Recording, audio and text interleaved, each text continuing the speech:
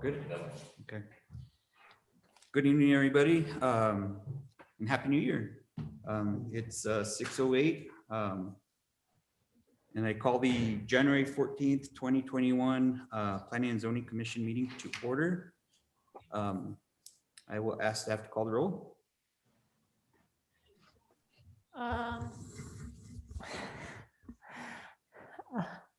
Commissioner Earl Wright, Present. Commissioner Clyde Vigil, Present. Commissioner Anissa Martinez, Present. Commissioner Sadia Ahmed. He's absent. Commissioner Adon Casados. Also absent. Okay, Chairman Eric Martinez, Present. Commissioner Diana Quintana. Present. Roll has been called. Yeah. All right. Thank you. We have a quorum. I will ask Commissioner Quintana to lead us in Pledge of Allegiance. I pledge allegiance to the flag To the the flag United States of America, to the republic and to for the which it republic stands, which it one stands, nation, one under nation, God, under God, indivisible, with liberty and justice for all. Justice for all. Thank you, Commissioner. I'd like to take a moment to ask staff if he could recognize attendees that are in person and online joining us this evening. Absolutely, Mr. Chair. Thank you very much. Present in the chambers with us, we have Avron Bustos and Lawrence Kadanak. Online through Zoom with us, we have, looks like Shane Casillas from the Miramontes neighborhood, Angela Valdez from Sauter Miller and Associates, the city's contract engineer. And then representing the applicant for our case this evening, we've got Deb Salazar, Joe Slagle, Dave Whitehour, and then in addition, we've got City Manager Javier Martinez. Great. Thank you, Director. Okay, at this time, we'd like to go to item number 3, approval of the agenda. Is there any changes from staff?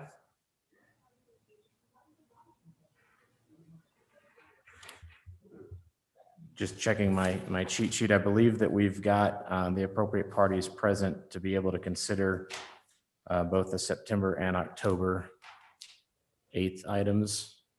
The only question would be if Don Casados was one of those.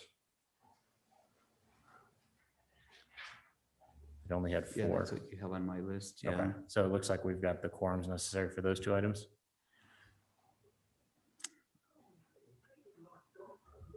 So Commissioner Wright cannot vote on those since he was not present. That was from the last meeting. Yeah. So the names that I listed there on yours, I forgot to copy them to my sheet, are those that we were present and that would be here to vote. Let me take a look. Okay. So this is before we got all those four, we've got all those four. So without it going, we're still good on those four. Okay. So staff has no recommended changes to the agenda. Thank you, Director. Are there any changes from the commission?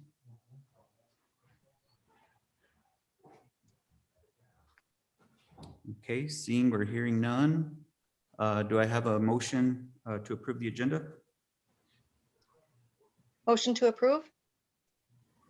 I'll second it. All right, thank you. We have a motion from Commissioner Martinez and a second from Vice Chair Vigil.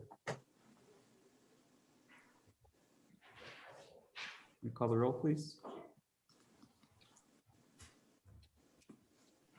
Okay, Commissioner Earl Wright,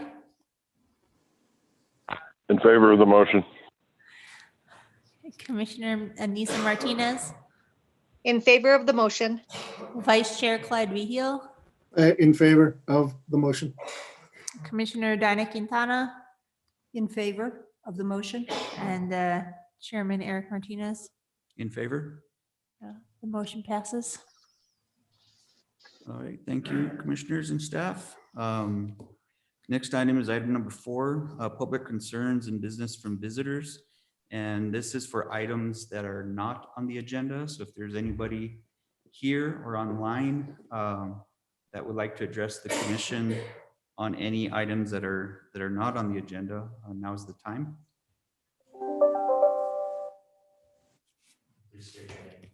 My name's Abraham Bustos, and I live here in Espanola on 1820 High Culebra. And there's a currently at the Rio Vista subdivision. They're working on the property there, and they're pushing a lot of boulders over to my property. They're intruding into my property. And I'd like to have a look a little bit closer at the plans, because they're not putting any retention ponds, and they're not doing any dust control, and they moved a lot of dirt, and they have no kind of temporary flood control or dust control. And plus the drainage and the grade, I'd like to have it looked at too. It seems like the grade and the drainage is really concerning. And I'd like to forward you to my friend Lawrence Katnack. He's works for, come on over, Lawrence, let me introduce you to him. So did you have anything else you wanted to say? And then Oh, we'll- go ahead. I'm sorry. Yeah, you can finish up your comments and then I'll get a turn. Okay. Is that possible? Yes, that's fine, Mr. Bustos. Is that fine? Yes. Thank you.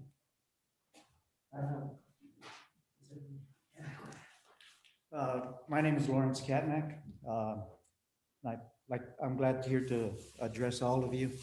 This is, in this situation, we contacted Mr. Hubler back in by email and by telephone. I believe Abraham talked to him several times. And I sent an email back in September to this effect. Let me see what, let me read it for you.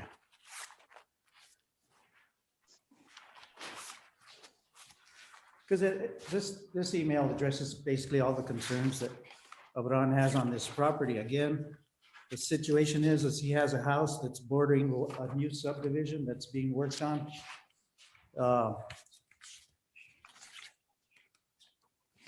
It's this subdivision, like he said, is called the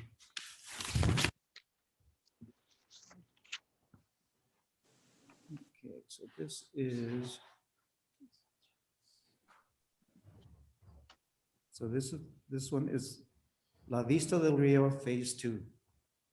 So this is adjacent to his property on Calle Culebra up by Eliana. Now, what has happened here is that lots of grading and drainage has been affected in the situation. There are foothills. The situation is there's bunch of little foothills, as you know, in Eliano that come down right by the road there. And that's where all the water drains and goes, of course, into the Satan, into the system here. Now, what has happened is they have, by doing their grading on these hills, they have taken out several little arroyos, basically is what I would call them, even though they're pretty vertical because they're steep hills, but they're still arroyos and they're still drainage sections. And what we would like would be some enforcement on this subdivision, because when we look at the subdivision plans that were approved, they all of the drainage is supposed to go into the roads and streets and come down to a central retention pond. That's the way these plans are drawn up. Now, what happened is they didn't have enough land. So what they did is they have pushed over a substantial amount of dirt, of thousands of cubic feet.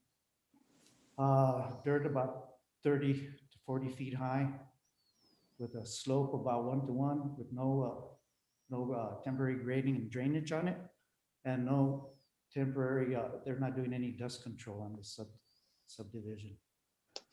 So there's basically violations of these plans that were approved by the city. There are no permits posted. And there are ordinances that require permits. Here in the city, there's several ordinances. There's the Development Procedures Ordinance, which is chapter 200. There's subdivision of land, suitability of land ordinance, which is 294. There's a preliminary plot and improvements, which are 204-7 and 204-9. And so we're just asking that these ordinances be looked into and that the subdivision be looked at again, and the complete plans. They're not following the plans that were approved by the city. There's also a 10-foot grading and drainage easement that was supposed to be on the first phase of this subdivision, where they built all the way to the property lines. They didn't honor that easement. So we'd like all these things looked into at this time. That's the main reason that we are glad to come before this commission, because we haven't had any action on this since it's been going on since July. We're already into the new year. So that's about all I have to say on it for now, except that we would like it noted and some further action taken on this. If the planning commissioners could at least, we would like for them to come and see the property, see what's happening. We'd like for mayor, everybody that can, please come and see this and just enforce what needs to be enforced in this subdivision. That's all we ask. Thank you. Can I ask All right. something else, please? Yes, sir. Go ahead, Mr. Bustos. Also, on our plans, as he's talking about the easement part, up here on this part, they don't show no easement part, but they're actually intruding into my lot, into my property. They're trying to build a road right there. First, they were going to terrace it, 2 terraces, so the grade would be sufficient for the drainage.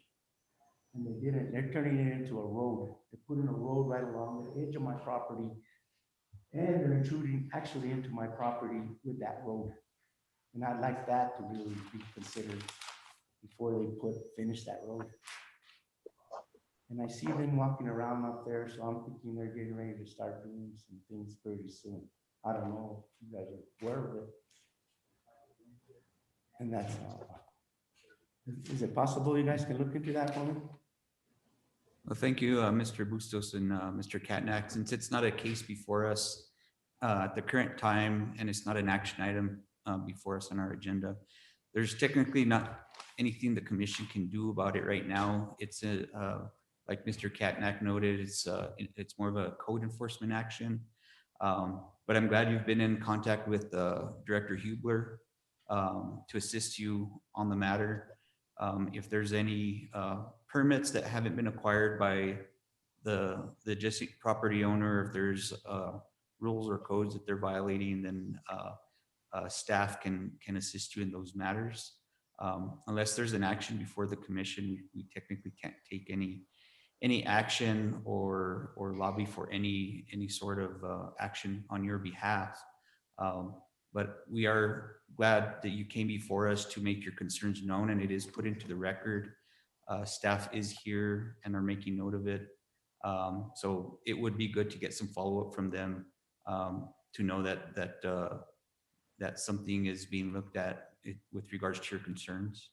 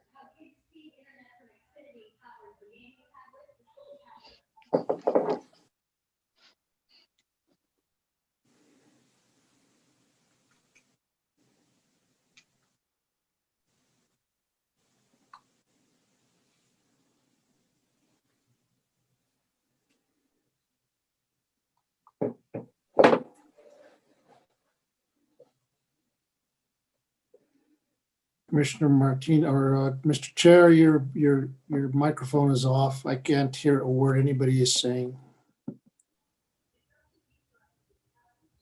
Sorry, go ahead.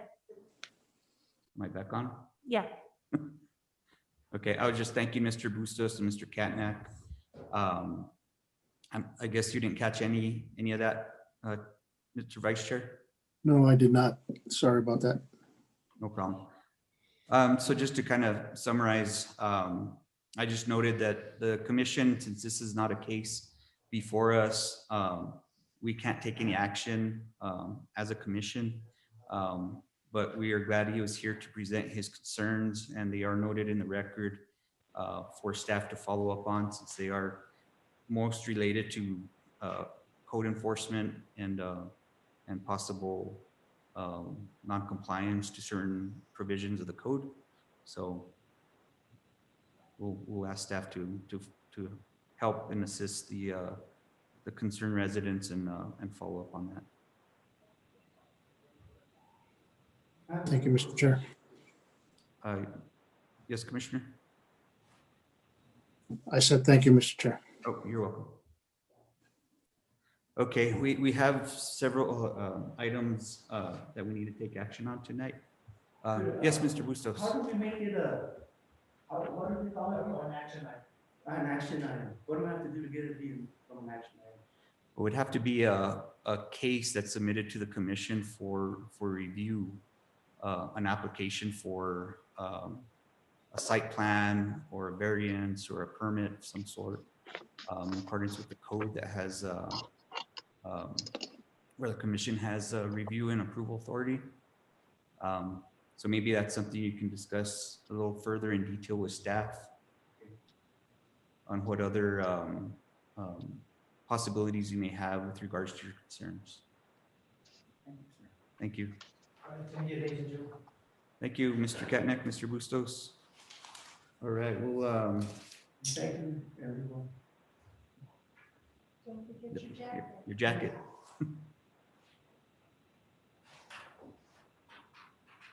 All right, we'll move on to item number, unless there's any others. Are there any others online? Is there anyone else who has public comment or concerns that they'd like to air?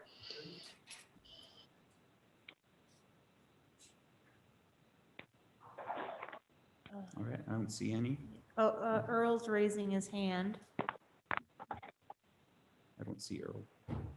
Uh, Oh, there's Mr. Casillas. Looks like he's waving. This part of the meeting is for any items that are not on the agenda. So if you have any concerns that you want to share with the commission for items not on the agenda. Yeah, Commissioner Wright. put his Commissioner hand Wright? up. Mr. Chair, I'm having a little trouble hearing you. I think your mic is actually muted and we're hearing you through the public sound system, perhaps? So everybody in the chambers is working through the chamber sound system as opposed to their laptops. How about now, Earl? That's better. That's much better. Thank you. Much of that testimony I couldn't hear. Okay. Thank you, Commissioner. All right, we will move on to item number 5. This is items for consideration, new business, a public hearing for case number 2021-01, commercial site plan. Joe Slago on behalf of the North Credit Union applicant requests approval of a site plan for development of a credit union branch with drive-through lanes on property currently addressed as 1720 North Riverside, UPC 1-047-122-226-061. The subject property is located in the B2 General Commercial District. Just a quick statement. The following case is quasi-judicial in nature, and the hearing will be conducted under provisions required by the New Mexico Court of Appeals. This includes the identification of parties and the swearing in of all those who wish to provide testimony. The opportunity of cross-examination to ask questions will be provided to all parties. So it is 6:29 p.m. We will open the public hearing for case number 2021-01. All right, at this time, I'd like to request any disclosure for conflicts of interest or ex parte communication from the commission. Commissioners, is there anyone who has a conflict of interest or that has had ex parte communications related to this case?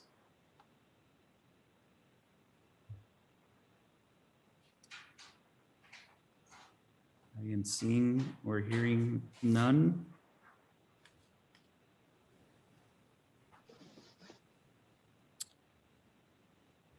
So at this time, we can go ahead and identify the parties. Staff, can you go ahead and identify all parties related to this case?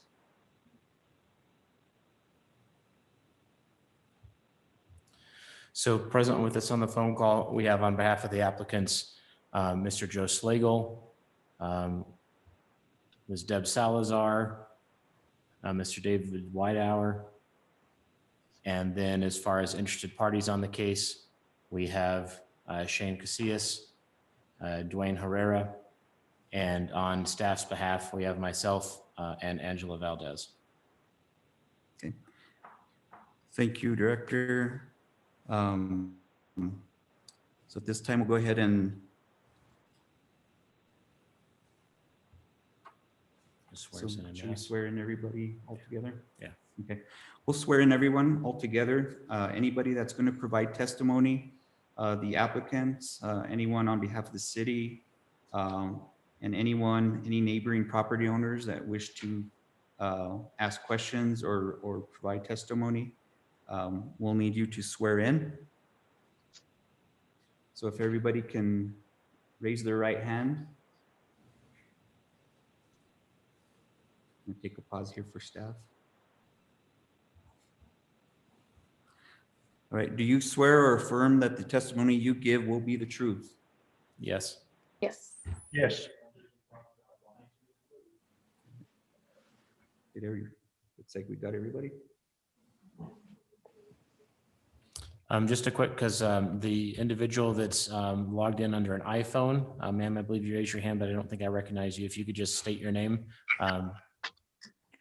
Hi, my name is Alicia Hicks, and I actually own the property of 417 Miramontes, which is the first house behind the Roy Archuleta building. Thank you very much. Thank you. Did you swear in? Yes. Okay, thank you.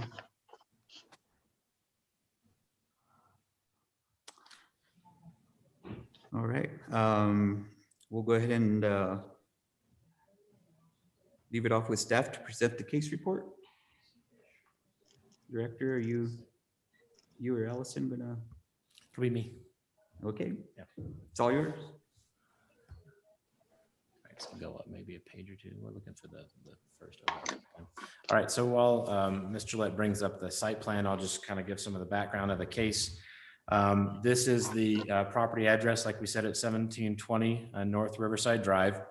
Used to be two separate parcels. The applicant purchased those and went through a lot consolidation process with our office last summer prior to submitting the development application. So it's now a single legal lot. It is being proposed for total redevelopment. They did demolish the existing building, most recently the Dollar Deals store that was on the site. And they've been doing site prep in advance of the construction process. They propose a bank, basically a credit union, Del Norte Credit Union, the second branch in Espanola. The other branch over off of North Paseo de Oñate will remain. And this is with the drive-throughs similar to that. It does have a single access point coming off of, so the one after the, I think it's that one. Yeah, it's Yeah, single access point off Camino Miramontes. This plan has been through extensive review with the city and our design review process.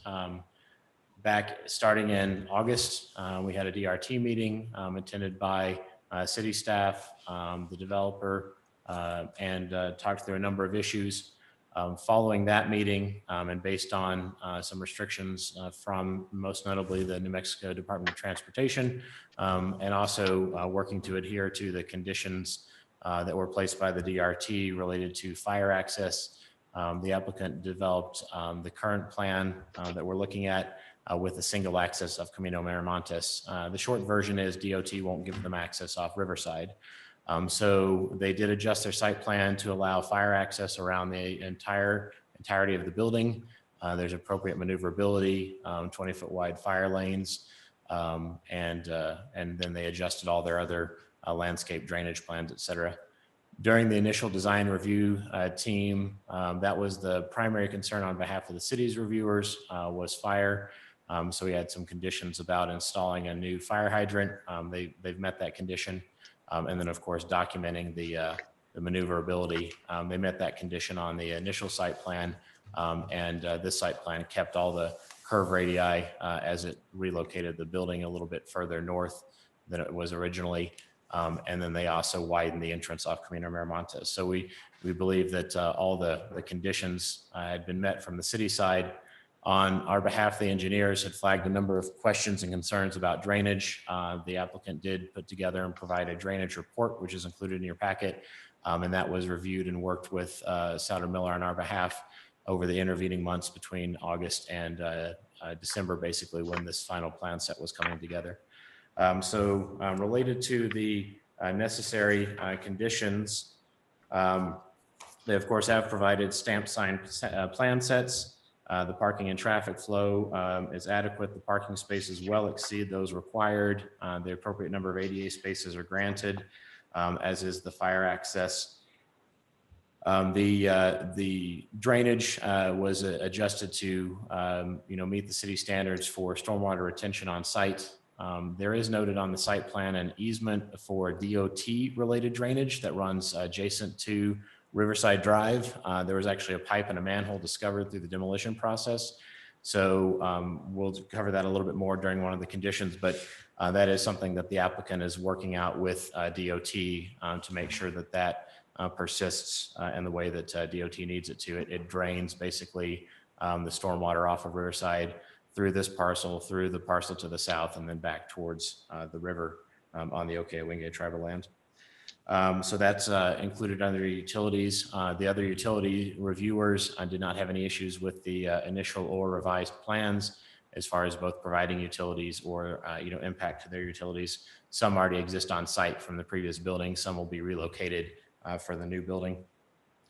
The site overall is generally flat. There's a very slight slope from the road towards the river. Of course, that's being adjusted to meet their drainage plan.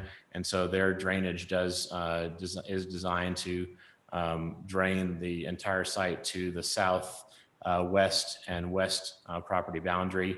And there's a retention pond there. And then as far as buffering, there's already existing residential neighborhood directly to the west. We've got at least one of those property owners on the meeting with us tonight.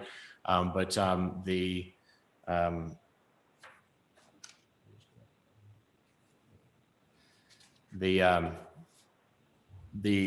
properties there have existing fencing, and the applicant has proposed some landscaping along there to increase that buffering.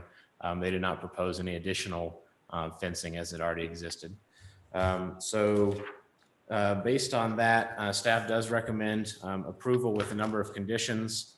Some of these are becoming somewhat standard conditions, like condition 1, that they work with the city utilities, basically comply with the design specifications and the connection details for as requested by the Public Works Department. Number 2, that they install the fire hydrant as indicated on the plan. That's just a little bit south and west of the building there, kind of where the parking corner is. And that they, in addition to that, we're asking that they stripe a fire lane, kind of like we've seen on some of the other previous developments behind the parking spaces, so that that does remain as clear as possible, should that be necessary. There was a little bit of notation or questions, I guess, raised by Souter Miller on the final revised plan sets about some of the details that were kind of placed into the plan set regarding the ADA, particularly like signage details and that stuff. Those are ones that our department typically works with local businesses. We've been doing that with, new businesses, both ones that have come before this body as well as just redevelopment of existing businesses in town. So we feel comfortable working with them to make sure that as they get to the construction phase, that those things are done to meet our specifications. We do ask that they provide a stop sign at the exit onto Camino Miramontes, that they work with DOT regarding the drainage pipe and manholes and the easement. There's going to be, as I understand it from DOT, a maintenance component to that. And I believe the applicant can speak more directly to those details as they've been having those conversations. We're asking, of course, that they maintain the landscaping as noted on the plan. That's actually a requirement of ours in the code. But I felt it was important to stress that because a lot of the site planning here is really focused around that really great landscaping. We'd like to see that persist. They do have a lighting plan in the packet. And just recently, I did discuss with the applicant about a photometric plan, and that was just sent over, but I wasn't able to get it to you guys. But in general, that's just a standardized condition that all exterior lighting comply with the Night Skies Protection Act. So we can work with them to verify that again as those get installed. And then same thing with the signage. The signage that's included in the packet is kind of a default monument sign that they've used in some other locations. It doesn't meet the Espanola sign code. The signage that's proposed are generally sketched on the building elevations is typically consistent, but we can, again, because that's something that we work with all the other businesses in town, we can work with them moving forward to make sure that their sign plan as it gets submitted be consistent with the code, and we can manage that kind of after the fact. So that kind of summarizes the recommendations that we have. And we're certainly open to more, as may be necessary. That kind of concludes my presentation. I don't know if Angela wanted to just briefly address kind of from Souter Miller's perspective, their engagement, and then whether or not, or what their opinion was of the final plan set. And she's also here for detailed questions if you have some later on. Thanks, Richard. I don't have any additional comments. I think you've pretty much summarized what SMA reviewed. Thank you, Director. Thank you, Ms. Valdez. Let me back up a little bit just for the audience members to explain a little bit how our process with commission meetings work. So the initial presentation is given by staff, which just occurred. The commission will be able to ask questions of staff. So will the applicant, and so will the neighboring property owners. So once we complete that part, then the applicant will make their presentation, and the same thing will occur. The commission will ask questions. Staff will be able to ask questions of the applicant, and neighboring property owners will also be able to ask questions of the applicant. And then the next part to that is once the applicant completes their presentation and questions are asked and answered, then neighboring property owners can present. And then the same thing occurs. Commissioners can ask questions, staff and the applicant can ask questions of the neighboring property owners. So I know folks are gonna probably wanna jump into presenting, but the next phase of this process is to cross-examine, and that means asking questions. So at this point, I'll ask the commissioners if any of the commissioners have any questions to staff.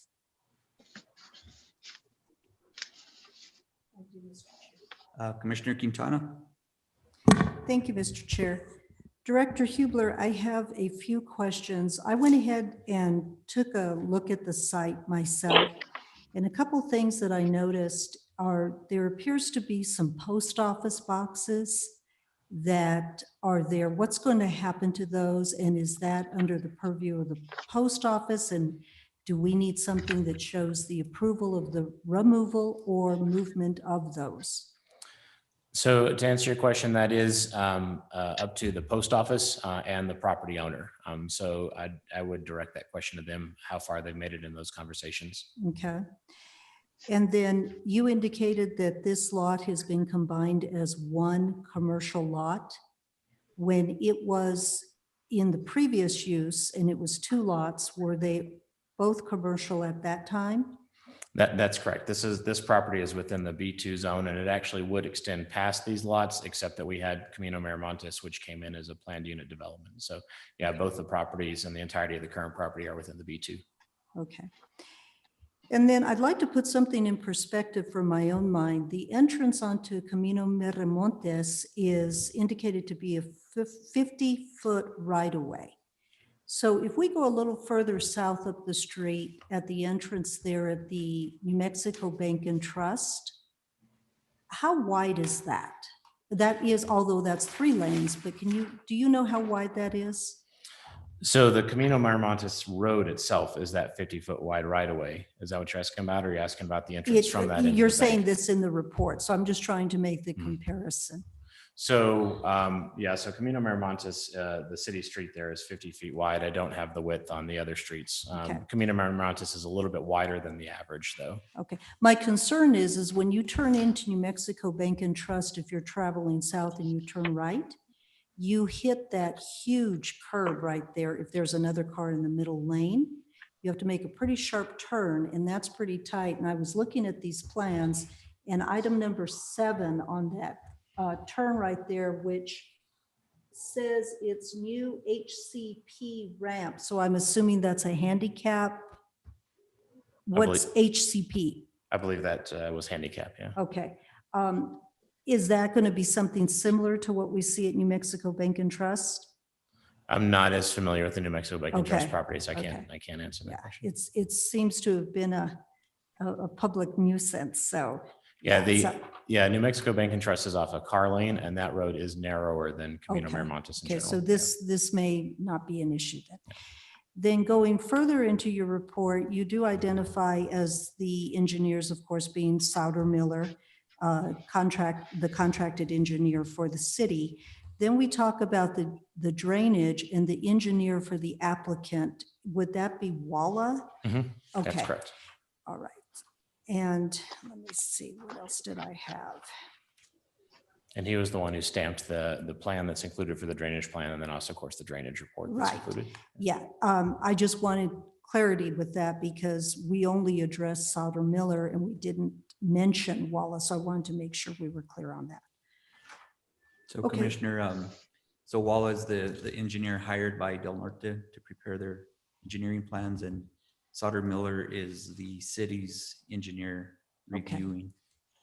Thank you, Mr. Chair. Okay, I believe those are my only questions at this time. Thank you. Thank you, Commissioner. I think I'll go ahead and go down the list here on my computer screen. Commissioner Martinez, do you have any questions for staff? Yes, Mr. Chair, I have one question. From the DRT review done by the Waste and the Water and Wastewater Department dated 9/1/2020. The comment states there is a 3/4 inch water meter, not a 1 inch. An additional meter will be required if any landscaping is to be done. An additional tap will be needed if fire suppressant is required.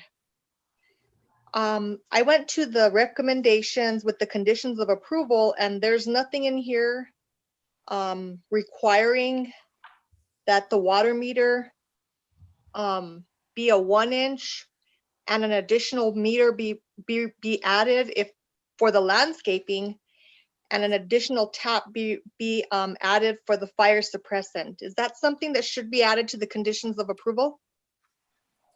So fire suppression is not required for this building, although of course it's always recommended for every building. And so then the additional tap won't be necessary.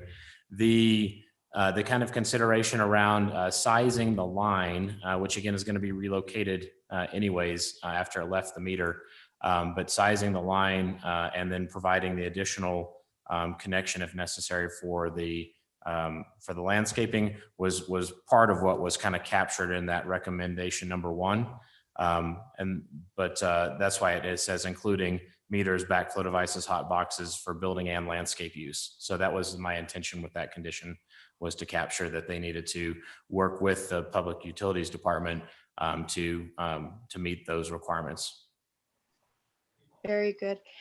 And thank you for the DRT minutes. I see minutes from the wastewater and water department, New Mexico Gas Company, I believe streets. But thank you for those DRT review minutes. It helps a lot. And You're that's very all I have, welcome. Mr. Chair. Thank you, And Director Hubler. The red line plan set that's in there was the comments from SMA. That was their DRT comments. Okay, thank you. Thank you, Commissioner. Let's see. Commissioner Earl Wright is next on my screen here. Commissioner Wright, do you have any questions for staff?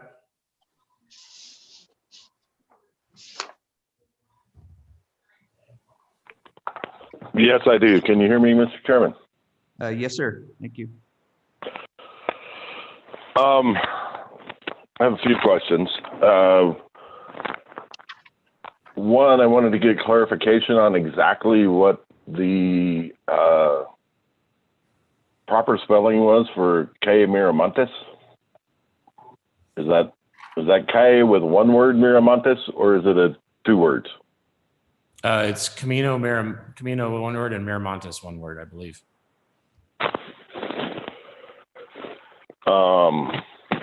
Yeah, because I'm concerned that the lot consolidation, and I realize that's already a done deal. But that is official public record on this lot. But that appears to be a typo on that plat that the city signed off on. It's actually shown as 3 words, Camino, second word Mira, third word Montes. And I noticed it throughout the documents, but I was just curious.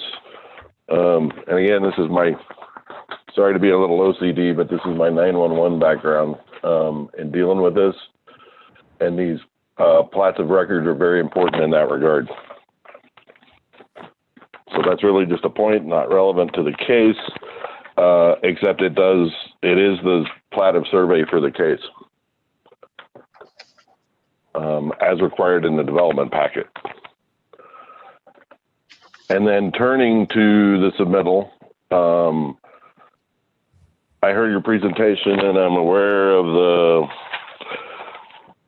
condition number 9 is proposed, but the application is indicated that a sign application and plan was to be provided. This commission is accustomed to actually seeing that as part of a major commercial site plan development like this.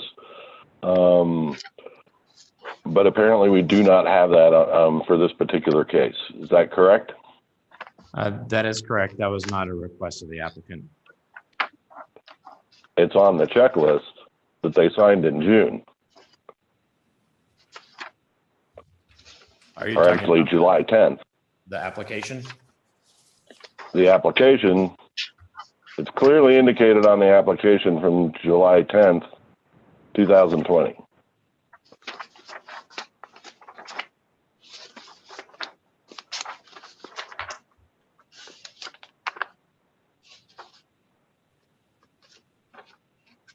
And so I'm just asking for clarification. We do not have that in this presentation, in this submittal this evening, correct? That is correct. The staff did not review that prior to this, and it's not included as part of the case materials. Okay.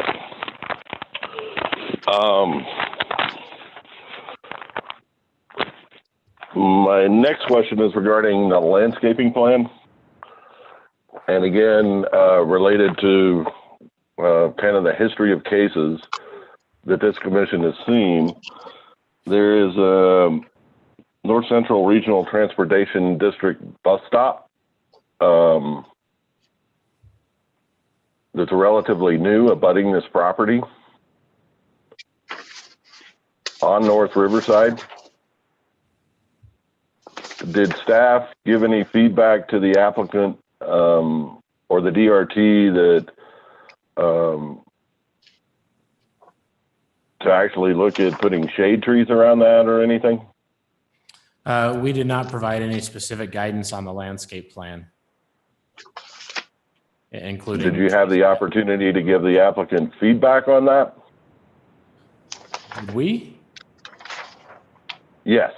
Yeah, we had the opportunity to comment on the landscape plan, but I did not provide any comments that they should provide shade trees for NCRTD. NCRTD did not provide any comments related to the DRT materials that were sent them in August. Okay. I understand that, but they've come back to the city, particularly the city council, on several of our cases on North Riverside. I believe the Freddy's establishment, also the Denny's Del Taco, and because they alleged they had no chance for opportunity for input. But they were given, so on the record, North Central Regional Transportation District was given the opportunity to comment on this. That is correct.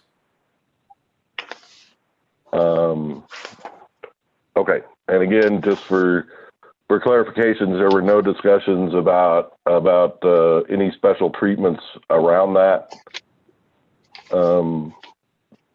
bus stop. That is correct. Yeah, there was no indication that in staff's mind that the proposal would provide any probable negative impact on the bus stop. It looked like they were honoring it in a way that did not happen, for instance, at Freddy's. And so staff was content. And as I said, NCRTD did not provide their own comments, and we did not provide any comments on the landscape plan. The initial one that was submitted, adequately met the code and seemed to do a good job of landscaping, not only the popular areas around the perimeters, but also along Riverside and the parking islands. And it seemed to be a very robust landscape plan. I will agree with you with that, and again, it's not detrimental impact. But again, one of the proponents of our comprehensive plan is to plant more trees than we would ever consider.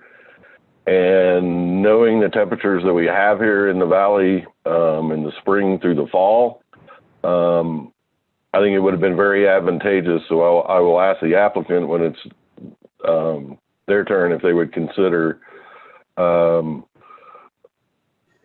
adjusting their landscaping plan to put some shade trees around that bus stop.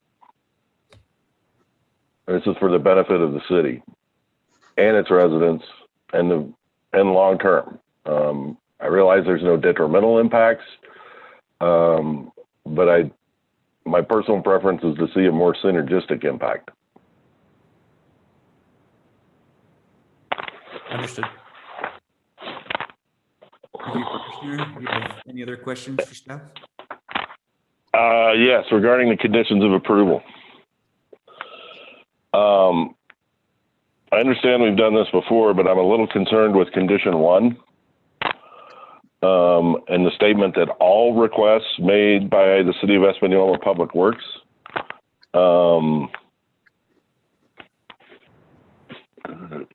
that it shall comply. I'm a little concerned that language is overly broad, and I'm not quite sure how to address that.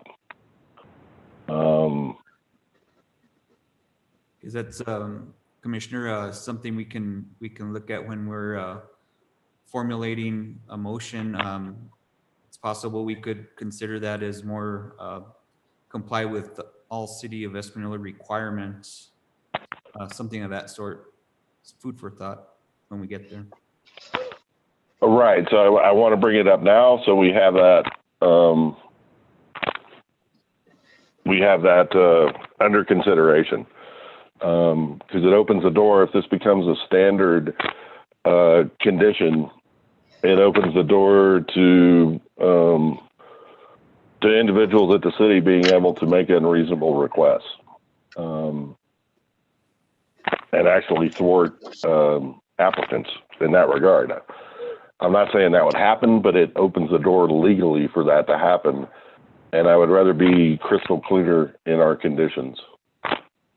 Okay, rather than put staff on the spot now, maybe that's something that you could, give us. And I some concur with that, Mr. Chair. Okay, maybe they can give us some ideas while the applicant is after the applicant presents.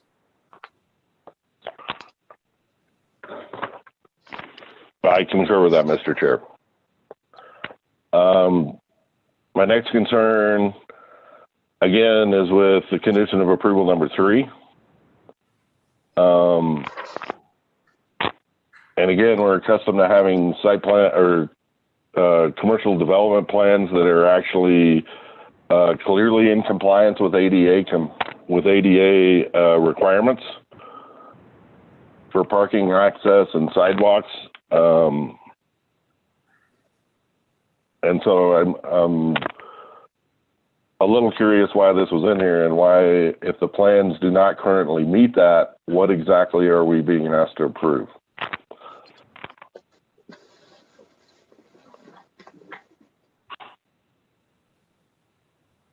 And if the Director Hubler could respond to that question. Okay, I'm not sure I understood the question itself. Could you just rephrase the question?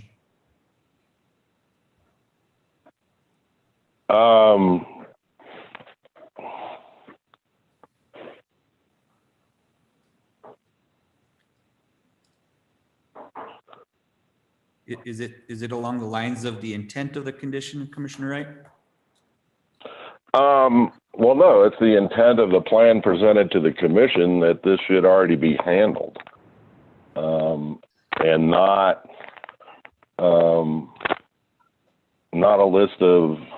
part of a long list of conditions that the commission has been required to do because our site plans are not essentially complete when they come before the commission. Okay, so I understood I think I understood the question, I guess, and I'll respond to the way in which I understood it is that looking at the plans that were submitted, they appeared to be generally compliant with ADA guidelines. It appears that they're designed that way.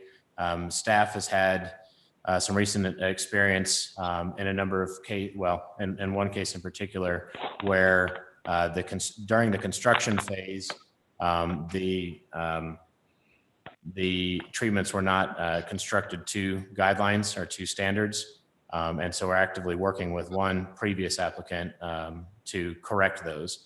So this is about making sure that the applicant, continues to engage with staff as they move through the construction phase to make sure that, for instance, the signs get mounted at the 60-inch height, that the sidewalks have the appropriate cross slope, these kinds of things. And so basically that they have to build these to comply with the ADA standards as they're designed.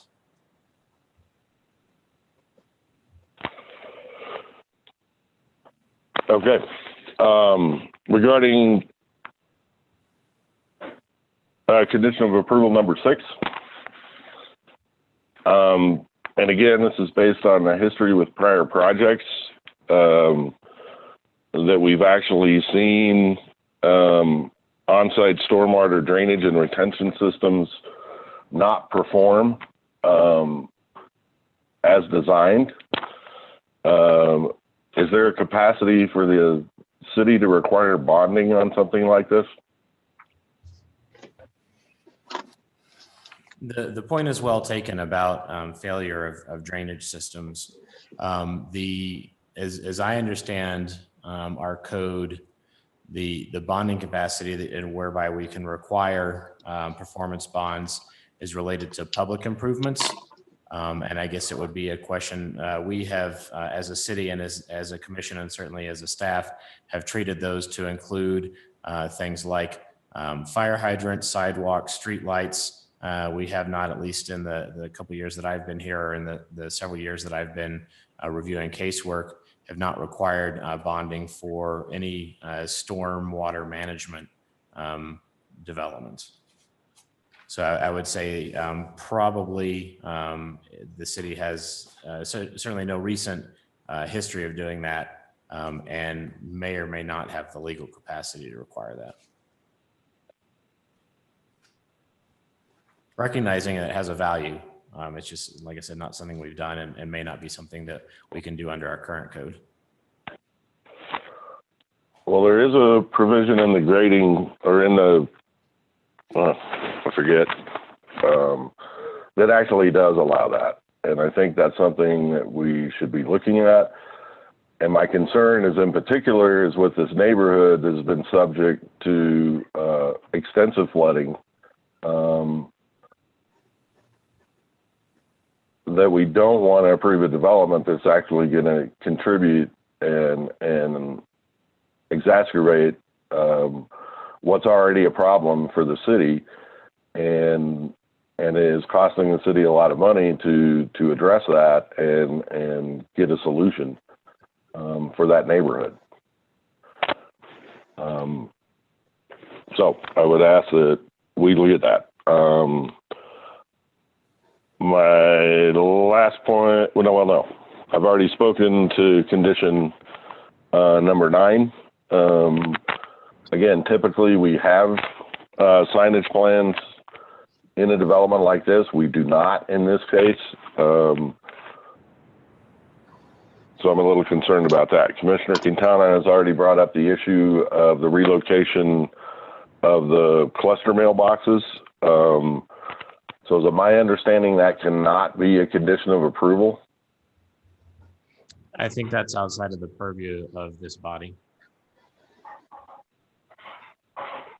Does that But perhaps, Does you know, that that's just- cluster box unit sit on the applicant's property, or does it sit in city right of way?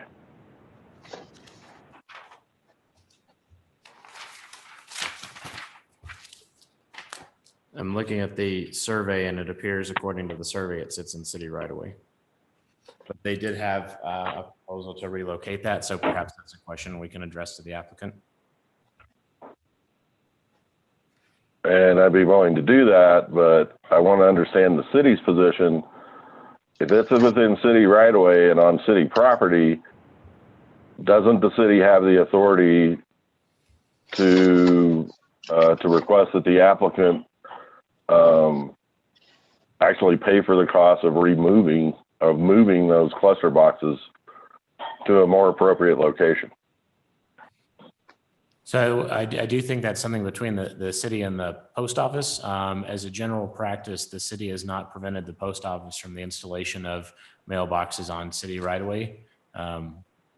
But like I said, again, that may be a discussion that we can get a lot more illumination from with the applicant. I'm certainly not opposed to a condition regarding those. I just need some clarity as to what that condition might look like.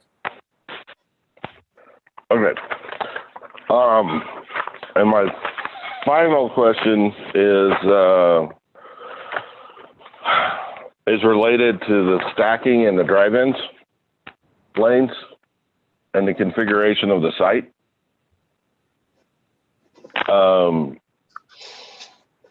The packet indicates that there's 47 parking spaces, I believe. I believe that's correct. And the requirement is for somewhere in the neighborhood of about half that. Roughly, yes. And I'm asking this question because anybody who's been to a drive-in bank or to this actually just driving by the other location for this, that stacking is a real problem right now. And I'm curious if you've even done the calculations or if those have been done, of how many vehicles can actually stack in the lanes as they are before it gets to the funnel to the west.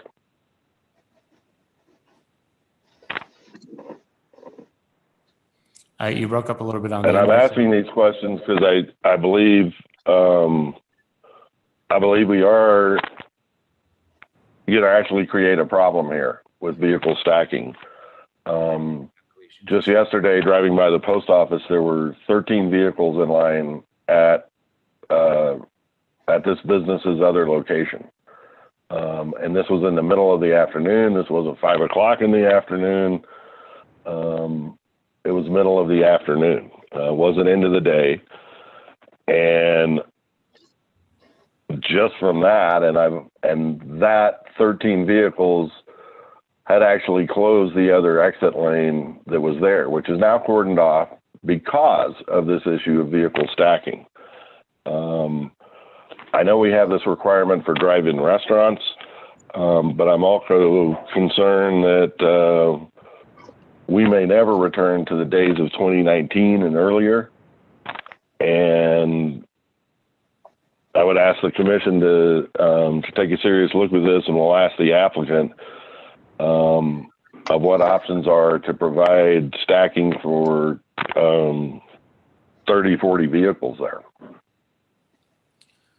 So to answer your question about stacking requirements, and as kind of context, our parking and that section of the code, parking and on-site parking and loading, specifies stacking for drive-through dairies and liquor stores of 8 vehicles, and for drive-through restaurants of 10 vehicles. We don't have any requirement for banks. There's not actually even a listing for a drive-through bank. To your point, though, absolutely, I think being able to fit more cars in there is a great idea. And when we get to that point in the discussion phase, I have a suggestion which may help with that. But I do think that, that's a very valuable point. But there was not a requirement specific to this. And so that was not a condition from staff. Understood. So we'll move along with that, and hopefully we'll have some discussion on that. And I bring this up because I think it is a public safety issue.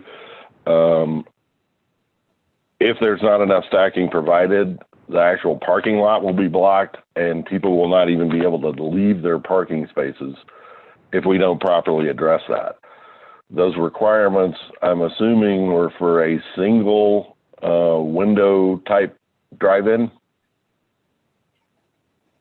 It doesn't specify, but most of our drive-through restaurants have with the exception of McDonald's and Freddy's, have a single window drive-through. Right. And again, I asked the commission and the applicant to consider this. We've actually got 4 drive-in lanes there. That's anywhere from 32 to 40 vehicles. It would be the requirement. And again, I only bring this up as a public safety issue as we move forward. This is our opportunity to address that, and I would like the commission to consider that. Mr. Chair, that concludes my questions for staff. All right, thank you, Commissioner Wright. Let's see, Commissioner Vihil, do you have any questions for staff? Yes, I do. Thank you, Mr. Chair. It's not really a question, but I guess it is a question. On the survey itself, Commissioner Wright touched on a couple of things.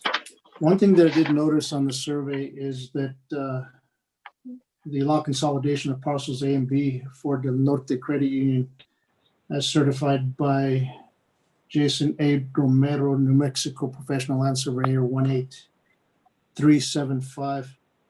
He dates this plat 7/20/20. Do you know the time frame that a surveyor has to record a plat of survey after he or she has signed it? Not off the top of my head, no. New Mexico minimum standards for surveying indicates that he or she has 30 days to record this document, this plat, after he or she has signed it.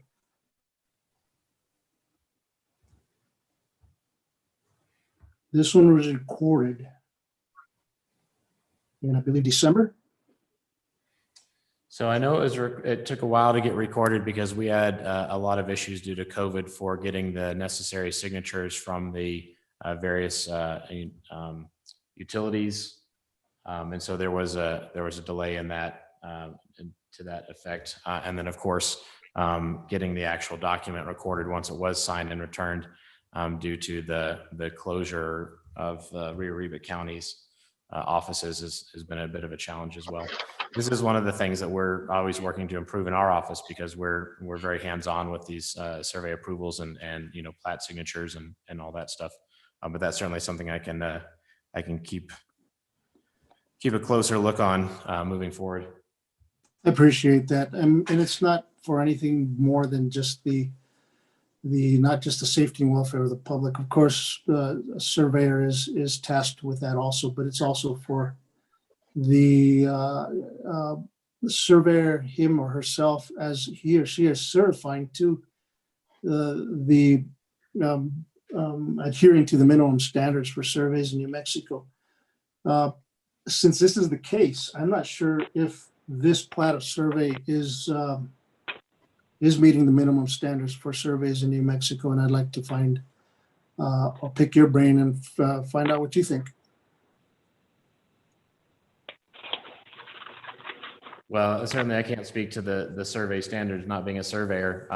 This did go through our process, both for the initial action and review, with comments by the utility companies, and then, getting the final plat done to the detailed request that our office provided, and then getting it signed and recorded. And it has been accepted by the assessor's office. They did join these lots together and assign a new UPC number. So from a practical perspective, there was nothing on our end to flag this as being inappropriate in any way. But again, not being a surveyor, I'm not familiar with those standards. I understand. The assessor would have probably caught this if the assessor was on their game. The actual clerk should have caught this if they were actually on their game. But as time goes on, the offices are changing directorship, and there's a lack of education concerning this. I'm not sure how this affects the legitimacy of this plat, whether it is a legitimate, legitimately certified lot consolidation, or not. But I do know that it puts the certifying surveyor's license in jeopardy as far as it not being corrected. And just for your information and for possibly passing it on to the certifying surveyor, he may want to correct that. I'm not sure of what kind of penalties that the surveyor is going to have to face if in fact it does come before the board for any reason. And it could be for any reason. Somebody could turn around and report it to the board, of which the board will request the certifying surveyor to bring it up to standards, and that'll be the end of it. Or the board may even fine the surveyor $5,000, I believe, maximum, and also other penalties. I believe a suspension of license and so forth. It's a small thing, or it looks or seems like a small thing. And if we all turn a blind eye, well, let's just let it roll. What the heck? Or, now that I mentioned it, we can all lose sleep over it, especially him. So he's going to need to correct it, in my opinion. And this is coming from a professional land surveyor. That's it. Otherwise, everything looks pretty good. Thank you, Mr. Chair. Thank you, Commissioner Vihil. I see Commissioner Wright raising his hand. Did you have a follow-up, Commissioner? On a point that Commissioner Vihil raised, we do have utility sign-offs on basically that lot consolidation. Do we have any utility sign-offs on the site plans for this construction and building? So our code requires the utility sign off on final plats. And so we've made that part of our process, and that's why they're on there.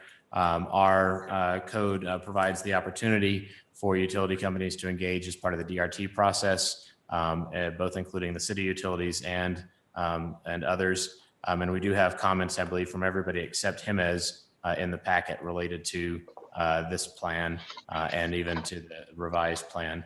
And basically, there was no concerns or anything that needed to be changed on behalf of the utilities.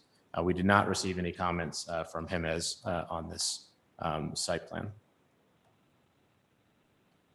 Thank you, Director Hubler. Thank you, Mr. Chair. Thank you, Commissioner. I have a few questions myself. Some may be referred to Ms. Valdez as well. So I'll go ahead and start off. So in the application, there is the box on the soils report was checked off. I don't believe I saw it in the packet.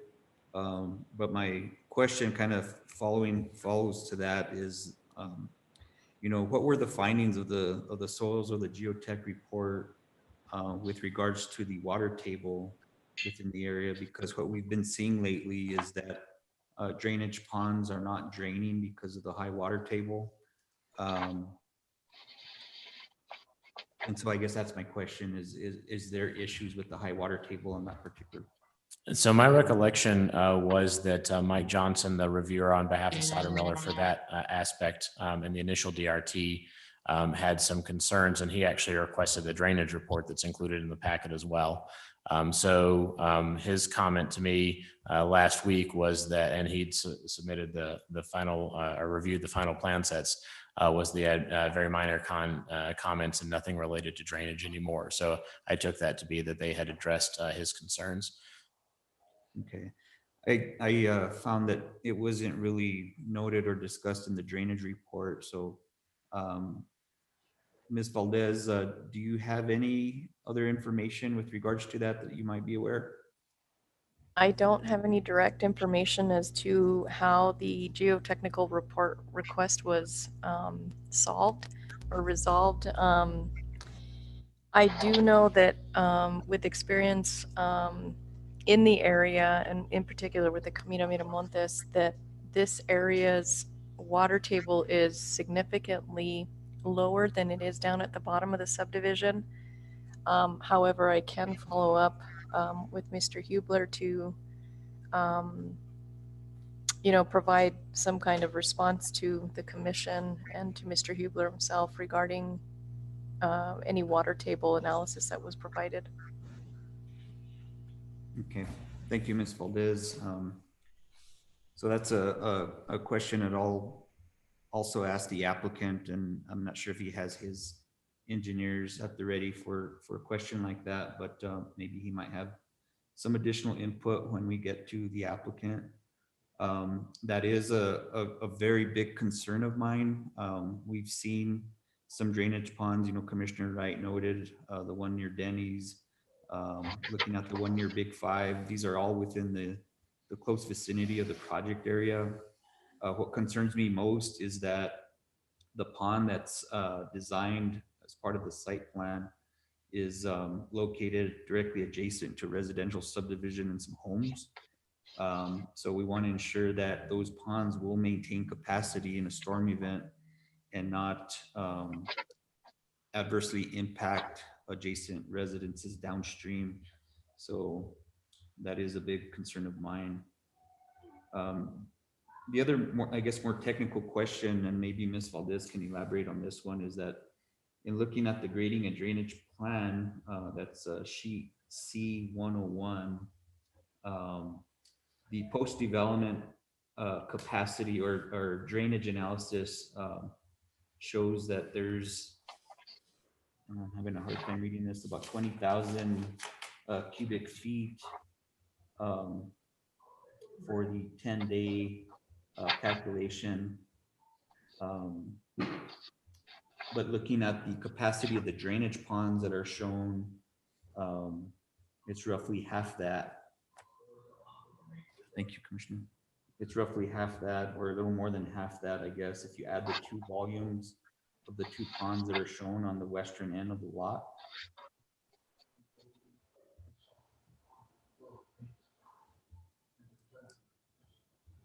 So I'm curious as to where the other capacity of the stormwater is going.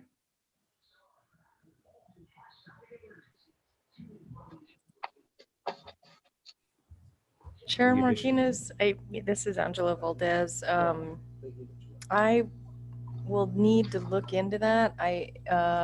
From the notes that were provided, the review comments that were provided, the drainage appeared to be adequately mitigated on site. However, we can take another look at that and make sure that that's actually the case in terms of volumes. I do know that the ponds are intended to be full retention rather than detention. But we can look into that a little bit further to make sure that they're actually meeting volume requirements. Okay, thank you, Ms. Valdez. And you mentioned an important point is retention versus detention. Now retention, now correct me if I'm wrong, or if you can elaborate on this, is intended to essentially contain the stormwater without necessarily dissipating it anywhere or having it percolate underground. Whereas a detention pond allows it to percolate and dissipate kind of naturally into the soil. So what's the intent of it to be, of once that pond is full, a retention pond is intended to just evaporate, or is it intended to overflow into another system? Chair Martinez, I would have to relook at the drainage report. I don't have the details of that. And maybe that's something that we can discuss with the engineer, the owner's engineer. Maybe he can elaborate on that in just a few minutes. And I'll ask the applicant the same. So thank you, Ms. Valdez. So I'm assuming that and again, this will probably be more of a question for the applicant, but the foundations would also have to be designed in a low water table situation for the building itself. So I'm not sure if that's something, Director, that came up in your review or discussed.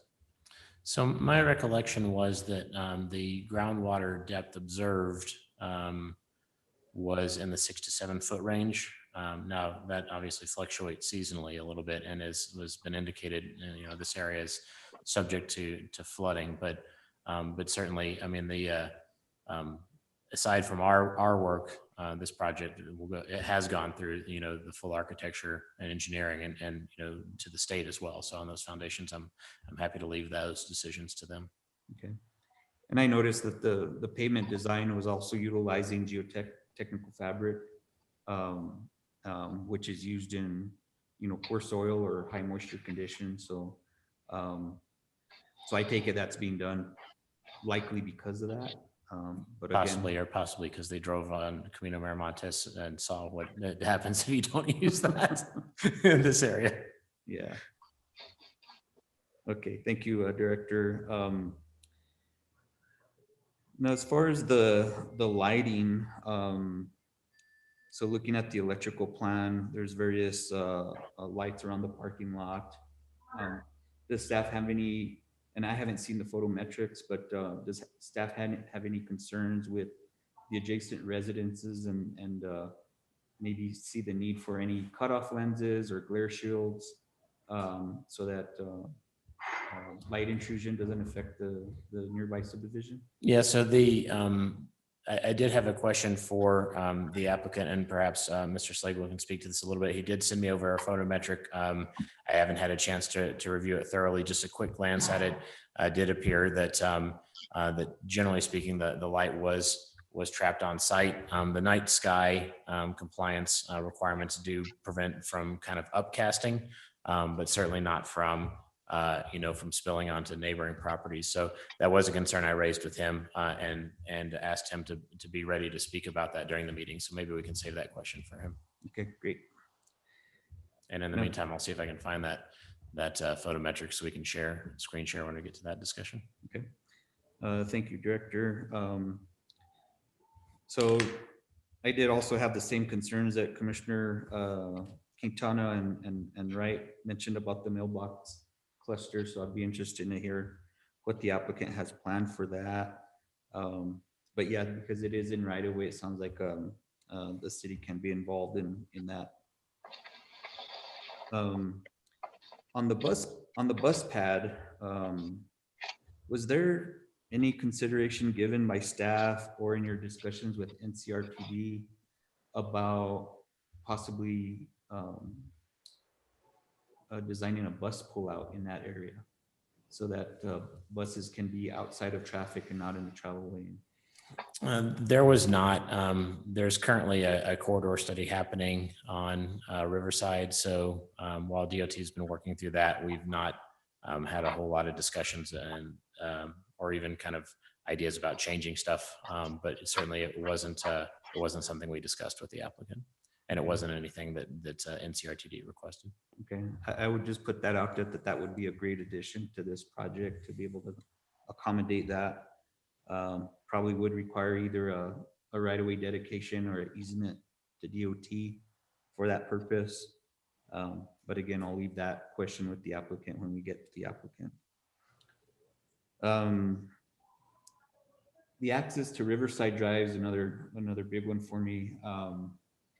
So being that we're Miramontes is serving a residential area, basically the entire traffic generated into and out of the site will be through Camino Miramontes.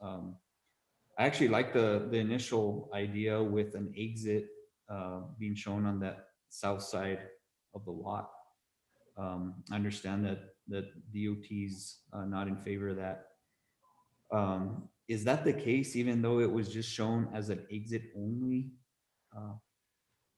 That is correct. It was initially proposed as an exit. The original DRT comments from Fire requested some geometry changes to allow them to turn in as a second entrance, in their case. And the applicant actually had made those changes, and that's what the DOT reviewed, and they basically said no to all of the above. They have concerns specifically related to driveway spacing. So Miramontes in their mind is an access point, and it's directly adjacent to this property. And then of course this property with a width of whatever, just under 180 feet. And then the property directly adjacent to the south is tribally owned property by Okeawinge, and it's a long strip. And then of course, just south of that, there's another property with an existing entrance. So I think that the access spacing was their concern, and certainly that was what they referenced, or one of the things that they referenced when they basically denied the access permit for that, because there was an existing drive there, but because of the change in use, the applicant had to apply for a new access permit. And so that's when they basically said no to that. Okay. I would certainly keep pushing on them about that, because it's not full access, it's just partial access. But if you can kind of scroll down a little bit to the Murphy gas station, you kind of have a similar situation. But in that case, it is a right in and a right out access that's serving to help circulate traffic through the site. I see that as being a good situation in this case to provide some relief to Camino Miramontes itself by having an exit out of the site. I mean, in built out urban environments, there are exceptions to the DOT's access manual that talk about that. I would really lobby for that. I think our lobbying opportunity is over. They basically said no, move on. We did have discussions about it for sure. Well, that's too bad. I think you know, dumping the entire load of traffic onto a residential street like that is in poor taste. I don't like it. The other thing that is a concern to me is the location of the driveway itself, being that it appears to be, it doesn't, it's hard to tell off the plans, but it appears to be directly across that existing residential home on the opposite side. Is that, can you confirm that for me?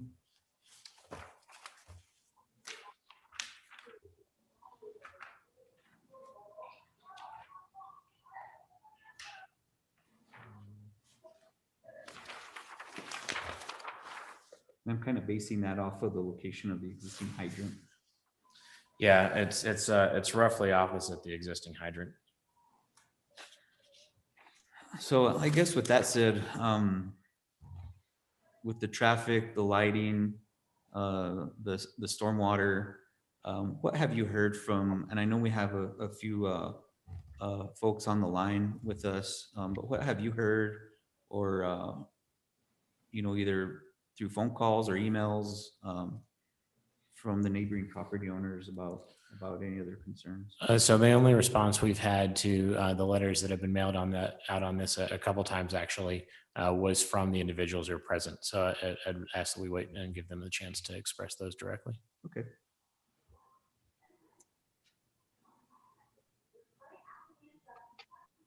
All right, well, that's, those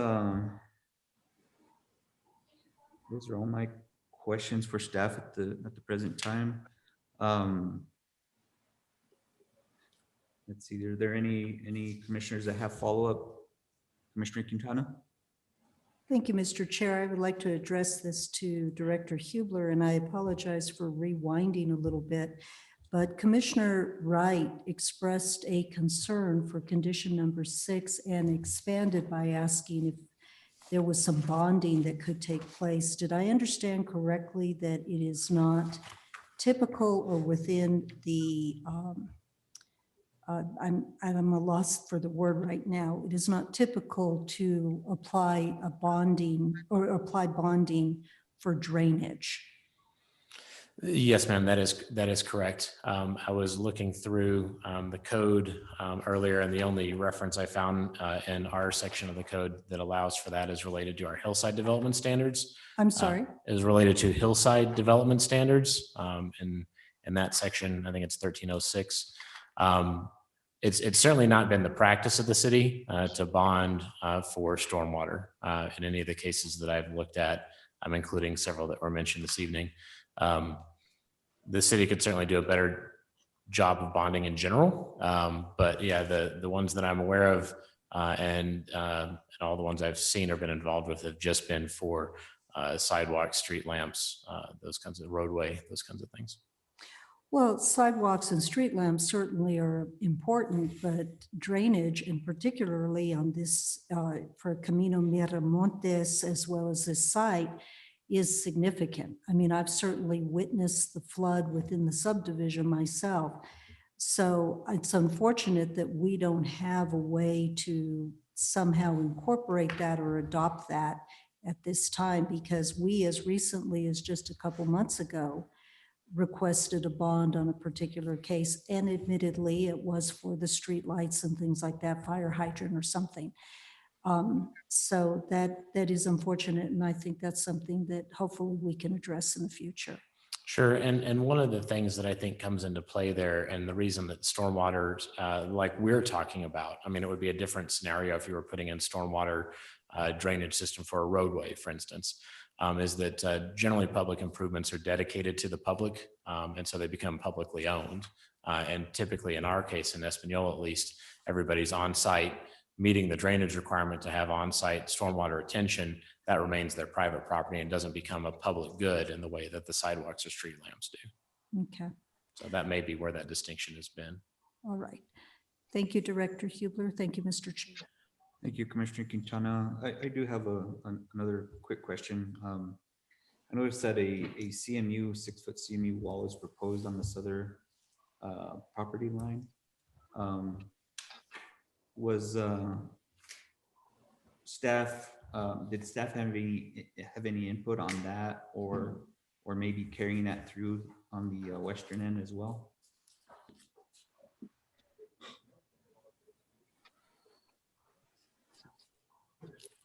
We did not make any request to carry that through on the western end because of the existing fencing and the addition of landscaping to provide the buffering. Thank you, Director. All right, that's a good questions. Thank you, commissioners. The applicant, Mr. Slagle, or any of your representatives, do you have any questions for staff? No, thank you for hearing our project. And yeah, we've been working on this a long time, as most of you probably know, and we're just really excited to get this thing moving forward. So we've just been listening to all of these requirements and requests, and I don't think that there's anything that we can't address. You know, some of the things in terms of the ADA, I know that we can address those and make sure that that's all going to be compliant. Signage will be compliant. We can continue to work on all of those issues. Mr. Slagle, we'll let you go ahead and address those when it comes to your presentation, but this is your opportunity to ask staff any questions off their presentation. No, I don't have any questions. I'm sorry. Okay, thank you. Are there any neighboring property owners that have any questions for staff? Again, these are questions. If you have comments or would like to present anything to the commission, we'll do that later. But at this time, these are just questions for staff based off questions from their presentation or in general. Mr. Casillas, I saw you raising your hand. You need to be unmuted.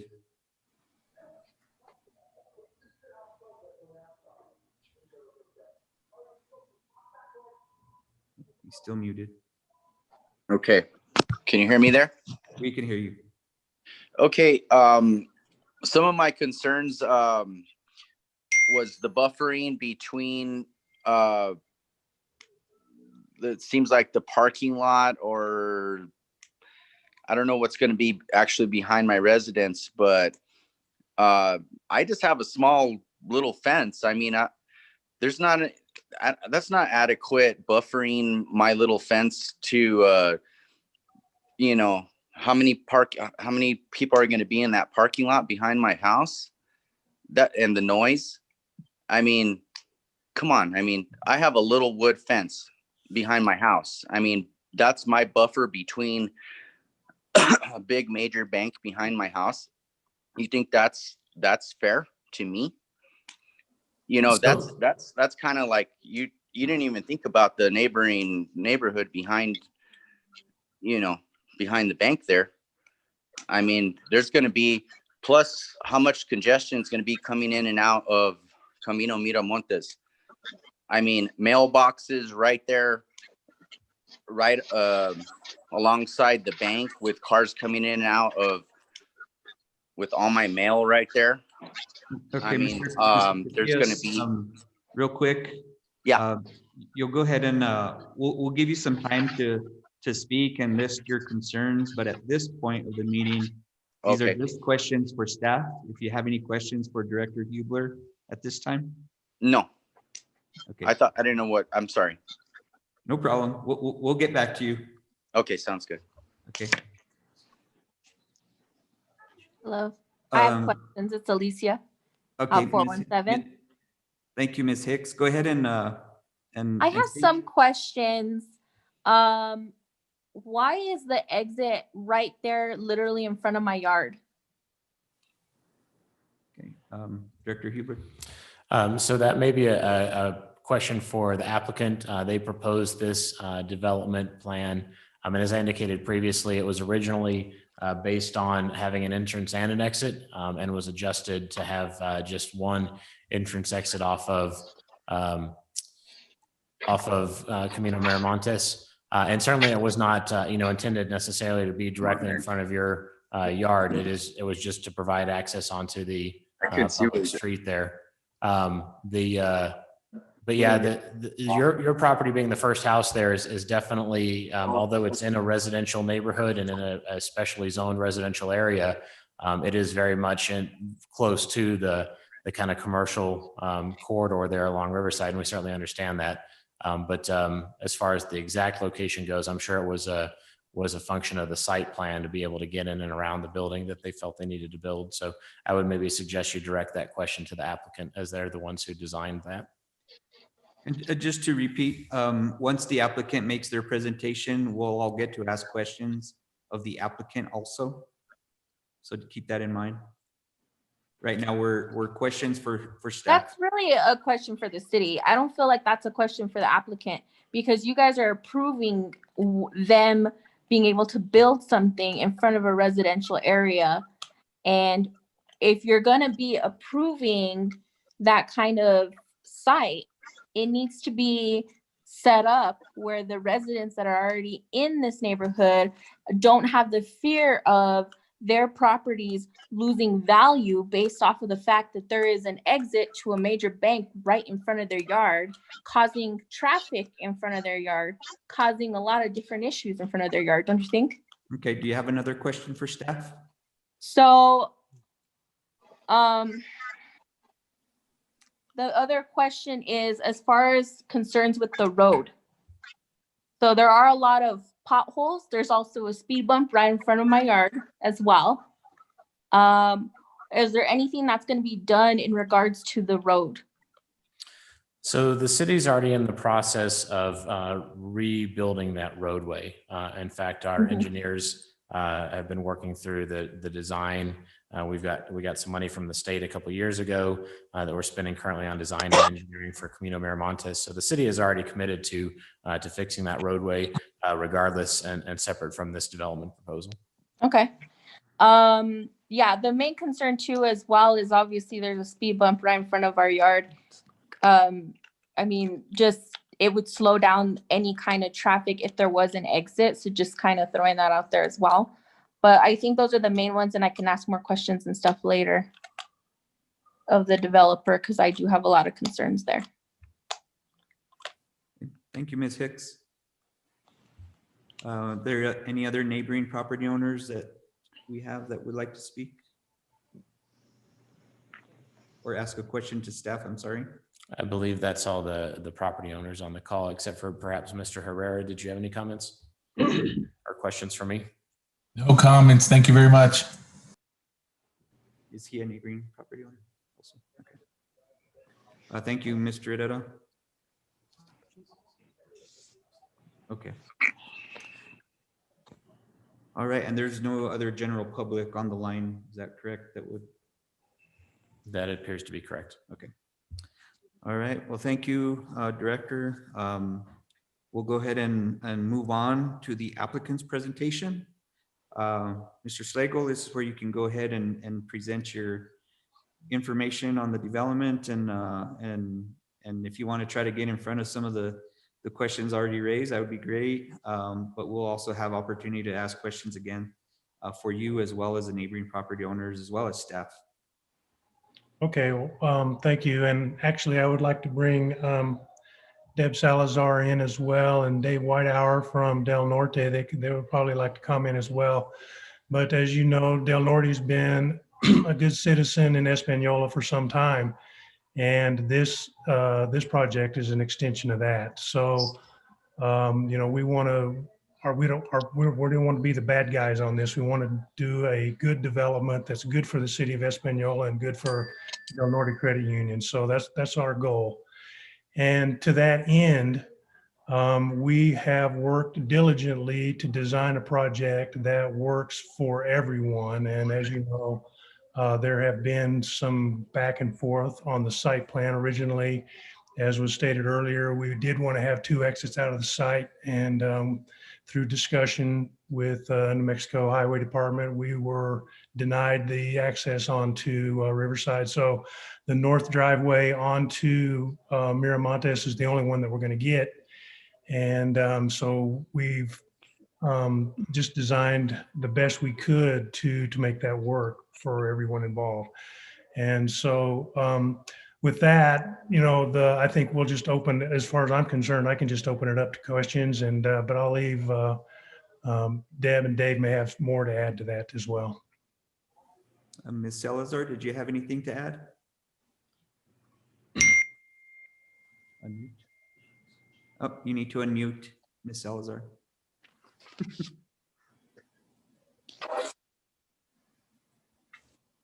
Still muted. Still muted. Still muted.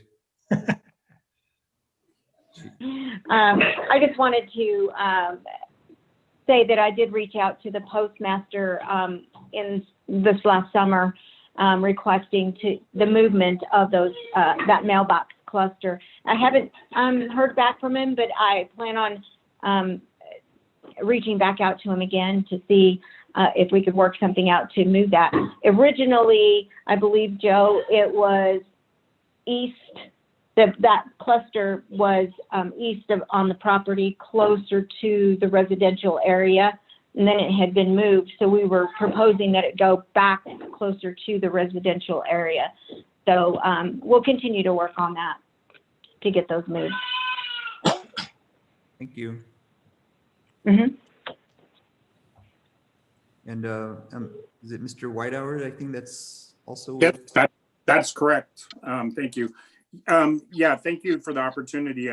So, to echo Joe's comments, this is an extension of our relationship in Espanola, and hearing some of the questions, I like Joe, I don't think there's anything that is insurmountable, and we can come to some solutions for everything that people have addressed so far. With the property owners, obviously, our mission is improving lives, and we don't want to negatively impact the communities that we serve. So we definitely want to work with the community to find a solution that'll work for everybody, so we can keep reinvesting back into the community. It wasn't our intent to make anybody angry or to make it seem like we just are disregarding anybody's property. We're not. And I think that's why forums like this are good, so we can hear what would help us help the community. That's all I have.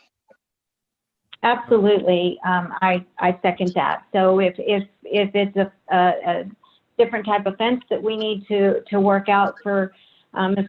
Diaz's property, we would definitely take a look at that. And Ms. Hicks, I'm not sure, Joe, take a look at the site plan again to look at that entrance exit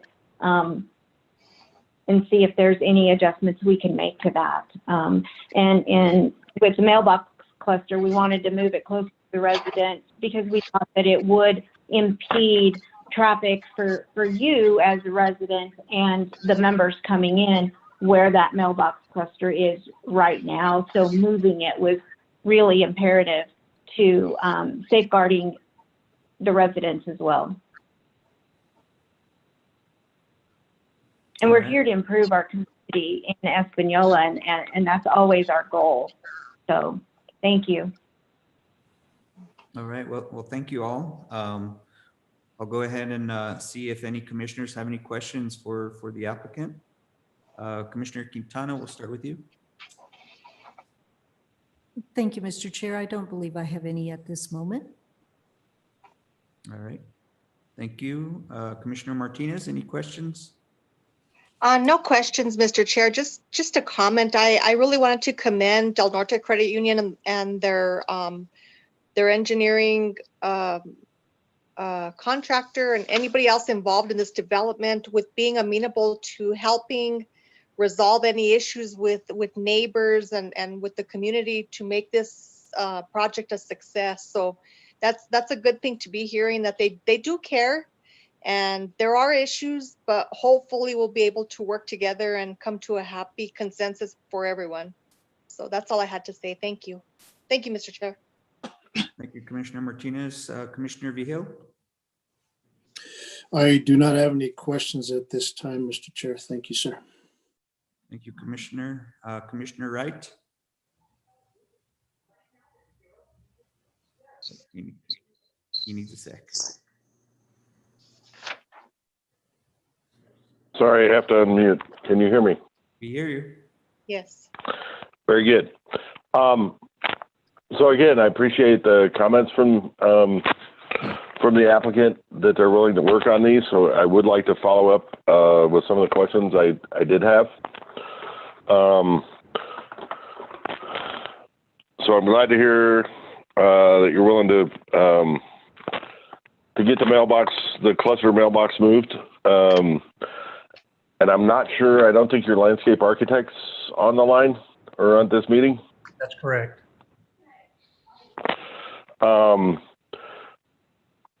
So again, I did have concerns regarding the bus stop and not having any shade trees around that. Is that something you're amenable to? Yeah. Yes, we can take a look at that. Oh, I'm sorry. Yeah, okay. Yeah, that seems like a pretty simple solution. I'm the architect, but not the landscape architect, but that's something I can definitely pass along, and I think we can probably come up with something on that. Well, I think it'd greatly improve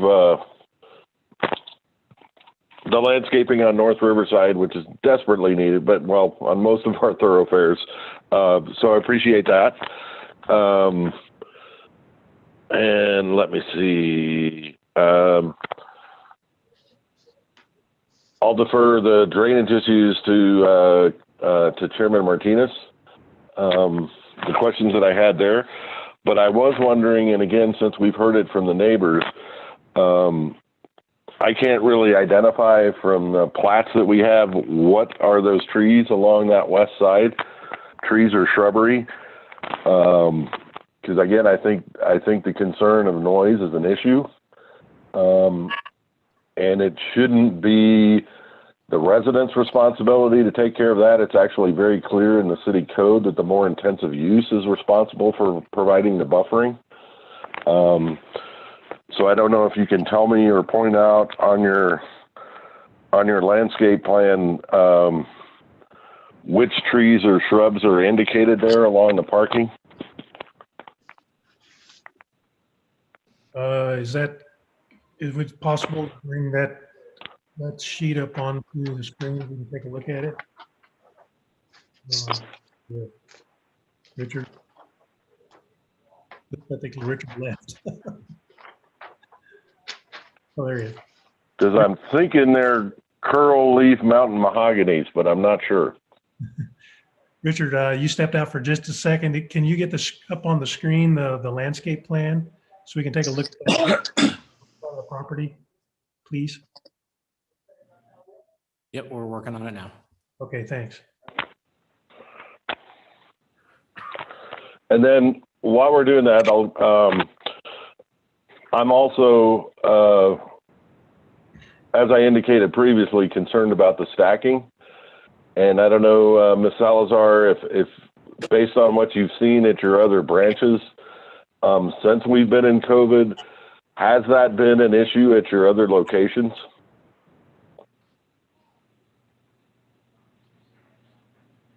You're muted, Deb. And Ms. Salazar, yeah, My apologies. there she goes. You know, that is a very, very busy branch. It's one of our busiest branches of all of our branch networks. So stacking has always been an issue at that location. There is, I believe, better stacking at this location, even though it does funnel down a little bit. The stacking at the current location, there isn't a whole lot. It automatically almost goes out to the street. So there is more stacking availability around the parking.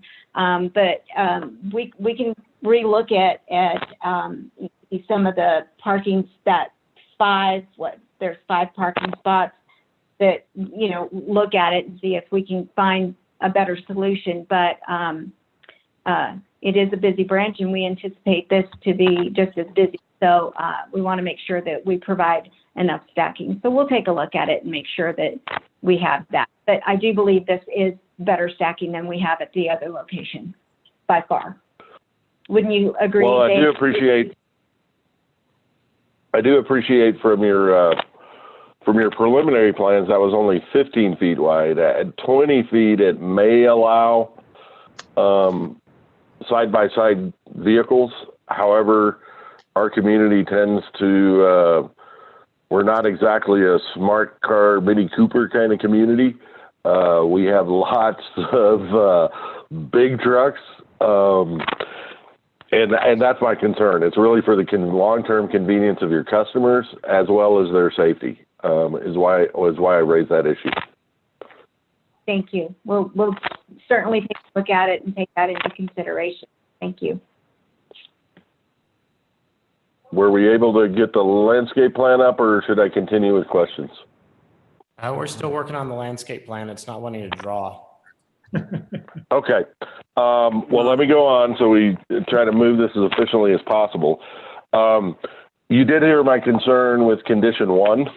And I was wondering if the applicant had any suggestions to that language that perhaps you might be more comfortable with. Again, my concern there is it's a little broad, and I want to make sure that the request made by whoever the Public Works Director may be, this is a standard clause that we're looking at as conditions. But if you had any suggestions on how to make this maybe a little less wide open, and I don't know. If you don't, we'll hammer it out, and maybe staff's been working on that here in the interim. But that was one of my questions for you. And then I also heard that you would be willing, regarding condition number 9 and the fact that we do not have a signage plan. If you'd be comfortable with that condition being modified to say that you shall meet all of the City of Espanola sign regulations without exception or variance. Yeah, I don't think that we would have a problem with that. We always try to comply with the city's existing signage guidelines. Okay. I believe that's my questions, and I do want to echo Commissioner Martinez's comments. And I appreciate your bringing this forward and helping to improve our community. So not trying to be a total pain, but trying to get the best development we can, both for you in the long term and your customers, but also for the residents, citizens, and visitors of the City of Espanola. That's it for me, Mr. Chair. You, Commissioner Wright, were you able to get the landscaping up yet? Not yet. Still working on it. Okay. I'll go ahead and continue on with some of my questions and just kind of follow up to some of the questions I asked of staff. And I'm not sure, Mr. Slagle, if you're prepared to try to address some of the water drainage questions I had with regards to the high water table in the area and the capacity of those ponds to be able to accommodate the stormwater, as well as despite the fact that there is a high water table. So I appreciate that you're flexible with the variety of things here and issues that we're bringing up. So do you have any information on that? Well, I think the only way, as the architect, the only thing I can say that is that we have, a civil engineer who's been working in the state for over 30 years, and a soils engineer that's been working in the state for probably longer than that. And as professionals, as longstanding professionals in the state, I think that I've been relying on those guys for a long time, and I would be willing to state irrevocably that this is going to work. That that these guys, I've worked with these guys for years and years, and I placed my reputation on their design. So I think there's a legitimate concern there, but I'm also confident that the task is being handled. Okay, thank you for that. And I'm a professional engineer myself, and I know that I and a lot of my colleagues don't stamp plans lightly. I do know that we have seen some that come before us before that have been stamped and right now they're not functioning. So I just want to make sure that we do have the viability of a functioning stormwater system, particularly because we have a adjacent residential area. I hate to see any adverse impacts or, you know, any kind of civil actions be taken as a result of anything happen because they're not functioning correctly. So I think it's important to get that confirmation that we're getting the best design we can on this, that it does have the capacity, and that the water table isn't going to you know, adversely affect performance of the drainage system.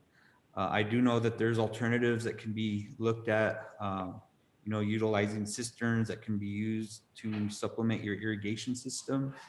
That's done a lot in Santa Fe.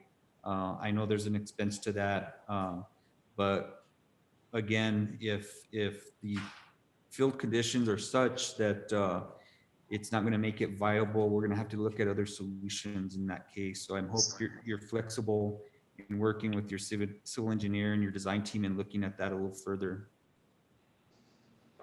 Absolutely. I think one thing that I'm not sure that anybody has brought up is that I guess we're familiar with the drainage pipe that was found on the west side running parallel with Riverside on our property that was broken, and there was a lot of a good amount of drainage coming off of Riverside, bypassing that pipe and actually flooding the property that is being repaired as part of this project. And so some of the drainage that was coming from Riverside and not even being developed by this property is being mitigated. So I think that that's going to be another positive step in solving that problem.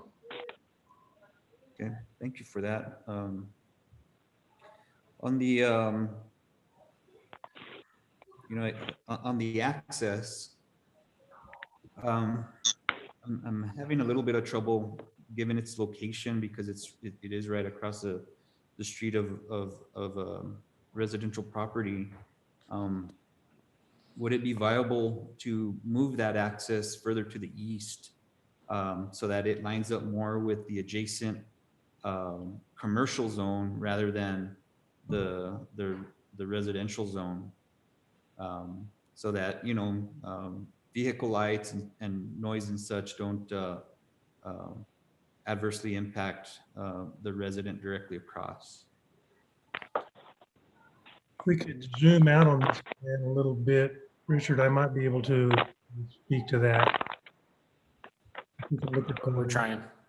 I was having the same issue with the file myself. Yeah, it's a data heavy file. There we go. So yeah, go. There you go. Go a little higher. There you go. There you go.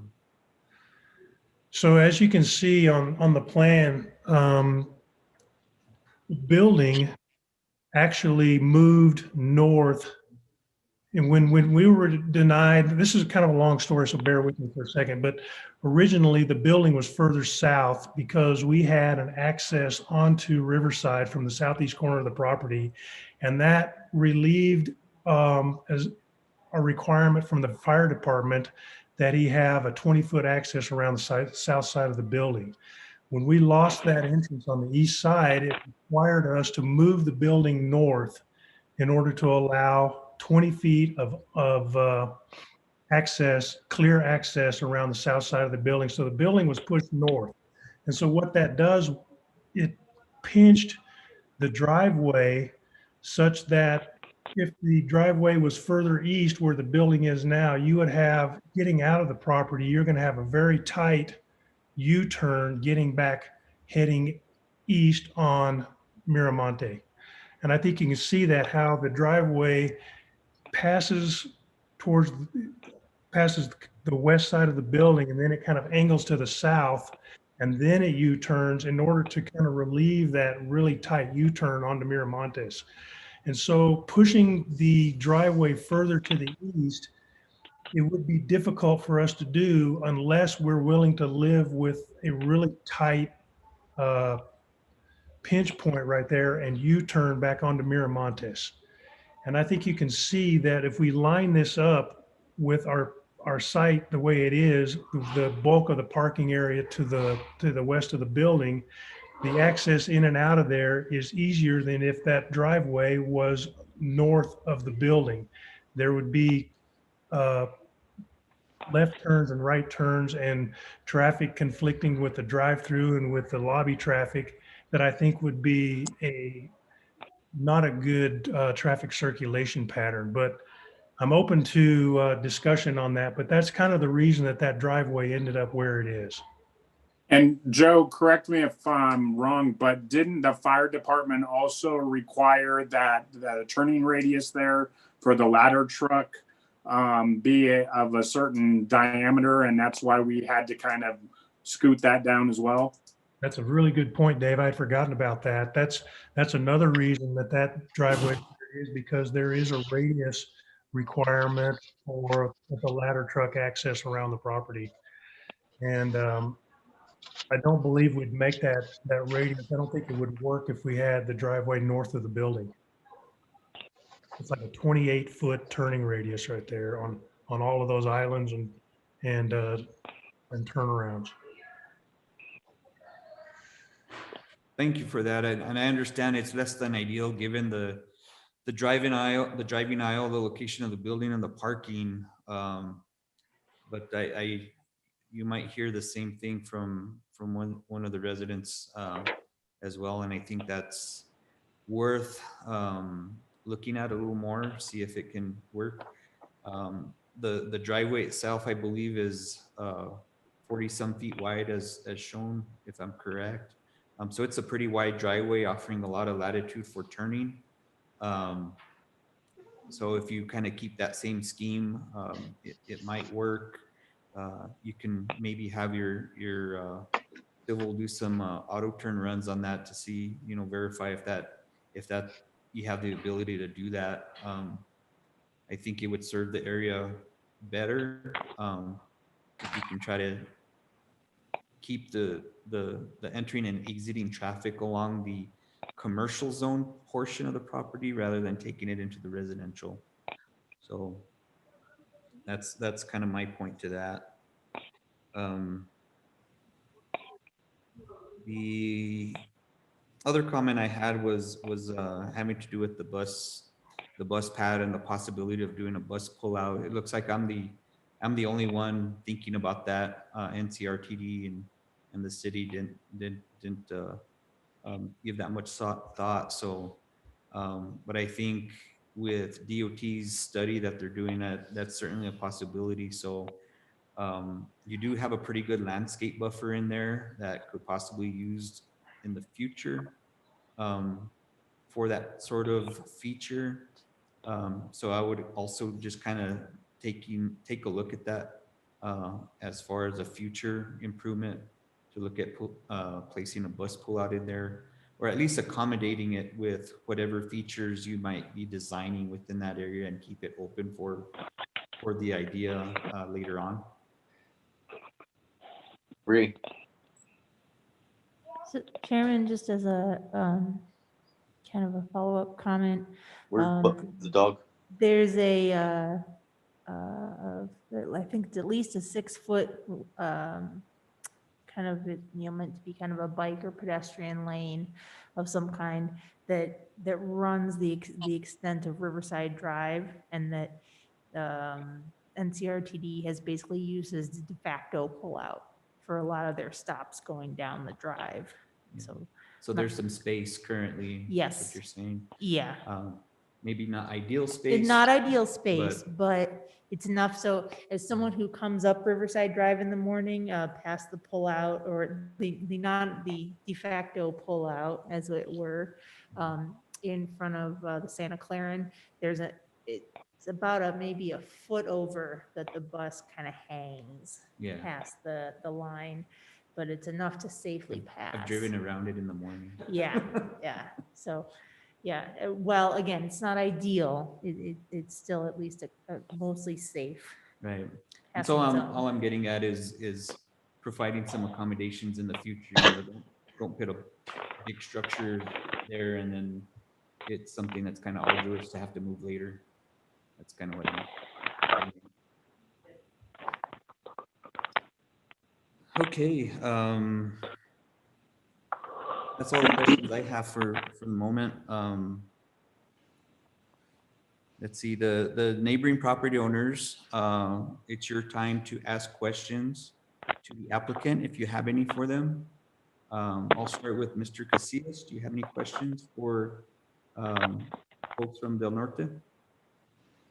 Well, it's not really questions. The thing about it is I'm just really concerned about, well, of course, the buffering between the house and the banks and the bank, and also the congestion that's going to be coming in down Camino Miramontes to go into the bank, because like you guys said, it's a very busy bank. If there's, okay, you said it can accommodate at least 30 some cars and stacking the cars inside to use the bank. What if people come down the road and they're still using the road as another line, and we can't even get into our house? You know, if they come into our house and they're going to be coming down the road, and then they're going to hang a left to go into the bank, and the bank's Oh, no, packed I'm full of gonna cars, literally there's only show this my- big entrance. You're going to have cars coming. You're going to have rows of cars coming down our subdivision, and we're not going to be able to get to our house because there's going to be times where the bank's going to be totally full. And I've been on the other bank and I know how it is. I wait in line for quite some time with tons of cars, and it's not a speedy process. Let's put it that way. So if there's a bunch of cars in line and it's payday or something, and there's no way to filter how these people are going, they could eat, or what could happen too is they could come all the way down the subdivision road and hit my cul-de-sac on the left-hand side and use that as a turning point there and make a circle there, and then come back up the street and make a line to go into the bank right there, because there's plenty of road to do that. And I don't think anybody's thought about that, because I mean, on a busy day, you're going to have hundreds and hundreds of cars go through there. And Mr. Casillas, do you have a question for the applicant at this time? We'll give you an opportunity to speak in more detail, but questions? No, that's it pretty much. That was my Sorry, our process. Okay, no problem. Ms. Hicks, do you have any questions for the applicant? Yes, so the fire hydrant, I'm looking at it literally right there. I don't know if you can see, what I'm looking at, like right across the street. Can you guys see video? We can see you. Okay, so there's my car, literally right across the street. That's where you guys are proposing to put your only entrance and exit for this super busy bank. Can you hear me? Yes. Okay, sorry. I don't know if I'm yelling or not. So, I'm trying not to yell or anything like that. I'm not like angry or anything. But is there any way to move it more that way to not cause the traffic to come in and out right in front of our yard? Because that's going to block our cars. That's going to block us from coming in and out of our own yard. Thank you, Ms. Hicks. That was certainly to my point as well, if you heard my question. Mr. Seiko, if you can respond to that. Yeah, I mean, the only way we can do that, I think the only solution would be to push the driveway further to the east, north of the building, right? That's really the only solution. And then there's the things we've got to consider if we do that are, number one, the tightness of that U-turn. And if cars trying to get out of the drive-through lane, coming west through the parking lot and turning around, turning west or east back onto Miramontes, are they going to have to swing wide into Miramontes, even into westbound traffic on Miramontes, which might cause a dangerous situation? Or will they have to back up and then, hit it again? So it's kind of it's such a tight turn that's a concern of mine. The other concern is the backup onto Riverside. How many cars do we need to back up onto Riverside before we get to our driveway, before we cause gridlock? Yeah, I mean, this is Alicia again, the other concerns that I have are pertaining to that traffic coming in and out. I can't open my front windows. It really hinders my capability to live in this neighborhood when I literally just bought this house a month ago. And, I'm very excited to have a Del Norte credit union next door because I've been banking with you guys since I was 17. My entire family banks with you guys. I mean, honestly, to me, I'm really excited about it. But as a resident of this neighborhood, I'm not very excited with the prospect that it's going to be literally having an exit and entrance right in my front yard, because that creates a lot of problems for me as a resident of the valley. And honestly, moving it about 30 feet would make such a big difference. So I'm not quite sure why that cannot be done. Oh, yeah.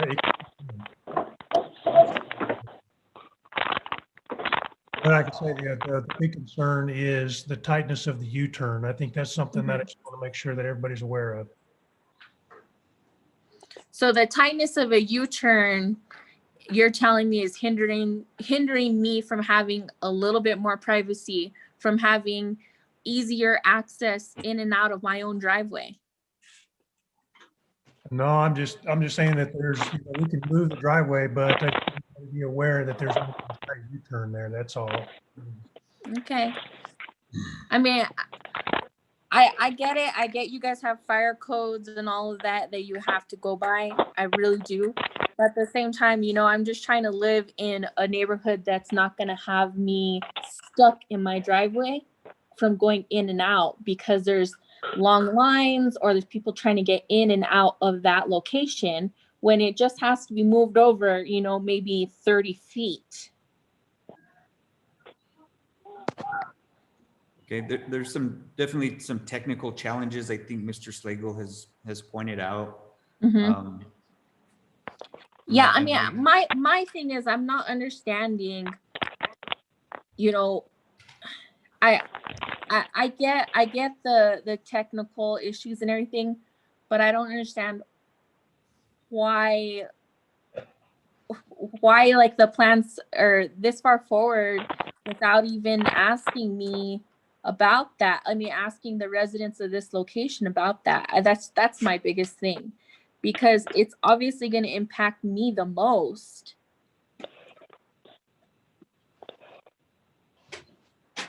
Okay, thank you, Ms. Hicks. Do you have any other questions for the applicant? No. Hold on. Sorry, I know I wasn't in on the thing to swear in, but I just had a quick comment. If you lost a couple of those parking spaces just right along that side, you could shift that bump over just a little bit, so you keep your U-turn thing and move the entrance just slightly over. That's really all we're asking. I don't want to keep beating it. She's kind of made it. We've all said our bit, but that's just, I'm offering a possible solution. I don't know all the logistics of how it all works, but if you cut a couple of those parking spaces off, I think it might work. Mr. Slagle, did you want to respond to that? Well, yeah, and I'm looking at it the whole time we've been kind of talking about this. I've been kind of formulating that same kind of solution in my mind. I think it's going to have to be more than 2 parking spaces though, because, to move it 30 feet, 2 parking spaces is 18 feet. So I think we're talking more about to make this thing really work. The way he just suggested, we'll probably have to lose 4 to 6 of those parking spaces to pinch that down in order to make that, to relieve that U-turn similarly to what it is now. And that's I think, something. didn't someone comment earlier that there was a lot more parking spaces on that plan than that were required to begin with? Well, there's more than required by the city, but Del Norte, if you've been to the other branch, you know that parking is very valuable. And especially when the lobby gets opened back up, we're going to need all of those parking spaces. Otherwise, they're going to be parking out on the street. And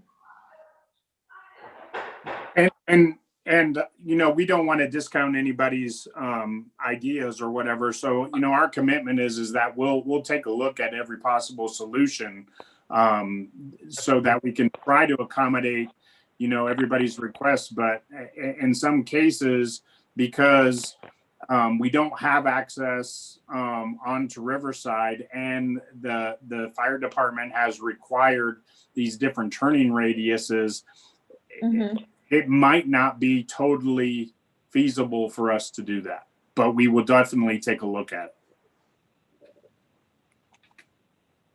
Absolutely. Okay. Well, thank you, folks. I'll go ahead and move on to others that may have questions for the applicant. Looks like just Mr. Herrera, do you have any questions for the applicant?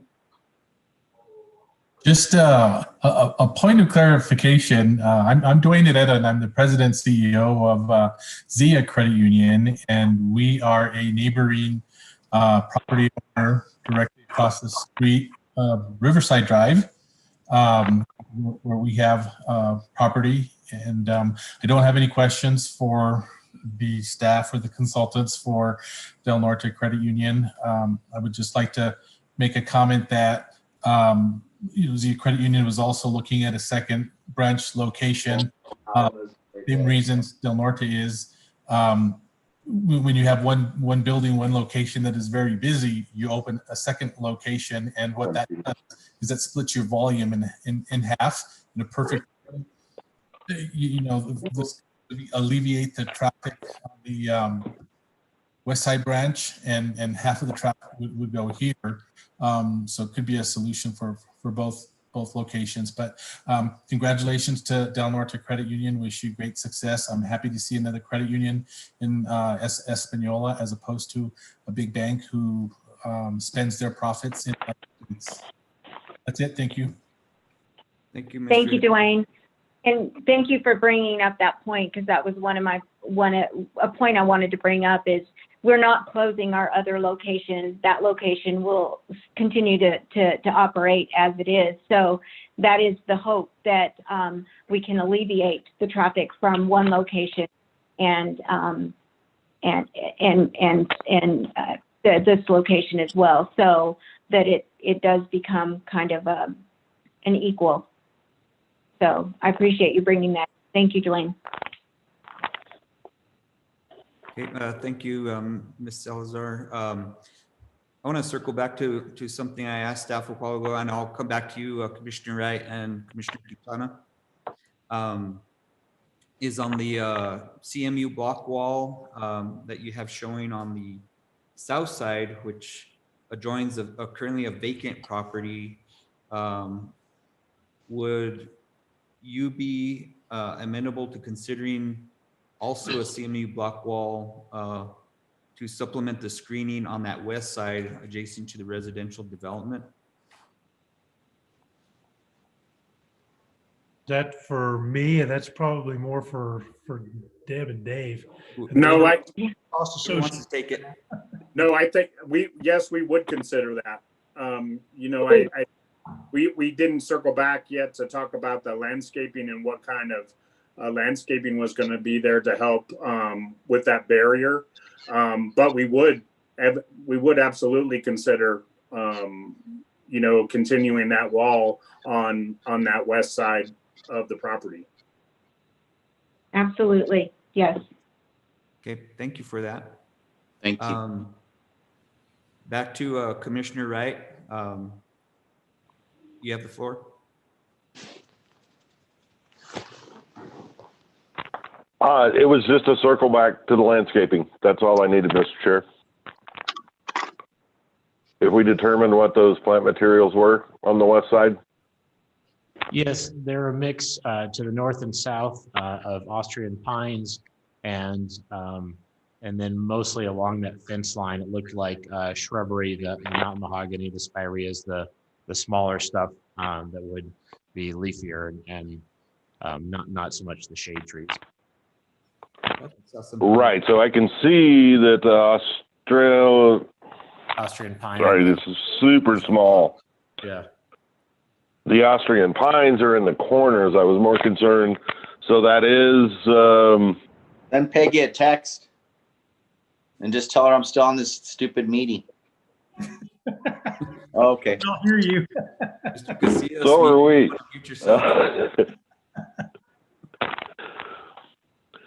So those are the coral leaf mountain mahoganies? That's correct. Awesome. Yeah, so again, I think if as far as buffering for sound, I'm not sure those total maturity is, God, this is super hard to read. Is 15 by 15? Yes, that's if correct. I'm reading that correctly. Sounds like we also got a commitment, or Commissioner Wright, on a CMU block wall along that west side as well. Right, and I think that would help, particularly with the noise, and if, as happens all the time, is somebody hits the gas instead of the brakes and they end up through the guy's fence. So that would be good, since that parking is head in onto that line. Thank you. That's all I had, Mr. Chair. Thanks for circling back. Yep. Thank you, Commissioner. Commissioner Quintana, you had a follow-up?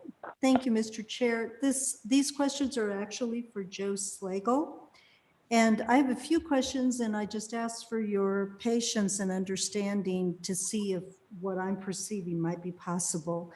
And Director Hubler, can you put up the map for what we were looking at earlier about the parking? Director Hubler, could you put that up, please? So while he's putting that up, I can ask you, where is the entrance to this building? Is it on the south side? So is it actually in front of Camino Miramontes? The main entrance to the lobby is on the northwest corner of the building. So it's close to the parking, and there's kind of an entrance plaza right there. We don't have the site plan up, but there's an entrance plaza just west of the entrance, so that it's separate from the drive-through lanes. Try to keep those as far apart as we can. Okay, okay. The map has. I think it's not where the come- Del Norte Star is. That's Yes. correct. That door. Okay, That I found it now. There you go. Okay, I was kind of along the same lines as what I presume is Mr. Hicks. And since I went out and looked at the property, I saw that entrance and I couldn't help but notice that it was very much across from that residence. I also noticed that that entrance was about 100 feet as I pasted off just quickly from the what would be the west side of the property. Now, this map indicates that there are several parking spots on the west side of the property. And then there's what I identify as a center island with approximately 8 parking spaces. Now, this is probably not going to be a popular suggestion, but would you consider eliminating that center island for one, and moving that entrance over to offset being across the street from the Hicks property? When I look at a center island like this, that is part or in the middle of a drive-through, which is obviously the vehicles are going to be leading to that. I can't help but think of being stuck in parking spots at McDonald's when both drive lanes are full and you can't get out. So if you look at the parking spots on the west side, if somebody is parked there and there is a line of traffic to get through the drive-through, they're going to have to walk across and in front of vehicles in order to get to the entrance of the building. Now, by eliminating that center island, would that help alleviate the problem with the turnaround you were talking about for fire trucks and what have you? And how would that affect the parking overall? Because I think 47 minus 8 compared to, I think it was, wasn't it 19 required?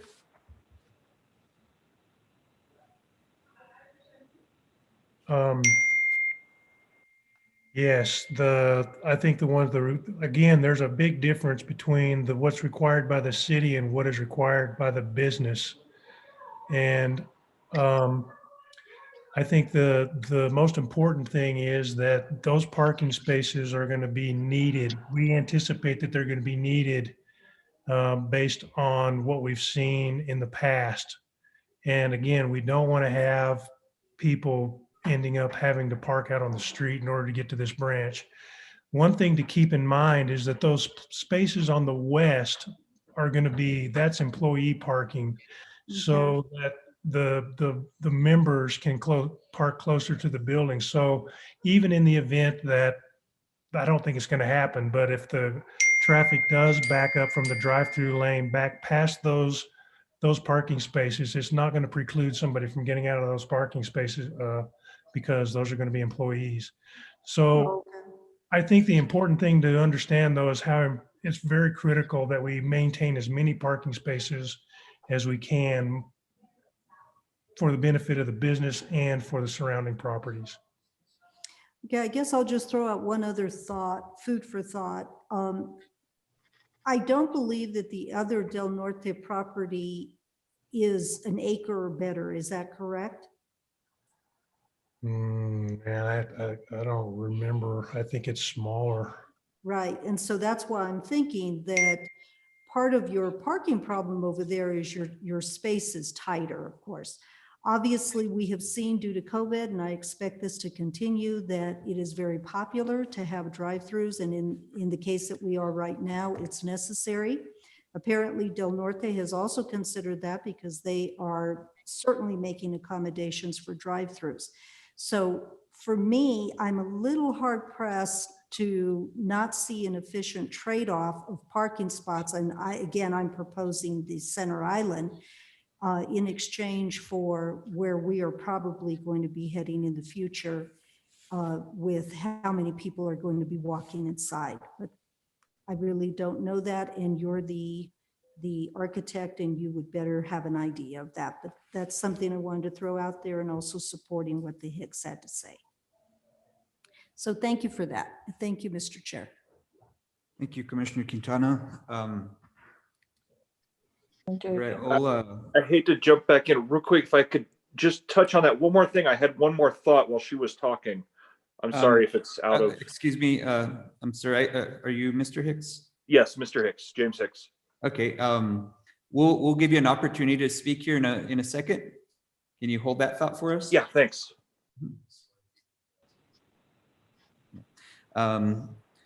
And I have to apologize. I think this is the second time I've done this. I've forgotten to call on staff to ask the applicant any questions. So, Director, do you have any questions for the applicant? I do. So one's just a clarification question, Joe. As you come in off of Miramontes, that exit that we've been talking about and the curve and all that, that is an exit only from the drive-through traffic. In other words, you cannot come in and turn into that lane to park along the north side of the building. You'd have to go through the drive-through lanes to utilize those parking spaces, correct? That's correct. Okay. And then my other thought is, it sounds to me like we've discussed a couple ways to widen that opening to the east. Joe, just for background for everybody, as indicated previously, had already widened it a little bit to the west to allow increased fire access and better exiting movement. But looking at the options, the one that was just presented by Commissioner Quintana loses 10 spaces, all the ones in that island, 5 on each side. It also loses a nice landscape block in the middle of that portion of the property. I believe that another example presented earlier lost, at least 2 to 3 and maybe more along the north side of the property, adjacent to the building. I guess my question, Joe, is thinking about the possibility of kind of shifting things to the east. Would it not be a viable option and perhaps a better choice to lose, and I know there's a loss of 7 here, but to lose the 7 parking spaces directly east of the building, given that those are going to be probably the last to be occupied because people have to make it through the drive-through lanes to get there, just like they do on the north. But also those parking spaces are probably dimensioned at somewhere like 10 by 20 or 9 by 18. So if we lost all of them, we could effectively just shift the entire footprint of the building and everything east by that 20 feet, which would allow us to kind of drag the entrance onto Miramontes east by that approximate 20 feet. Yeah, I'm looking at that. Yeah, that's something we can consider. The other thought that I had, and to see, if this is something that you would think would work, because we didn't have you do a stacking diagram for the lanes, because again, we don't have a stacking requirement, and no matter what we do this evening, we probably won't be able to plan for enough cars. There's always going to be times in which there's more cars there than the site will hold. I think we have to, try and design for, or, try and plan for the best we can for the vast majority of the use. Recognizing that there's going to be times when it's empty and there's going to be times when it's over full. But looking at that drive lane, you and I, pursuant to the fire department requirements early on, had worked to make that full 20-foot width. That's effectively 2 drive lanes if it was on a street. And so they're narrow drive lanes at that. But I had a thought about perhaps there's just some minimal landscaping effectively between that curbing and those 5 parking spaces. If we could stretch that from 20 feet to say 22, 24 feet, then you could actually effectively stripe 2 drive lanes to enter there. And so that way you'd have basically a double stack of cars. The first 2 drive lanes would then split to go to teller units 1 and 2, or lanes 1 and 2, and then the second 2 drive lanes would split to go to lanes 3 and 4. So I think that would allow, by widening that drive aisle, the 20-foot aisle, a little bit wider, would allow for substantially more cars to be stacked along that portion of the property. Yeah, how wide do you think it would have to be? If it's 20 feet wide, that seems like that's almost wide enough for 2 lanes if we just need to stripe it, just to organize. I think it is, but they're narrow lanes and they're on a curve, at least for that portion. So I think if you did it 22 feet wide, and I'll defer to our chair here as the traffic engineer, but maybe a 22-foot wide, and that would allow kind of 2 11-foot lanes, which I think would probably be sufficient if we striped it down the middle. So that's my question, I guess, to you, is if you feel like there's a potential space to be able to do that. Sure, we might be able to do that. Can you scroll down a little bit so we can see that on the screen? Yeah, there you go. So basically we'd be just pushing that. I think push the north curb north towards the parking. Yeah. Now you can see on the south curb, we're kind of stretched between that existing transformer and those existing guy wires. Right. So I think that, leaving the south side at the 8 feet is probably the way to go. And then that 12-foot distance between that north curb and the parking, I think we could probably shorten that to 10 feet, say, and then just wiggle that little curved wall a little bit. Yeah. No, I think we could probably, that seemed like a pretty good idea, Richard. And I don't know, I'll leave it up to the commission as to whether doing that and kind of doubling the number of vehicles in that drive lane would be sufficient, or if we still need to provide for other changes like that loss of the 7 parking spaces to the east. I have no further questions, Mr. Chair. Okay, thank you, Director. And I'm glad you brought that up because I actually wrote that down. So did you look at my notes? Yeah, I had that thought about widening that a bit based on Commissioner Wright's comments. so that you had a full double stack area through that throw to that entrance into the drive-through lane. So I'm glad you brought that detail up in more thoroughly. So I appreciate that. All right. We're at the part of the meeting now where the neighboring property owners can speak.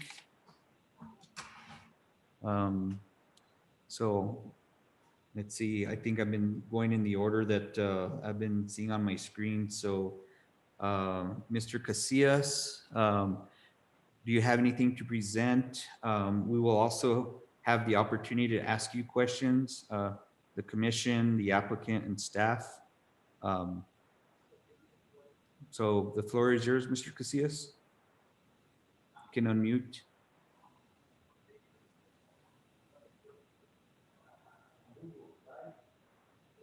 He's still muted. Yeah, okay. You still need to unmute. There you go. Can you hear me now? We can hear you. Okay. Okay, so I'd just like to say that I hope that everything works out between the neighbors and Del Norte.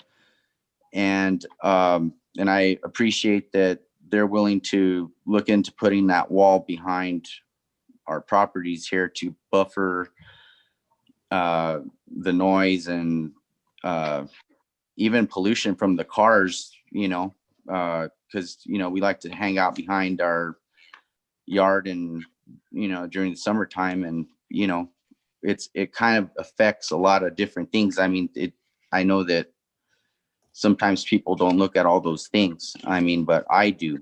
And I look at my comfort of living too, and, there's a lot of congestion already here in our neighborhood as it is. And I've addressed that to the city several times, but I'm just even more concerned now with how it'll impact my property value, just being right behind a bank like that. And like I said, the wall seems like a great buffer. Maybe some trees too. I know that you guys have mentioned trees. That's a really good buffer as well, but the wall would definitely be something I would really appreciate. And just because I put so much money into this property here, and for it to, for resale value for me, I know that right now the property values around here are pretty good. They've gone up quite a bit. So I'm really concerned about that maintaining the value. I know that it's hard now with everything that's going on, but I'm as far as that goes, the other thing that I'm worried about is the flooding part of it, because I know that they do say that the grade over here, the water table is low up here on the subdivision and probably higher down below, of course, closer down and towards the river. But, I don't know how accurate that is. I mean, because it rains over here and, the dirt gets really soppy. It's like swampy. And the other thing too is when they started moving the dirt behind my place here, and they were kind of leveling things off.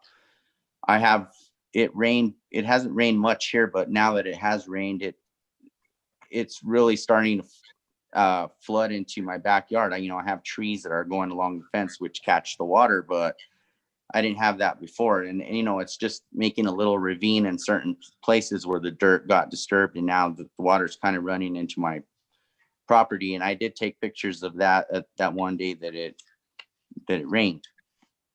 So, those are some of the concerns I have too. And then I couldn't really tell on my phone as far as how the layout was with the pond and all that. But I mean, if there was another way to get the water to not stay stagnant, I mean, especially in the summertime, there's mosquitoes. I mean, there's already tons of mosquitoes here. I mean, what are they going to do? Like infest right back there in a pond that's going to be like stagnant water for if it rains really good and it stays there for 2, 3, 4 weeks. I mean, I don't know. Those are just things that I think about. And, you know, and that's sitting out, if that's going to sit right behind my place, I mean, you know, when you're barbecuing outside and stuff like that, and I'm going to have like, I already have mosquitoes as it is, and I'm going to have like a place for them to hang out. I mean, you know, I don't know if that sounds too good. And, you know, but if there's a way to have it filtered into the soil, like the gentleman said before, or some other kind of way, that might be another way to look into that. You know, I don't really like I said, can really see the plans. I'm looking at them, but you know, I don't really know what street lights would be. I see like a parking lot, looks like directly right behind my place. And if they're going to be like street lights right there beaming into the back of my bedroom, you know, stuff like that. You know, I can't really tell from the plans. I mean, you know, but they're just like little things like that. And especially the neighbor, like she said before, coming right into the property there, right in front of her house, you know, and I don't know how the town is going to take, you know, because this town really doesn't obey rules. I mean, if they need to get in the bank and there's a bunch of cars in the bank and they're going to come up the street, they're going to go wherever they can go to get in line. I mean, if they make 2 lines coming in from the road coming in and then making a line coming up from the subdivision, they'll probably do it. I mean, and then there's only one way in, and, you know, and to come out the same. I mean, it should be like more of a relief to get out somehow. And I don't know. I mean, that's just my opinion. I know the developer would probably say otherwise, but there's, especially the entrance. I mean, like the gentleman said before too, there's big trucks here. I mean, one big truck in here is going to like turn in there and take up they're going to have to wait for him to turn in with his big truck. I mean, it's like, it's kind of, it looks great. I mean, like it was everything that I see, but I mean, it's like cramming a lot of things into one little spot there too. I mean, it looks, it's a ton of parking and stuff, but I don't know how that's going to work out there. I think the entrance should be more east. I mean, further away from us. I mean, because I don't want the further down. I mean, they're going to start to like use that as an entrance. And like I say, coming all the way down the road, flipping a left right there, turning it into the cul-de-sac, flipping out and then making another line. And they're going to have lines coming up through the subdivision from, you know, coming out. And then having to go around that line to go out because they're waiting in line. I don't know how that's going to work out. See, I mean, on the other side, it's the reservation on the other side. And that other side would have been better if there was like a street right there and they could come in and out of there and use that as an out right there or something on that other side, you know. But I don't know the easement there, how that works, but those are some of my concerns on there. And then, you know, building up the grade behind my house too, and putting a wall would be great because of the flooding part. Because I don't want to catch anybody else's water. I mean, it's already, like I said, I don't really know. I can't really tell you. I know the facts about how much water is underneath our homes here, but I'm sure it's higher than they're saying because, I mean, like I say, it rains and it wants to like swamp out in the backyard. And we're up here on the top. I'm up here on the top subdivision. You know, so those are just some of the things that I'm kind of worried about. You know, as far as the bank, you know, everything goes there. But I thank you for you know, trying to work with us at least on trying to put a wall behind there, and that would really help because I mean I'd feel a lot safer than having like a full parking lot right behind I mean it's right there and it's not, like I said, I don't have an adequate fence to buffer all that. I don't. I mean, and the house next to me doesn't either. I mean, we have these little picket fences going across. I mean, it's the best we can do for what we have here, but I mean, it's not going to buffer all that.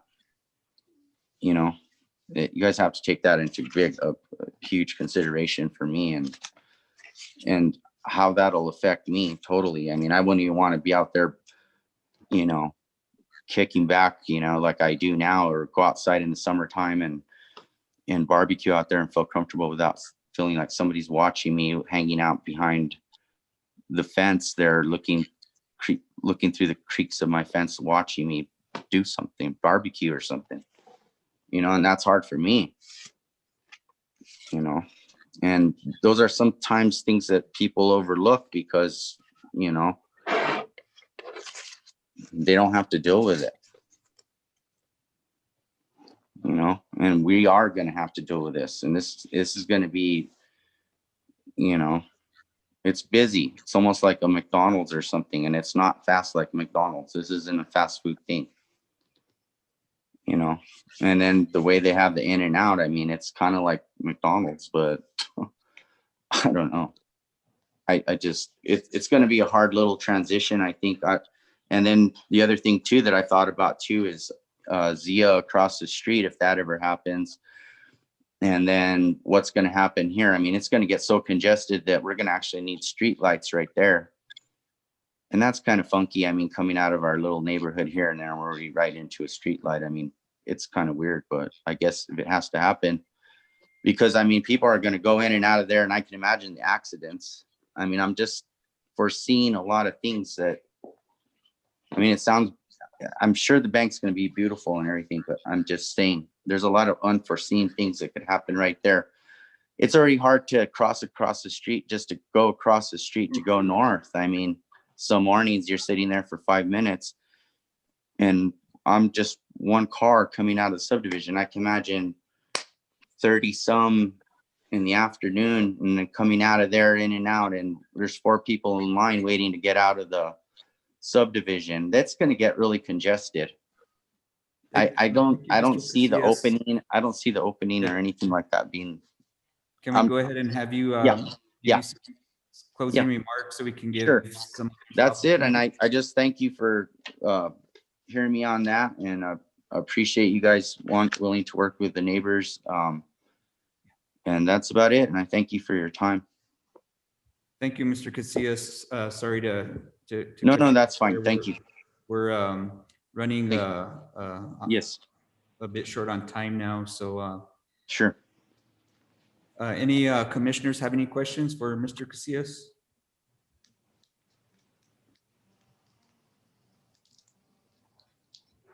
I don't see any. Does staff have any questions for Mr. Casillas?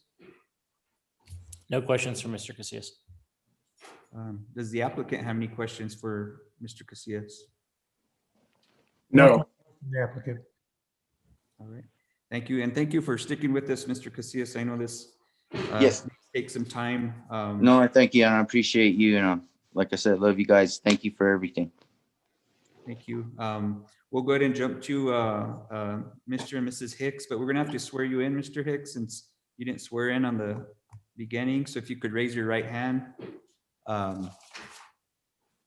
Do you swear or affirm that the testimony you give will be the truth? Yes. Okay, thank you.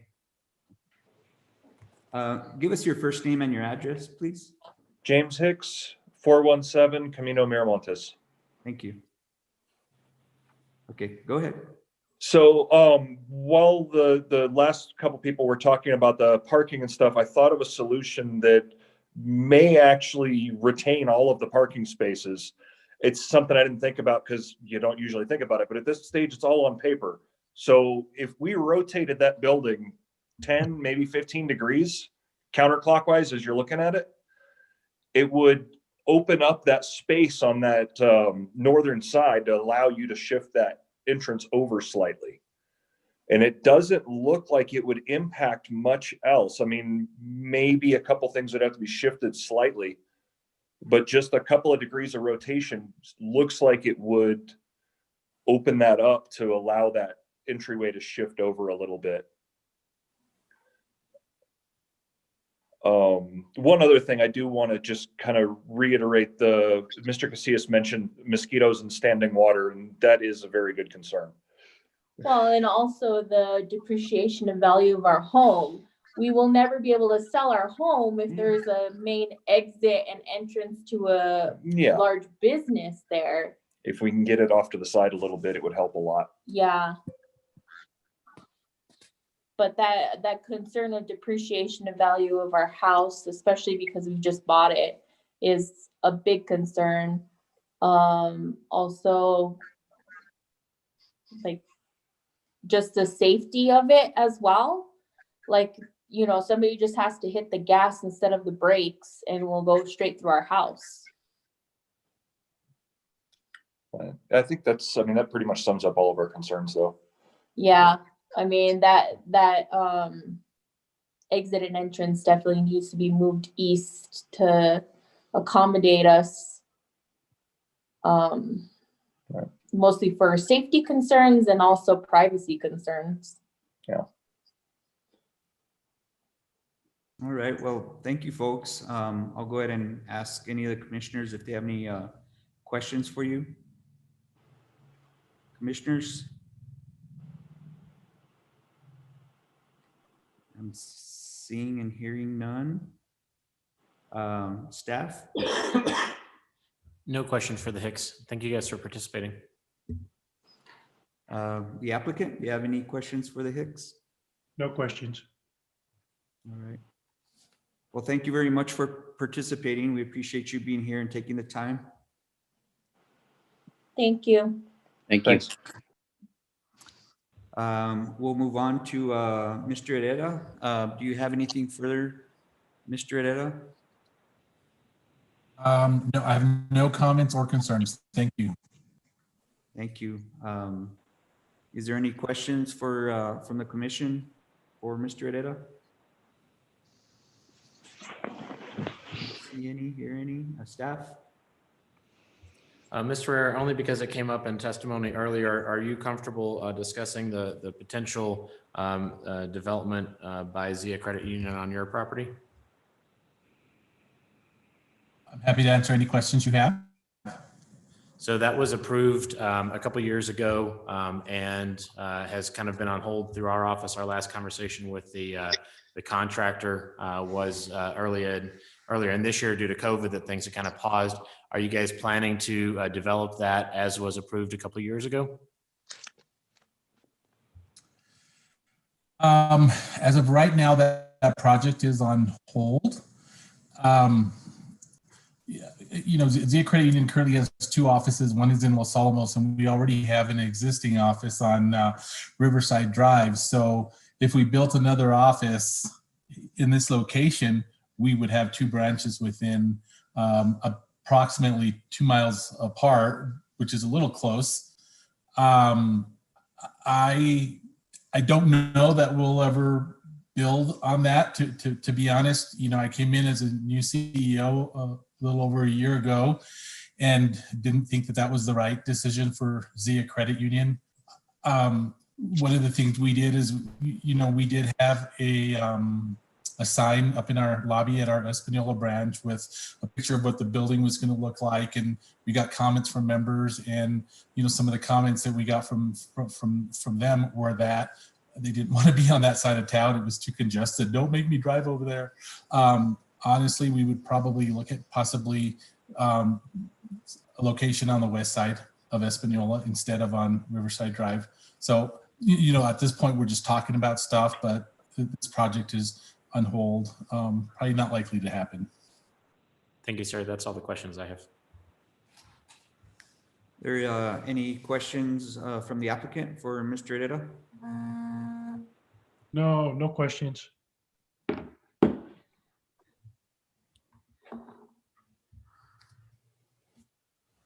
Okay. I want to thank you, everybody. And let's see, we still don't have any members of the general public, correct, Director? That is correct. Okay.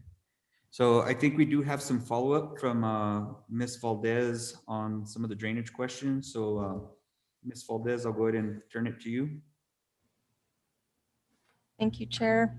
Commissioners, I just wanted to offer some information. While there was discussion going on, I was able to read through the history of the drainage reports and approvals and reviews by SMA for the city. In fact, the drainage report was approved in October of 2020, or at least it was recommended for approval by SMA to the city. What I will say in regards to the volumes that were quoted earlier by Chair Martinez is that the ponds are adequately sized to collect and hold the developed drainage. In other words, typically when we look at drainage analysis, existing conditions are considered historical and those are typically maintained. However, it is up to the developer to mitigate any developed flows from the new development. And so at least in the information that was provided to SMA, that volume is in fact adequate, with the ponding area at the southwest corner of the property, along the west, and even a small portion of the northwest corner. So I just wanted to make sure that that was clarified for you, Chair Martinez, and that you had all the information, at least in terms of drainage. Thank you, Ms. Valdez. Did staff have any follow-up to that? We had one other follow-up comment, and this was a concern expressed both by Ms. Valdez and myself, is that the proposed CMU wall, while we're certainly not opposed to that idea, that seems to be a popular solution to buffering, is indicated to go where there's existing drainage courseways planned. So I think that's something that we need to consider carefully as far as the conditions go. It does lend itself towards an argument for shifting the building to the east.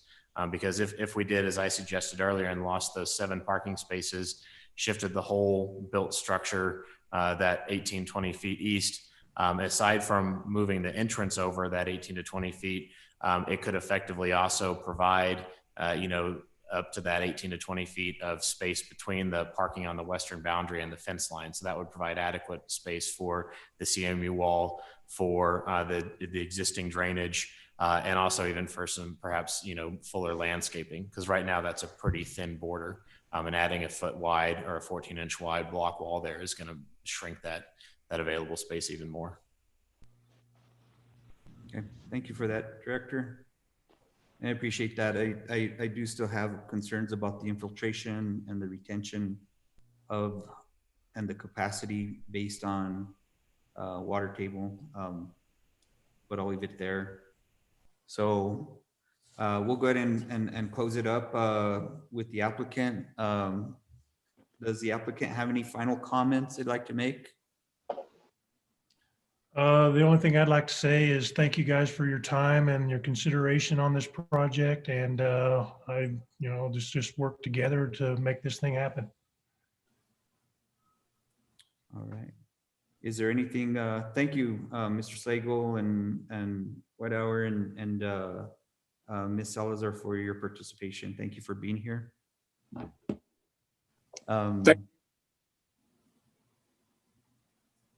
And is there any final questions from the commissioners?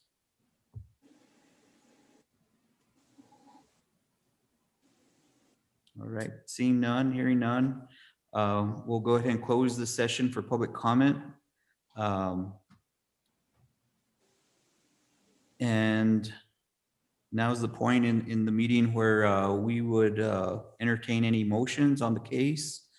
We talked about a lot of things, a lot of possible changes in design solutions to accommodate the neighboring properties. We talked about mailbox relocation, stormwater infiltration capacity, the stacking area for the drive up. We talked about accommodations for the future bus pullout, adjusting the driveway to the east, placement of a 6-foot CMU wall on the west property line, and looking at impacts to the neighboring properties with the parking lot lights. And then Commissioner Wright pointed out some language concerns on the conditions of approval. So given all that, the commission can move forward with approval, denial, approval with conditions, or any additional conditions or changes to those conditions. There's some possible redesigning to the site plan that came out of this discussion. We could also table for a future date so that the applicant can address those changes and look at additional solutions to the issues that came up today. So with that, I'll entertain a motion.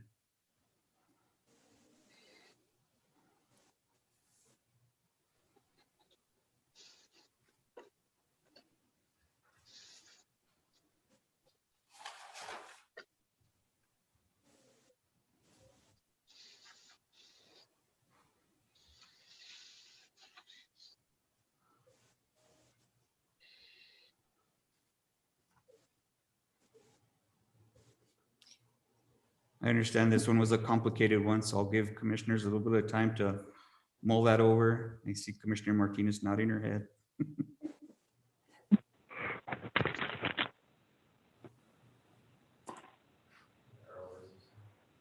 Commissioner Wright? Mr. Chairman, can you hear me okay? Yes, sir. Okay. Yeah, it's been a long meeting and my phone's dying, so I had to switch audio. I did want, before we consider the motion, I had done some quick and dirty calcs on the stacking issue. And I think I can show this. I'm not sure it will be visible. But in looking at the current configuration, without blocking the traffic lanes, it looks like the lane closest to the building could hold 2 vehicles, second lane 2 to 3, third lane 3 to 4, fourth lane 4 to 5, although that extra vehicle will absolutely extend into the driveways and potentially block the lanes. I can pull this up and show you. And then what I assume is the ATM lane could possibly hold 5 to 6 vehicles. So the maximum that could be put in there without vehicles starting to stack up into the throughway would be 16 to 20 vehicles. I also extended that out. Basically 22 to 26 vehicles would start to impede the parking in the south west corner. Basically 33 vehicles would block all of that parking, and about 40 vehicles would block all the parking entirely. And again, that's based on the dimensions of the parking spaces that are shown there. I'm not sure you'll be able to see this. I'll try.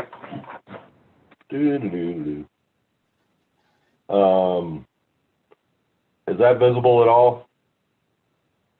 Yeah, hold that there, Commissioner.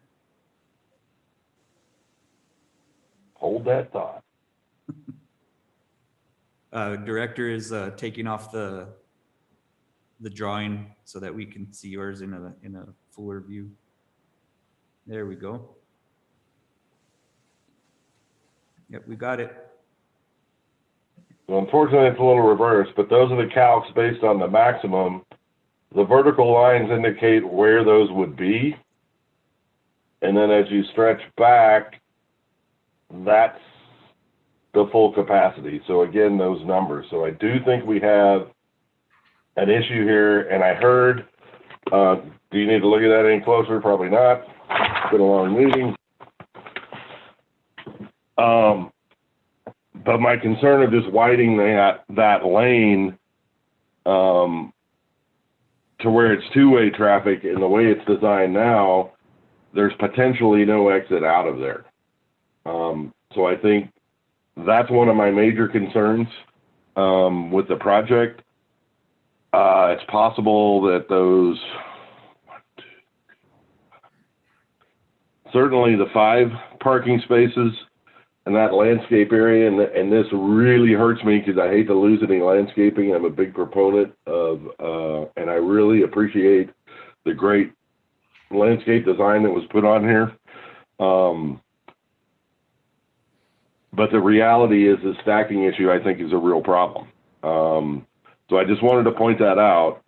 And also, I mean, if those were removed, we could almost double the stacking capacity right there without blocking the parking lot. So I wanted the commission to consider that for discussion here before we do a motion, or if there is a motion to act on this tonight.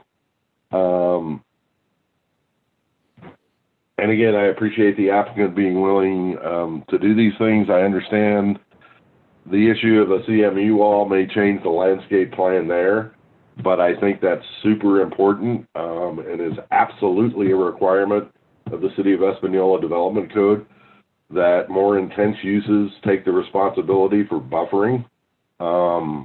I think we've been a little lackadaisical on that on several of our last cases. One that the commission didn't even hear, and yet is approved and operating. So I take this matter very seriously. Thank you, Mr. Chair. Thank you, Commissioner. Just for my understanding, which landscaping did you say we would lose with your recommendation?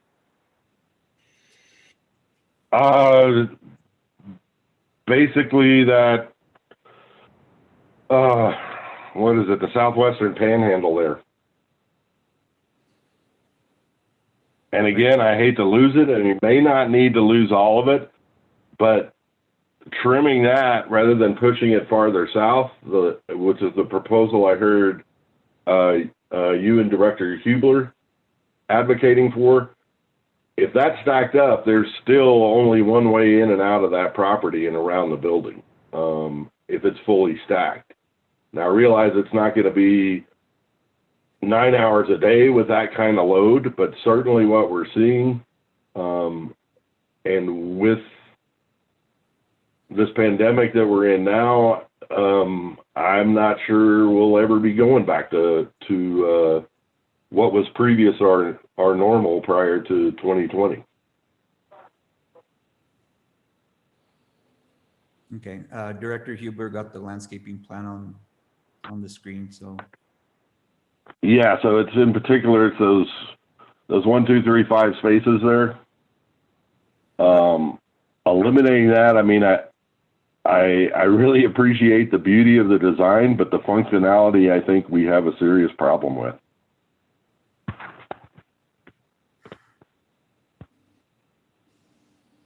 Thank you, Commissioner. I guess maybe a question for the applicant. Given that there's a lot of questions and a lot of changes that have been discussed, would you be okay with coming back to the commission with a resubmitted site plan that shows some of these things, some of these changes, or maybe some options?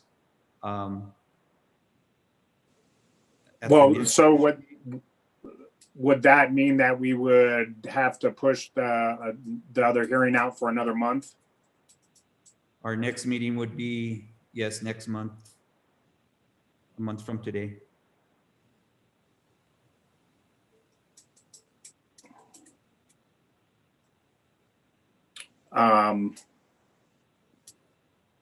I guess what would be beneficial for us is if, I'm assuming that minutes were being taken for this and all of these things being captured, if we could get that, and then Deb and I can circle back with Joe part of the issue is that we've been working on this for a very long time now. There's been some back and forth, and depending on how much the cost is to do these various things, this then has to be resubmitted to our board for approval. There are variances that we have to work through. I'm sure everybody is aware of how that works. We're anxious to kind of get this off the ground and running. We've outgrown our other branch. It's just too small for us. So the idea was to build this larger branch and keep the other one intact to help lessen the congestion that we have at our other branch. So I guess I would ask the commission, what do you guys think is the most expedient way to move forward? And if that's taking this offline and doing tweaks to this, and then coming back, then that's what we'll do. But I really, Del Norte is really anxious to get this project kicked off. Okay, thank you for that. And that would be at the commission's purview. We could take that action and delay it to the next meeting. We could, a motion could be made to have a special meeting in between this one and the next one, just for this follow-up. So there's a number of options that could be considered by the commission. And I see Commissioner Wright raising his hand. So go ahead, Commissioner.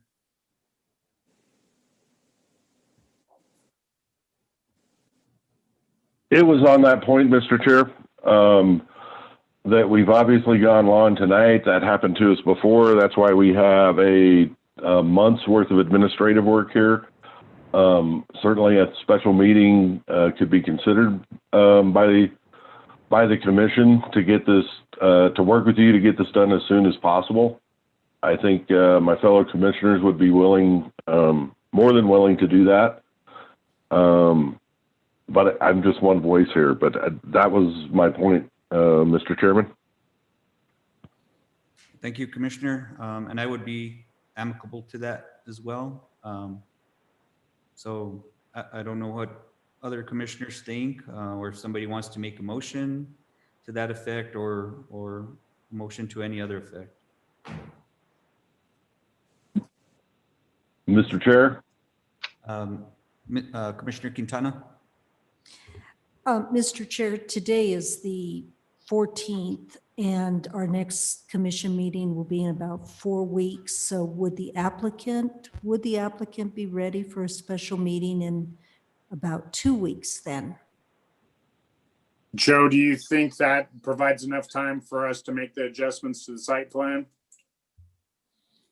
Definitely it's enough time to make adjustments to my site plan. Whether or not, once we adjust my site plan, then it's got to be followed up with a redesign of the landscape plan and the grading and drainage plan and everything that goes along with that. So if all of that is going to be required, then probably not. But if we just need to look at a revision to the architectural site plan and probably even the landscape plan, then that's probably doable, yes. The other option is, of course, just if they need a little more time, that we just go to the next commission meeting. If I might cut in, the danger, I guess, is I hesitate to send the site plan, if I revise the site plan and then send it for redesign of the grading and drainage plan. This would be the third time it's been revised. I'd rather, if it's possible, to have an approval on the site layout prior to sending it back off to the consultants, if that's a possibility. Well, I think it's reasonable to ask that for the site plan itself can be tweaked without having to tweak all the architectural and engineering drawings that go along with it, if that's what you're talking about, Mr. Slagle? That's correct. Okay. I think that would be reasonable approach, given the timeline. Okay. In that case, if we could reconvene in 2 weeks, I think that would help us with our schedule.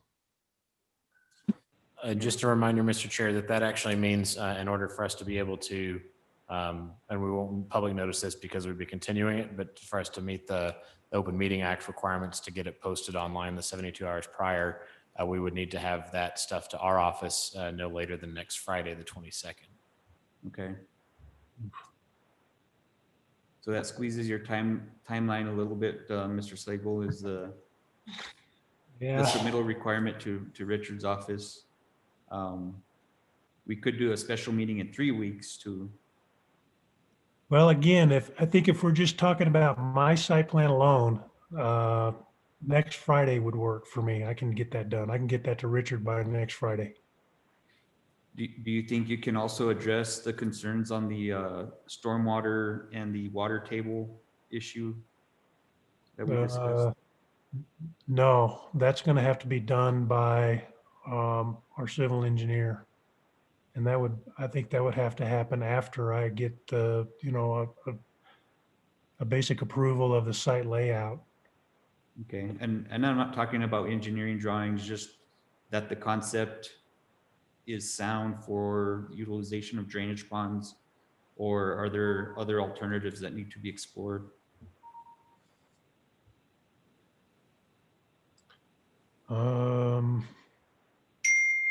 So I've been talking with some of other Del Norte colleagues here. So I think probably what would probably work best, so we're not rushing and we're doing this correctly, is we would just push it until next month. I don't want to put people in a crunch, and I want to make sure that we're doing this correctly. Okay. Okay, thank you for that. Commissioner Wright, you had a comment?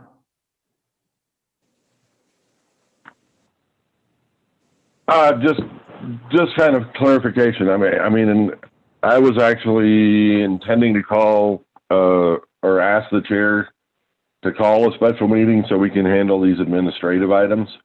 I'm not quite sure I follow Director Hubler's 72-hour requiring submittals by next Friday.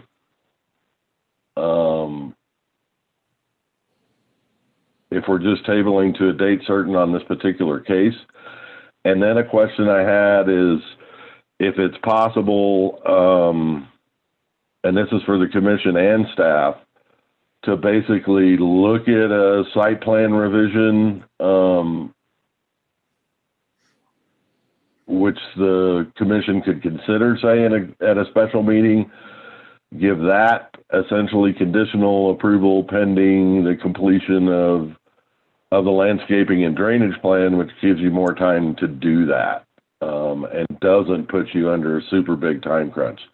Just an idea I wanted to throw out there to try and work with the applicant as best we could, because there was a lot of issues brought up here, and either we're going to condition this to death, or we give an opportunity to actually get the plans corrected in an efficient manner.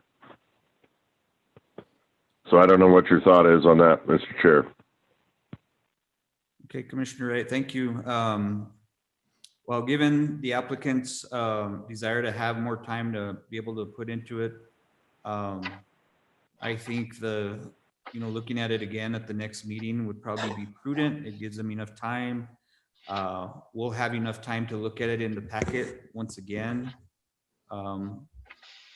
So if we can get it sooner, then, I don't know that we've ever done a kind of a conditional approval or initial in-between approval.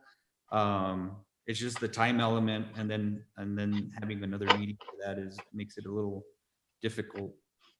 So I do understand the administrative stuff that we have on the agenda that we have yet to get to. And that's another possibility for the commission to consider acting on in another meeting. But I'd like to get staff's input on that. So Director, can you speak to that? Sure. First off, I guess I would offer a suggestion that if this body does move to table, that what would probably be the most helpful would be that motion include the specific things that we're asking to be corrected. And then that way the applicant has the opportunity to put their heads together and whoever that involves over whatever time frame we give them, and then bring back a new proposal that theoretically addresses all those concerns. So that should then allow us to approve it with less conditions, and we shouldn't have to be redesigning at that point. It would just be whether or not it met those kinds of things. So that would be my first kind of suggestion to this body, would be to provide some clear guidance, maybe not as, as formal as preliminary approval, but at least some guidance as these are the things that we feel that this new plan needs to consider.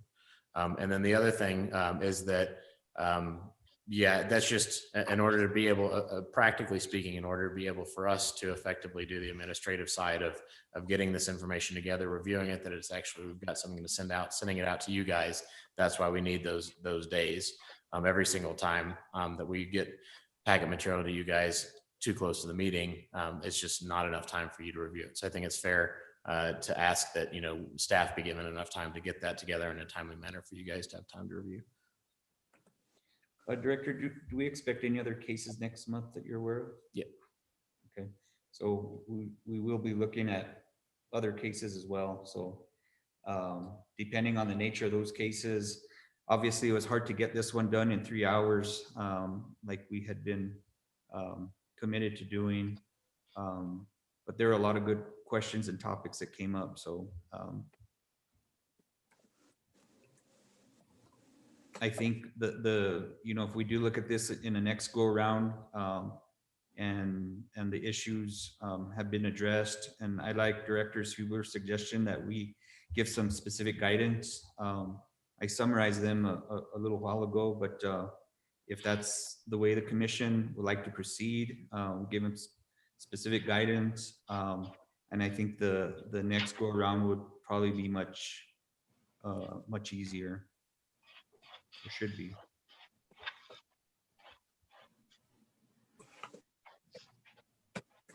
All right. What's the desire of the commission?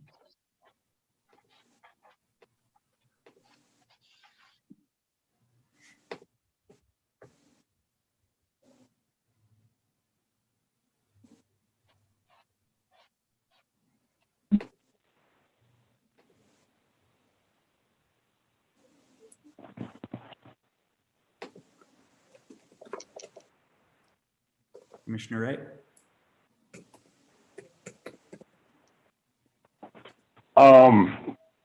Yeah, it's kind of awkward, but I guess that's what we should do. It's not really, I guess it's an action, a motion to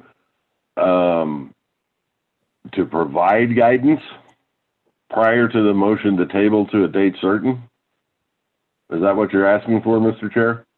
I think the motion on the action could also provide guidance to the applicant about what they need to address on a resubmitted site plan.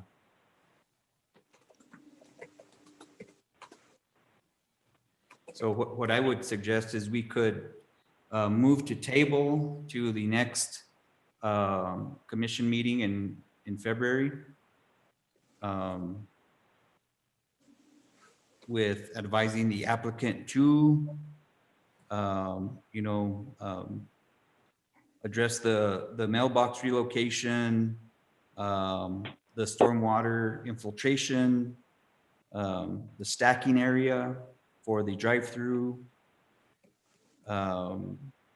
the adjustment of the driveway off Camino Miramontes further to the east, the installation of a 6-foot CMU wall on the west. Something also had written down where, to ensure that the lights in the parking lot do not intrude on the adjacent properties.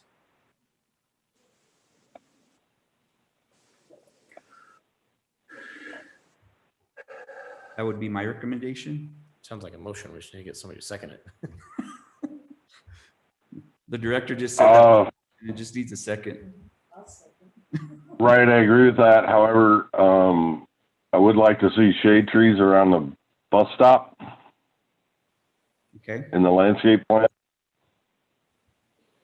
okay, since it's probably going to have to be adjusted anyway, because of the buffering issue, entrance locate and drainage. I personally would like to see that in there, but that's why I was kind of suggesting we sort of do a motion to start with, because there's no discussion on a motion to table, Mr. Chair. I'm sorry. So there would be no discussion. There's no debate on a motion to table. Okay, So if we can get consensus from the commission on those items, and I think you hit basically all of them, except the bus stop, in my opinion. okay. I jotted that one down. What's the pleasure of the commission? Are there any other items that we would like to point out? Mr. Chair, Commissioner Martinez? what about a signage plan? A signage plan? Mhm. You're talking about the monument sign or the signs on the building? Just everything, just a plan itself included with the packet? Okay.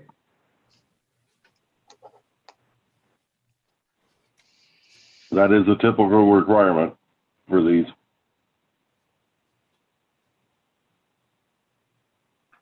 Any others?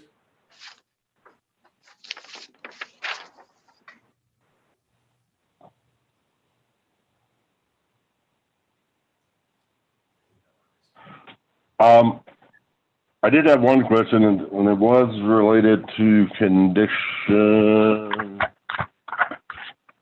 Basically the agreement with NMDOT on the drainage. How close is the applicant to actually coming up to a completed agreement there?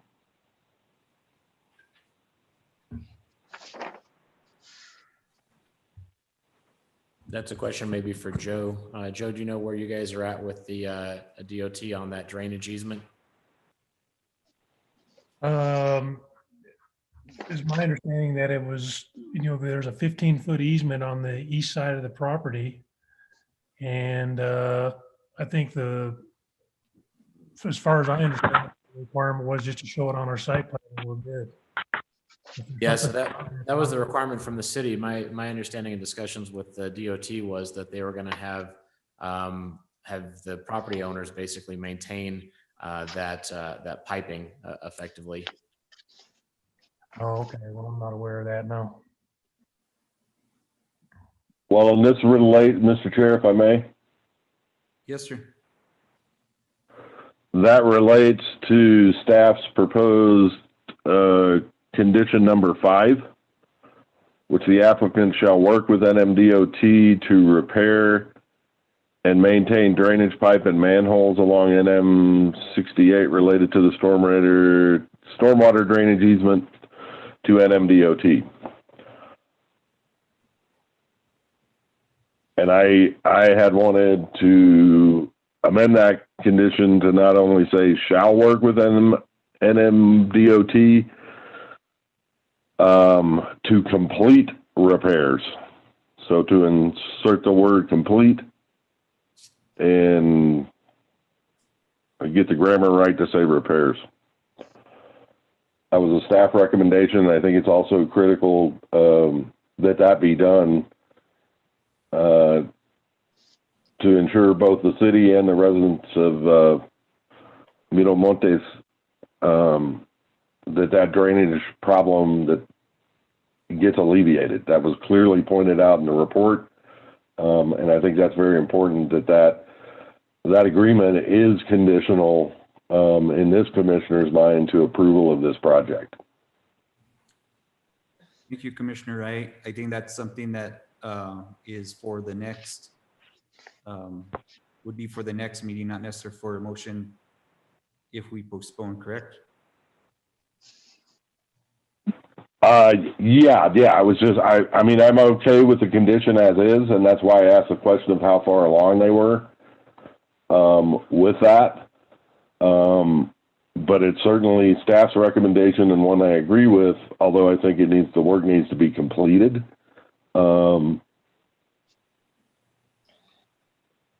So yeah, I was checking on timing on that, but I'm comfortable with the condition even next month, as long as it says the work is completed. Okay, thank you. Now, and you're also suggesting for tonight that the issues to be addressed be a separate motion from the motion to table? I would recommend that from a procedural standpoint. I mean, if we can get consensus to that direction, it can either be by a show of hands or if the chair wants a formal vote. But once the motion to table is out there, there is no further debate or discussion. The question has to be called on the motion to table. Okay, I would say it would probably be best to put it in a form of a motion and make it official, and then go ahead and table.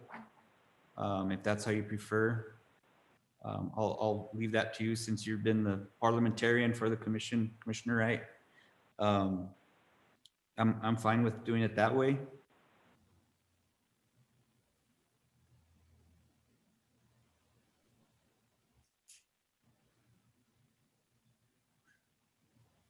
Okay, I can attempt a motion. I need a little clarity on exactly what you wanted for the drainage portion of that. Okay. So that would be That would assume address and ensure stormwater capacity and infiltration is adequate based upon concerns of the high water table.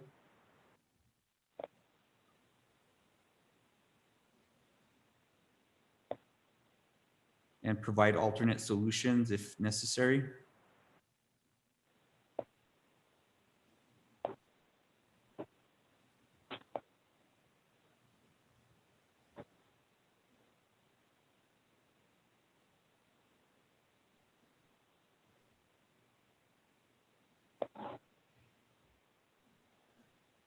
okay. I think I got that. And provide, I'm sorry, what? Alternate solutions if necessary. Alternate solution. Thank you.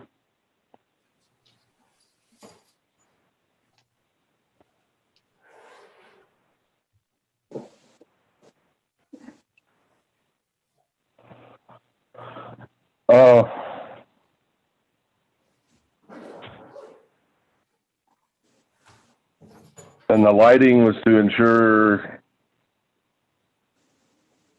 that how did I phrase it? Yeah, ensure there's no street light spillover into adjacent residential properties.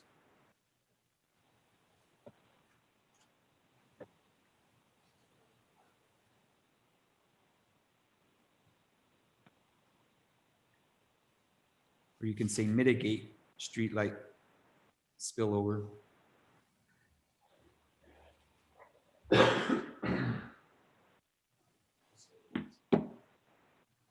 Parking lot lights.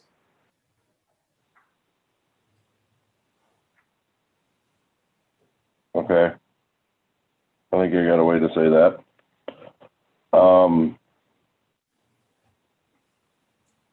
So I'll try this. I would make a motion Um,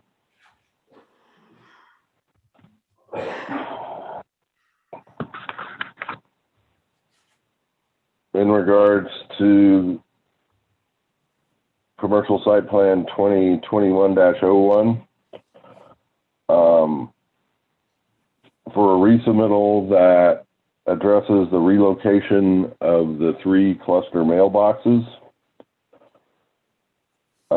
to address and ensure that stormwater capacity is adequate based upon the high water table, and to provide alternate solutions as necessary.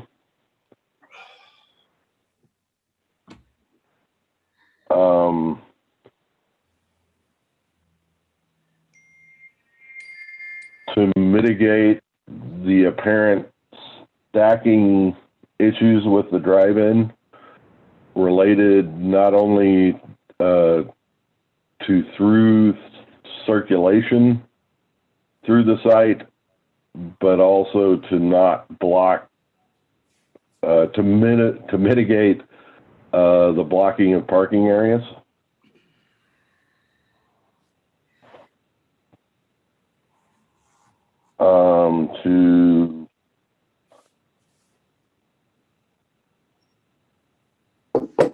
To examine moving the entrance to the east,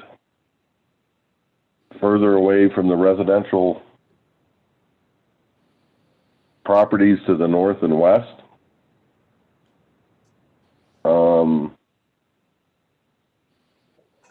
provide adequate buffering to the residential properties to the west of the site, and to ensure that lighting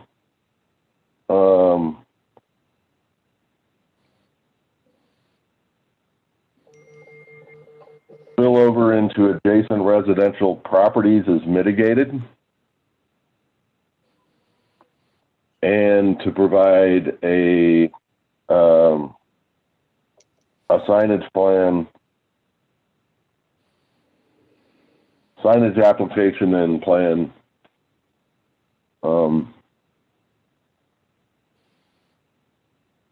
as per the original application. And provide shade trees at the bus stop. Oh, I forgot my own. And if possible, provide, shade trees along North Riverside, particularly in proximity to the North Central Regional Transportation District bus stop. All right, thank you, Commissioner Wright. We have a motion on the floor from Commissioner Wright. I won't repeat it, but is there a second? I'll second. And we got a second by Commissioner Quintana. Do we have any discussion? Mr. Chair, I would like to know if the applicant is comfortable with those. It was expressed in the hearing, but I want to make sure we're not overreaching here.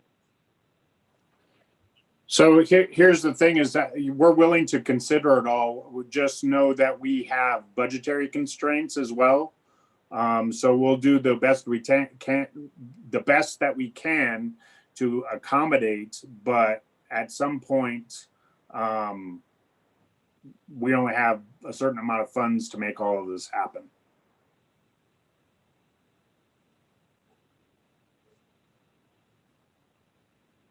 Understood. All right, any further discussion?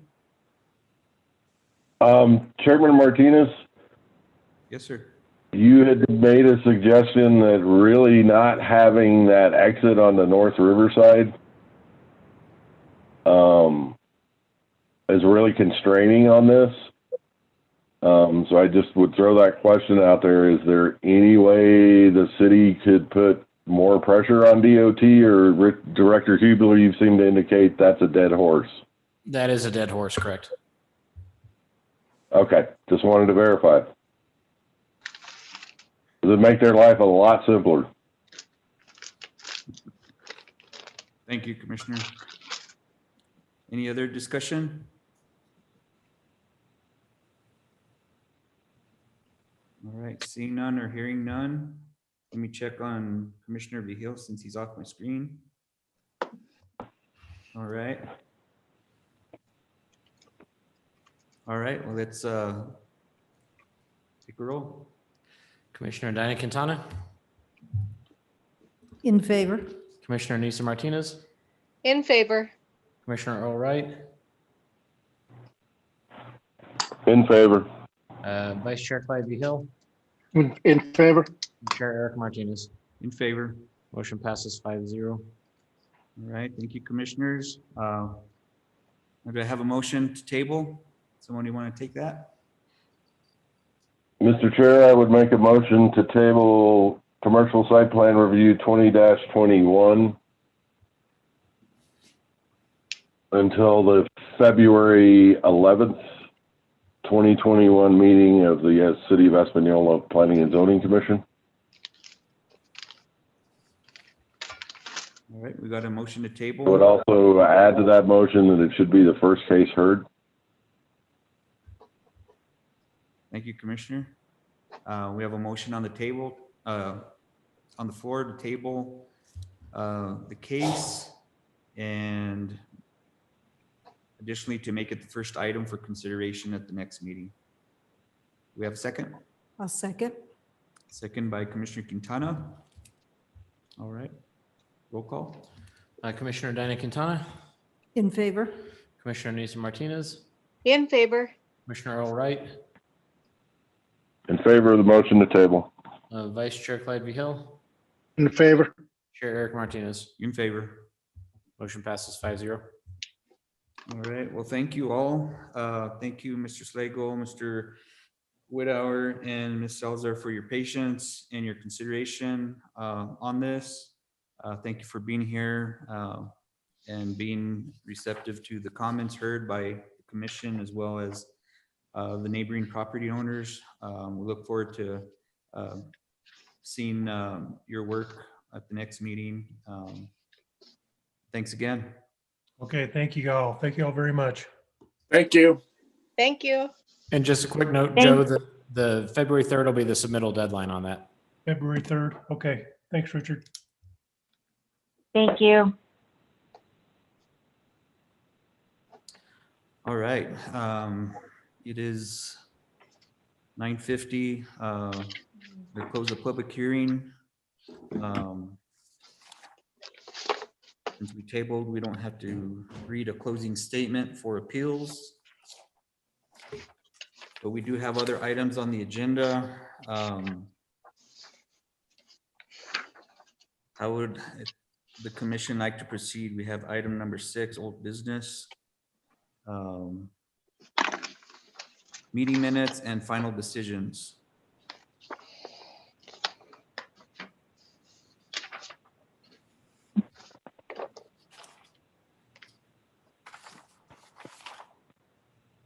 Mr. Chair, I'll have to abstain from the September 10th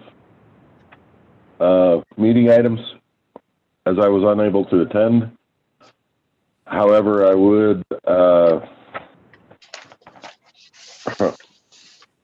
and I've reiterated this before, but I do object to be showing absent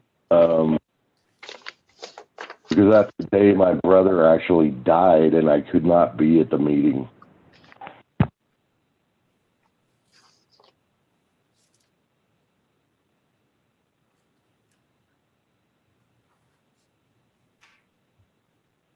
Okay, thank you, Commissioner.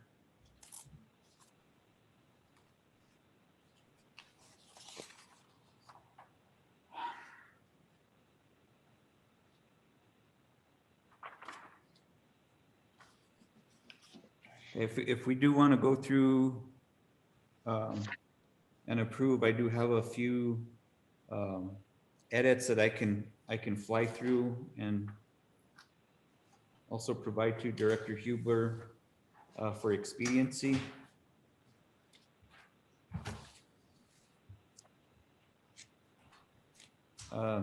Some minor edits on the final decisions for the September 10th meeting.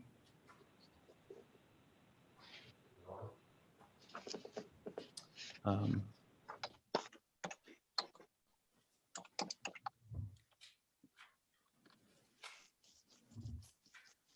Okay. Yes.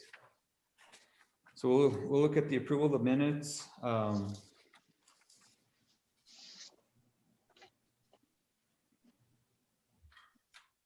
just real quickly on page 3, second paragraph that starts with Director Huber explained. At the end, it said that it had been subdivided by this commission. I was just curious as to if that's how it was worded, or maybe if it was subdivided and approved by this commission, if that's most appropriate. I'll leave these with you, Richard, to go through. On the last paragraph where it starts Commissioner Clyde V. Hill, there's references to the boundary of the easement. I'm not sure if easement was the appropriate term, and maybe that is what word was used, but there's a couple of references to easement, and I wasn't sure if that was meant to be easement or the lot. And then on that same paragraph where it says Director Huber addressed this inquiry by stating that the hatched area for the hiatus reflects differences from previous recorded surveys, and that it starts on the left corner and continues 3 properties. So just kind of an incomplete sentence there. I think the 3 properties then has that list as 3 properties. Yeah. That was that hatched area picked up. Yeah, maybe it just should read continues to the 3 properties or something like that.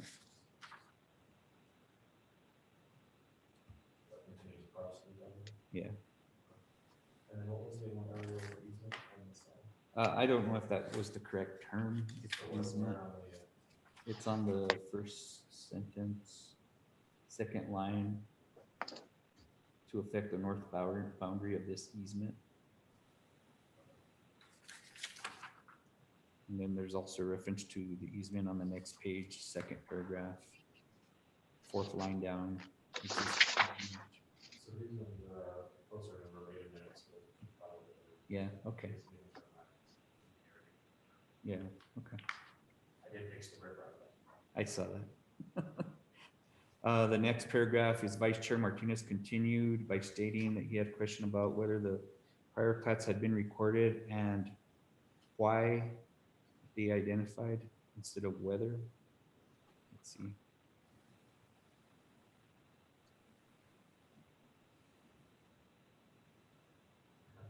I think that's how it's supposed to read and why they identified some of the lot splits.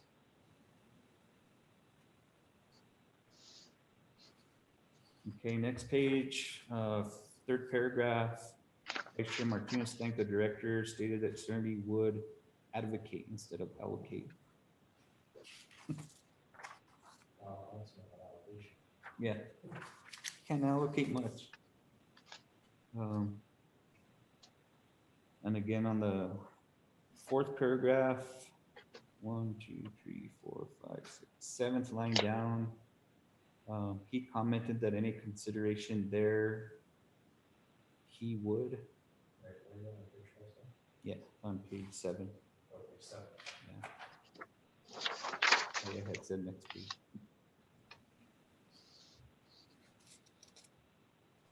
So it probably should say he for consideration there, and he would certainly appreciate and advocate. So maybe just missing the and.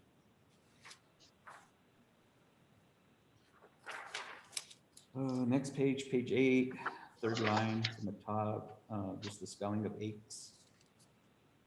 You caught it once, but then let's see.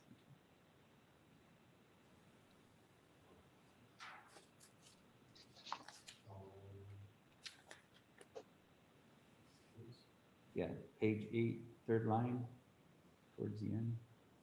As they're as owned by eight. Yeah.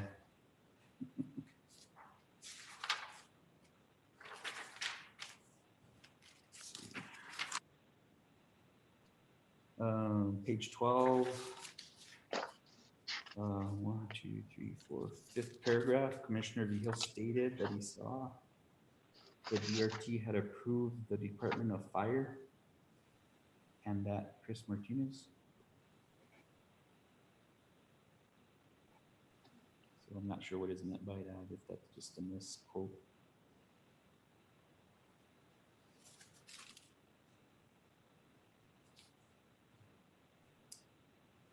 Page 13, 1, 2, 3, fourth paragraph, Director Hubler began by stating that this is the second time around with the plat, February being the preliminary.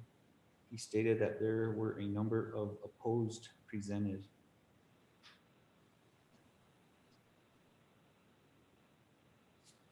So again, another grammar correction of some sort. Maybe, yeah, maybe there was a word missing.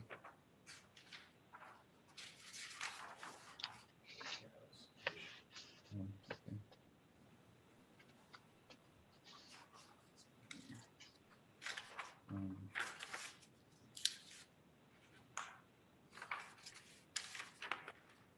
Then on page 17 at the bottom, Ms. Guerrero Ortiz stated that she did not pick it up, but it looked like dump aggregate. Is that what she used the word dump? Just an odd phrase, I guess. I don't know if that's correct. That's all I have on the minutes. Commissioner Wright's abstaining on this one. Are there any other amendments to these minutes from any other commissioners? Okay, hearing none. Do we have a motion to approve?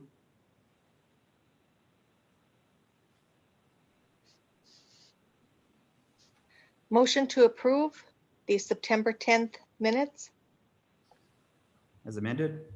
as amended. Thank you. Second? Second. All right, roll call. With Commissioner Wright's abstention, that would be Commissioner Danny Quintana, Approve or agree? Commissioner Nisa Martinez, In favor. Vice Chair Clyde Vihil, In favor? and Chair Eric Martinez. In favor. So it's a 4-0 motion passes. Point of order, Mr. Chair. Yes.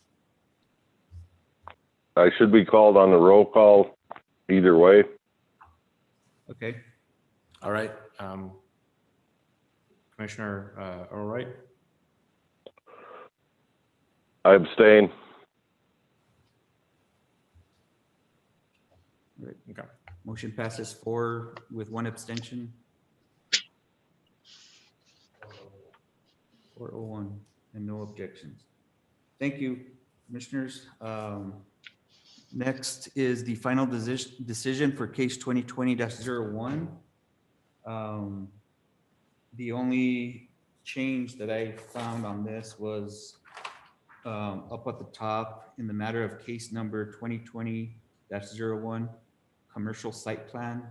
Shouldn't that read final plat? Excuse me, Mr. Chair, shouldn't it be 2020-10, you can see 01. That case was 2020-01. Was the first case we heard.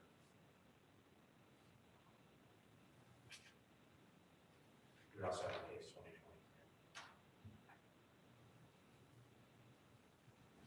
I thought this first case was the Silky Road.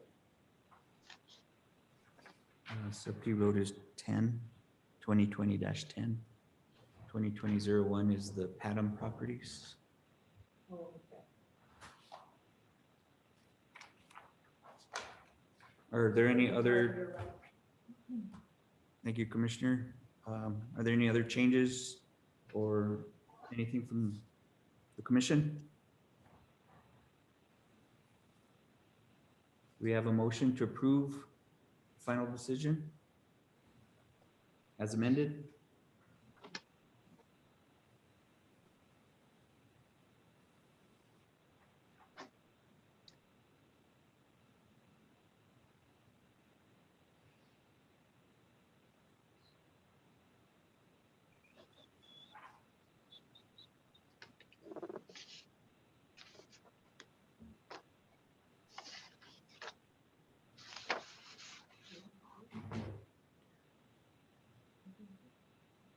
We good? Any motions?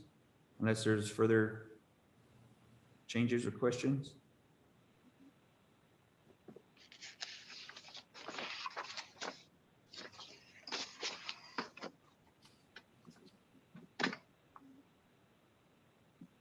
Mr. Chair, Commissioner Martinez? motion to approve the final decision for case number 2020-01 as amended. Right, we have a motion to approve. Do we have a second? Second. We got a second. Any further discussion? Seeing and hearing none, roll call.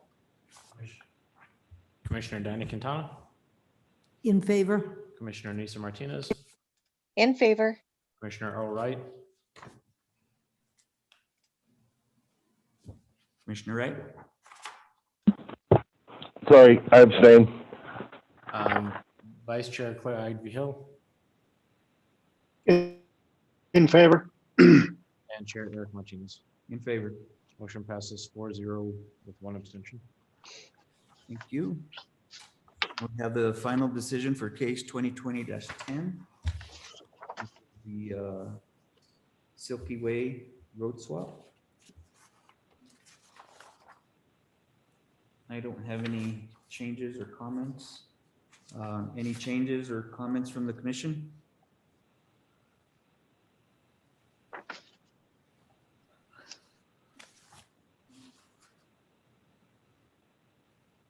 Do we have a motion from the commission?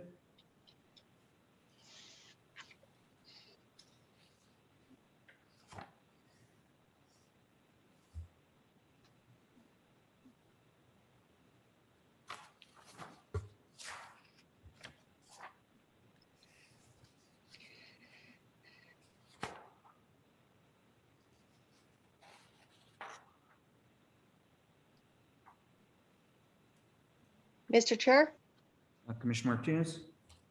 motion to approve the final decision for case number 2020-10. There's a motion to approve. Do we have a second?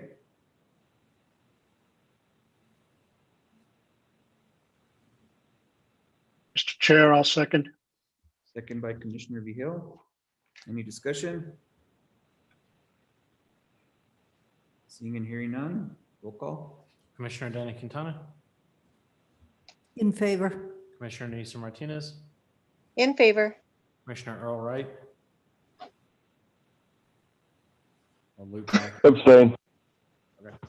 Vice Chair Clyde Hill, In favor? and Commissioner Eric Martinez. In favor. So motion passes 4-0 with one abstention. Thank you. All right, we have final decision for case number 2020-11. I did recuse myself from this case, so I will abstain from this one. We'll have to put that one off. We don't have enough people to vote. So, yep, that puts us at a non-quorum condition, so we will have to circle back to this one, so we have to vote to table or postpone. Yeah. Mr. Chair, Yes, Commissioner Martinez. motion to table the final decision for case number 2020-11. All right, motion on the floor. Is there a second? Second. There's a second. Any discussion? No discussion on a motion or two. Oh, I'm sorry. Thank you. Roll call. Commissioner Diana Quintana, In favor? Commissioner Anissa Martinez, In favor. Commissioner Earl Wright, In favor of the motion in order to allow the table to pass. Vice Vice Chair Clyde Vigil, In favor. and Commissioner Eric Martinez. So I guess I could vote to table, Mhm. right? Yep. So in favor. All right, motion passes 5-0. All right, thank you. We got the minutes for the October 8th meeting. Are there any changes from the commission?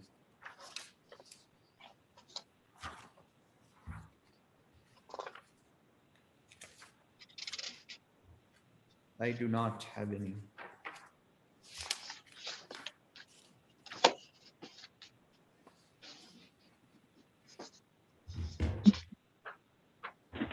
Just note, this is where we started truncating the minutes and putting a notice up at the top of the minutes about an audio recording is available for anyone desiring a more detailed information on the items.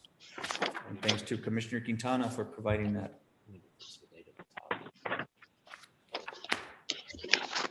Mr. Chair, October 8th. Oh. There is one change that needs to be made, is the date at the top should be October the 8th, not the 10th. Commissioner Wright?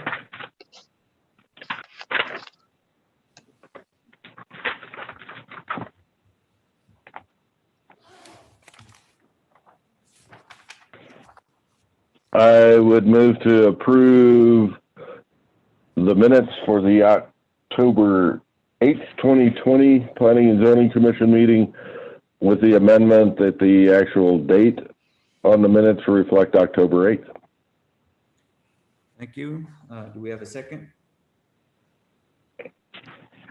Second. Seconded by Commissioner Quintana.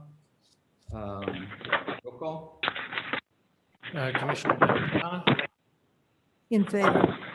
Mr. Martinez, I will abstain as I was absent from that meeting. Commissioner Allwright, In favor? Vice Chair Clyde Vigil, In favor. and Chair Eric Martinez. In favor. Motion passes 4-0 with one abstention. All right, next item is final decision for case 2020-02. This was the denial of the zoning map amendment.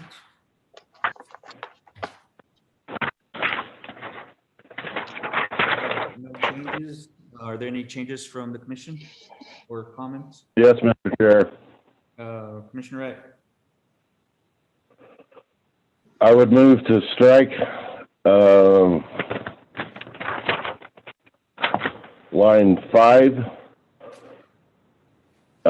as that constitutes hearsay and was not on the record of the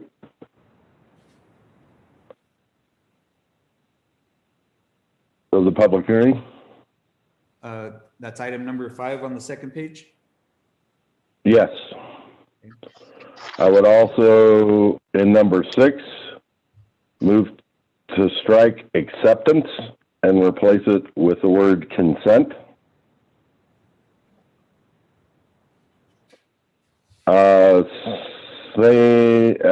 On item number 10, which found the proposal did not adequately document, again, strike the word support and replace it with consent.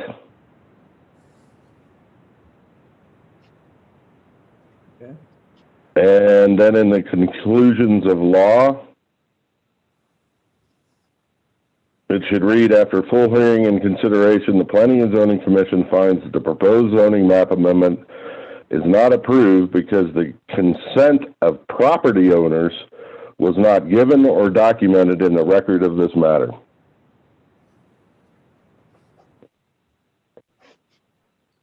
Okay, was not, say that again?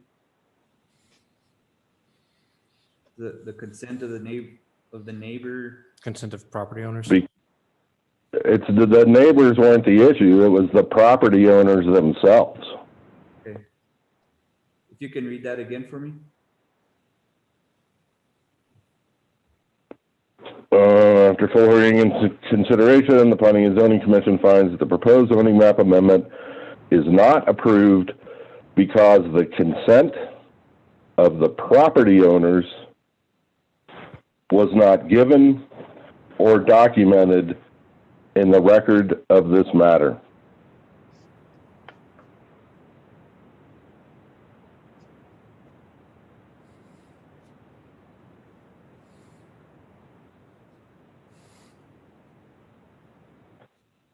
So a point of clarification, Commissioner Wright, the number 5 regarding the staff testimony noting the discussions with property owners in February 2020 showed general acceptance of the proposal. You said to strike that entirely because that was not discussed during the hearing? That's hearsay. So the hearsay is what the property owners said. So the fact was that both Allison and I testified. They did not say that was not testimony on the record during the meeting. The question was asked of us if we had had discussions with the property owners, and we indicated that our discussions in February, and Allison went through the list of the property owners there, the discussions she'd had, and she described those discussions. And that is correct, and the commission wasn't party to those discussions, and therefore they weren't part of the public hearing, and that is hearsay. So my question is that the fact that's being included is simply that staff testified to that, our discussions with them. Right? We're not saying this is what they said. We're saying our discussions with them indicated this to us. In a court of law, that would be rejected. That's hearsay. You're testifying on behalf of other people of their consent. That's inadmissible in the judicial process.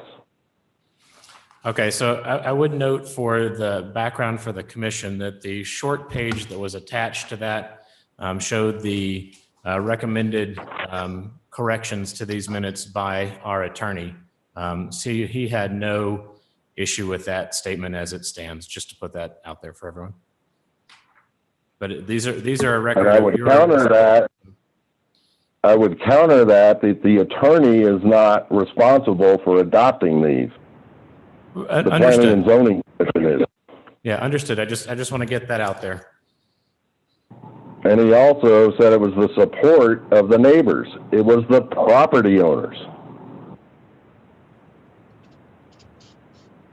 Okay, I understand both points. I'm fine with striking if the rest of the commission is. On the conclusions, Commissioner Wright, are we still including the very last statement where it states under the authority granted it by 350-202H of the Development Code? Yes, sir. I'm sorry. Thank you. Yes, sir.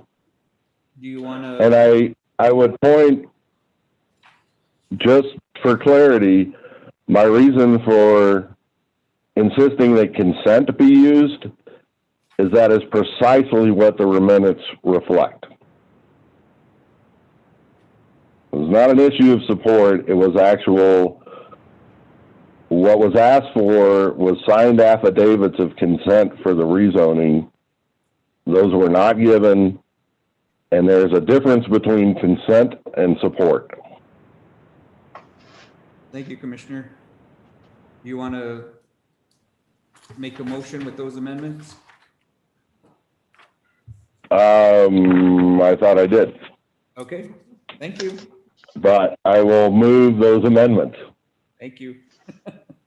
to findings of fact in case number 2020-02. Do we have a second? Second. Seconded by Commissioner Quintana. Any discussion? All right, seeing and hearing none, roll call. Commissioner Dinah Quintana, In favor. Commissioner Nisa Martinez, Abstain. Commissioner O'Wright, In favor. Vice Chair Clyde B. Hill, In favor. and Chair Eric Martinez. In favor. Motion passes 4-0 with 1 abstention. All right, we got one more here. Final decision for case number 2020-12. Robert and Laura Valdez for a variance. I do have one comment. Mr. Chair, Just 1 second, Commissioner. My comment is that we did note that the variance was also included, that there be a 0 foot and 10-foot setback for accessory structures and internal buildings respectively. So we probably need to add that, I believe. And that's all I have, Commissioner Wright.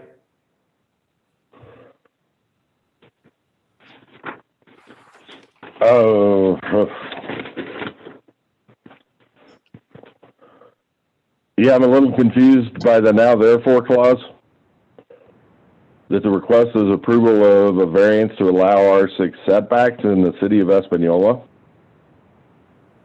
That seems a bit awkward to me, and I agree with your comment that 0 setbacks were allowed for accessory structures,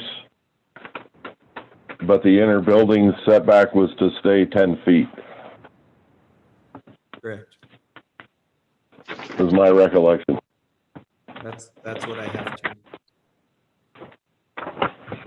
Would you like to amend that now therefore statement?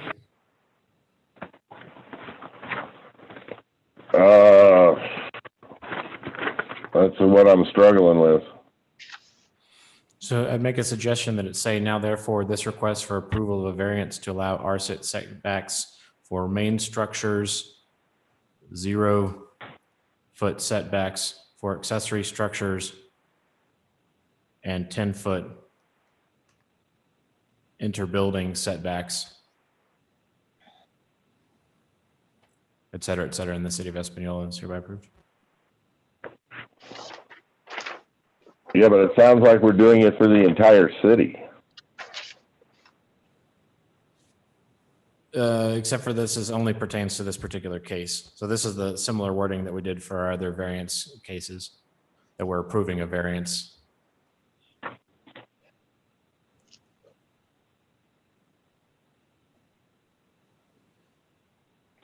Could add for case number 2020-12 if that. Well, that's at the top. This document only pertains to case 2020-12. If you feel more comfortable adding that in, Commissioner.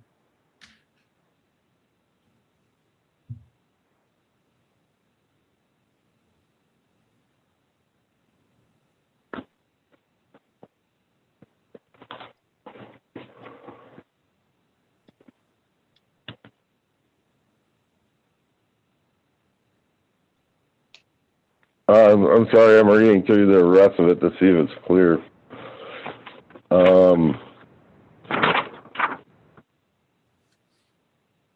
And I guess I'm a little concerned that we refer to these properties by addresses and UPCs. We should actually be referring to the legal description, which is actually done in paragraph 3, but not paragraph 2.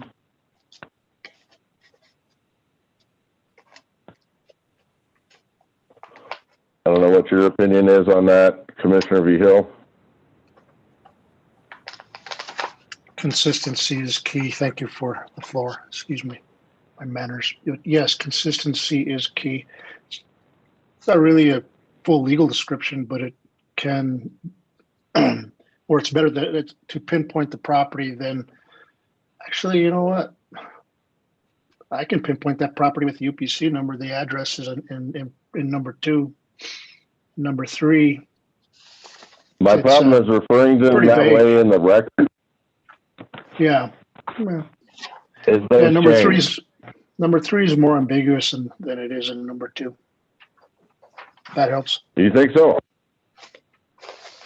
I mean, it's a fact. Yeah, it's an address. definitely. That's my take. I'm sorry, Say Mr. again? Chair.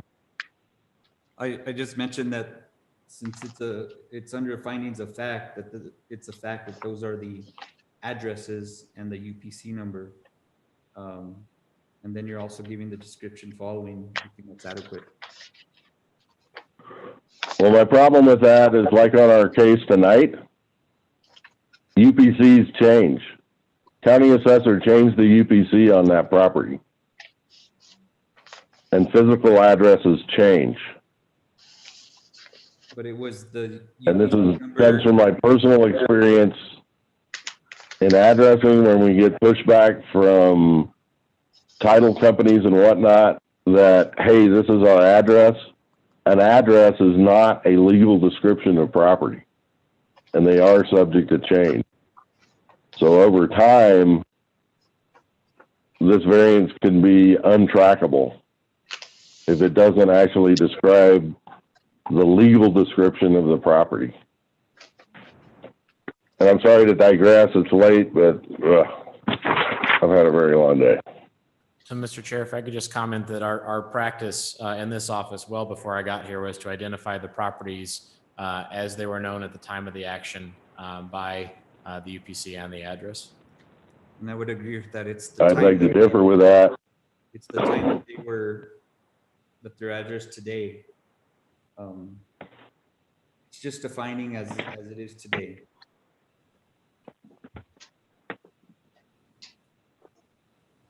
Chair. If we want to add a legal description to the findings, we can add a legal description. Commissioner Vio? Yes, you're right about the addresses as they are today. They can also be researched at a later date if there's any discrepancies at a later date. Say the address did change, there was a complaint filed or a red flag raised, then sure, it can be researched. At the same time, as far as the legal description, I thank you for the clarification, Commissioner Wright. And I see now that a better legal description would be good. But what do you want to put in this legal description? I'm not sure. That's a rabbit hole. My apologies, commissioners. It's too damn late.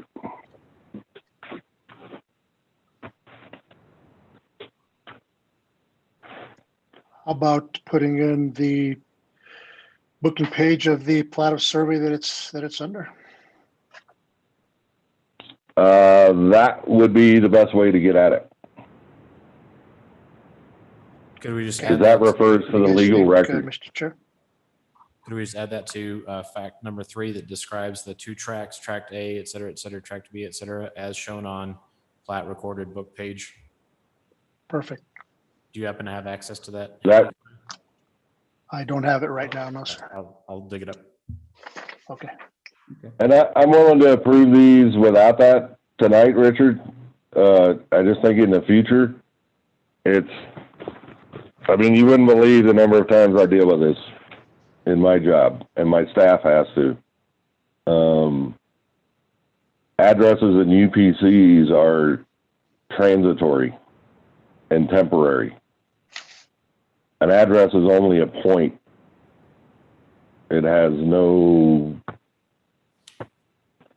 I mean, it's amazing when people that actually have deeds All right, that only are described by an address. I'm good with adding the book and page. That's a good amendment. We have motion? One more thing, Mr. Chair. Commissioner Vio? To Director, the book and pages, book L, I'm sorry, plat L dash 154, that's L 154, page 2676 dash A.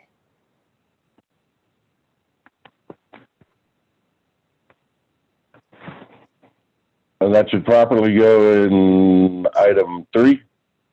Roger that. Okay, Yeah, so because I'm okay with doing both. Go ahead, Director. I was just gonna say, I'll amend the language to say, to add on to item number 3, including road easements as shown in plat book L-154, page 2676A.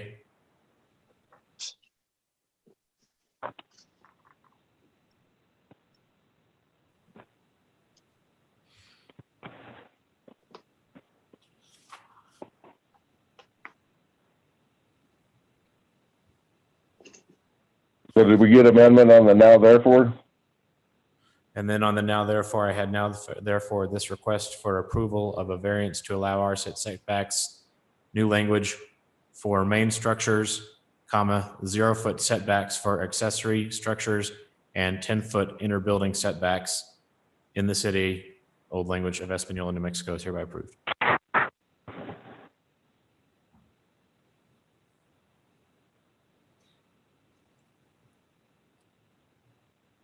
All right, commissioners, we got a motion. Who motioned? Do we have a motion? Does so moved work? That works. Second? I'll second. In move, Commissioner Wright, second by Chair Martinez. Any further discussion? All right, roll call. Commissioner Danny Quintana, In favor. Commissioner Nisa Martinez, Abstain? Commissioner Earl Wright, In favor? Vice Chair Clyde V. Hill, In favor. and Chair Eric Martinez. In favor. Motion passes 4-0 with one abstention. All right. Approval of minutes of the November 12th meeting, item number 7. Oh, you're right. We're gonna have to move that one.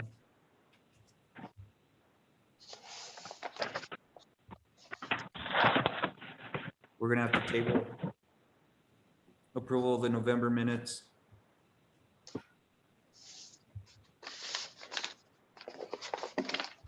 Got a Mr. motion to Chair? table? Ms. Martinez?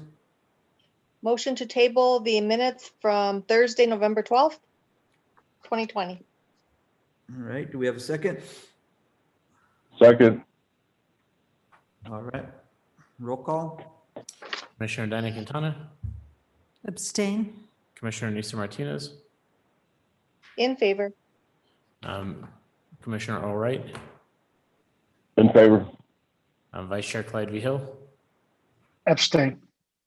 So you can vote in favor of tabling In favor.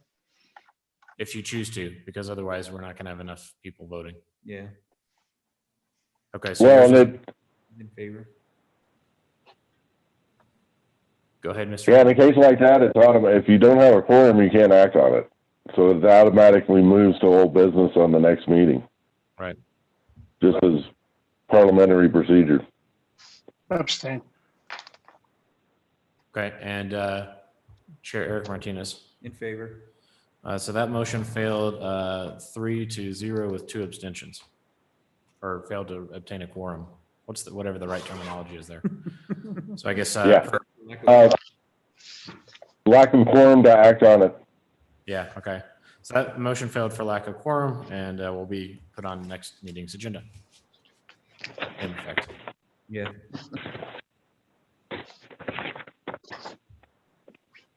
All right, we have item number 8, matters from staff. It's late. Do you want to defer or do you want to touch on some? I'll do the first half and save the second half. How about that? Okay.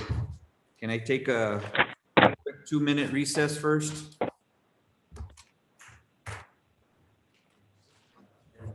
Yeah. Give everyone a bathroom break. Motion to pass, Mr. Chair. Can I give everyone a bathroom break? Come back in 2 minutes? Well, we can just skip it, and do the whole thing. I was just gonna give a quick update on some of the projects. If we can wait until next time. I'm okay with it. You guys want a quick project update from director?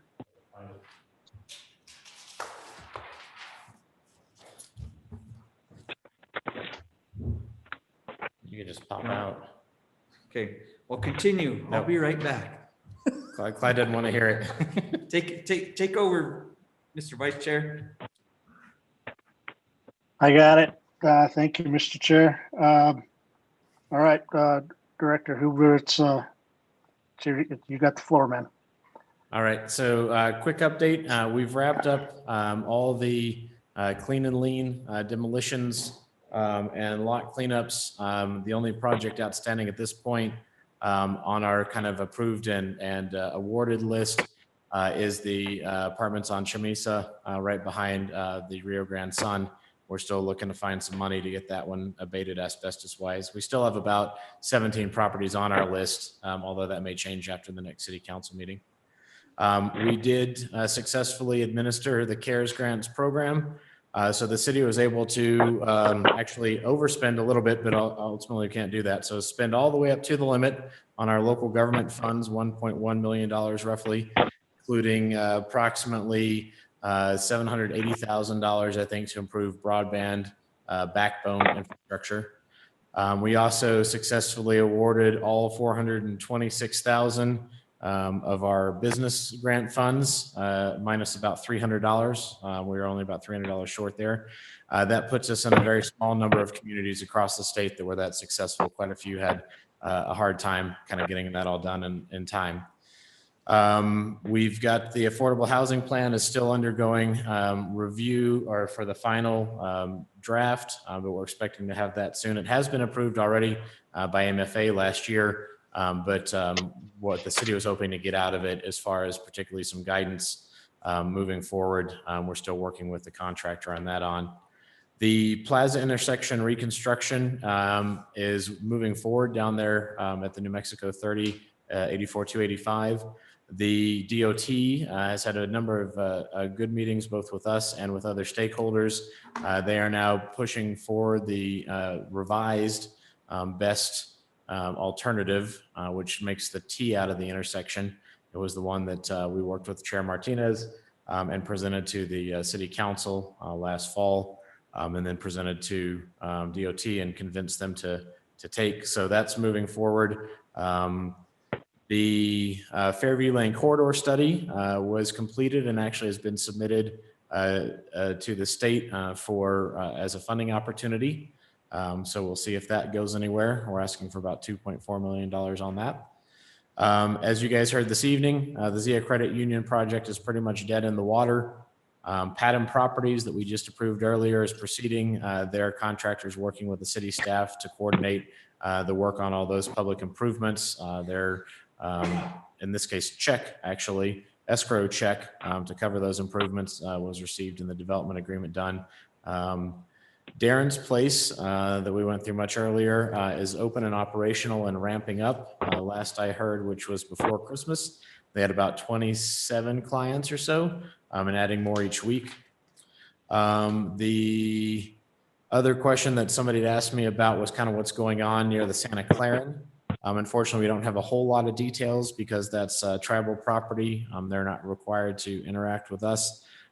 Based on conversations and some meetings I've been in with them and the DOT, though, it does sound like that's moving forward. The DOT is having them work through a variety of issues related to access because they're proposing to change that up a little bit. They're asking for a fourth leg on the 76 intersection. So that'll basically continue straight through where all the earth moving is happening now and be kind of a primary entrance. They're also going to be relocating their travel plaza up directly adjacent to that and adding a Dickey's barbecue as part of that facility. I only know that because the Dickey's guys talked to me about grease traps. So, and then they're reworking their entire parking lot and again, relocating some of that stuff. So DOT is working with them to get some additional right of way and some other kind of things there. So do they have a timeline? No, the last interaction that I was a party to was about 2.5 months ago, at which point their engineers felt they were mostly done and DOT's engineers felt like, well, that may be mostly done with those guys. You hadn't even talked to us yet. And so, yeah, it sounds like a ways off still. But they are moving forward on the development, on the build out, I should say, of that, travel plaza, because that's kind of a major construction. And that's where the McDonald's used to be. And that's mostly what they're working on now. The other update we've got, as you probably read about in the paper, the Pathway Shelter is inching ever closer towards opening their doors fully at their location. They had a major setback, as we've discussed in the past, related to the fire suppression system. That's scheduled to be inspected next Tuesday. We got an invite from the state fire marshal for 9 to 5. So I don't know if it's all day or some hour in the middle of that, but it's supposedly going to happen Tuesday. They're shooting for a February 1st open date. They have been housing folks at a variety of different hotels and motels in the area. They've currently got 44 rooms with about 60 people, including a couple families. That does include the rooms at what they're referring to as the Eagle Village, what was most recently known as the Travelers Motel. It's the property just south of Allsup's, basically. Santa Fe County used some of their CARES grant money and helped purchase that building for Pathway Shelter. And that just closed like days after Christmas, just before the December 30th deadline. So it's theirs, and that's about all that anybody knows so far on that. So, Mr. Wright. Mr. Chair. Mr. Chair. Commissioner Wright, sorry.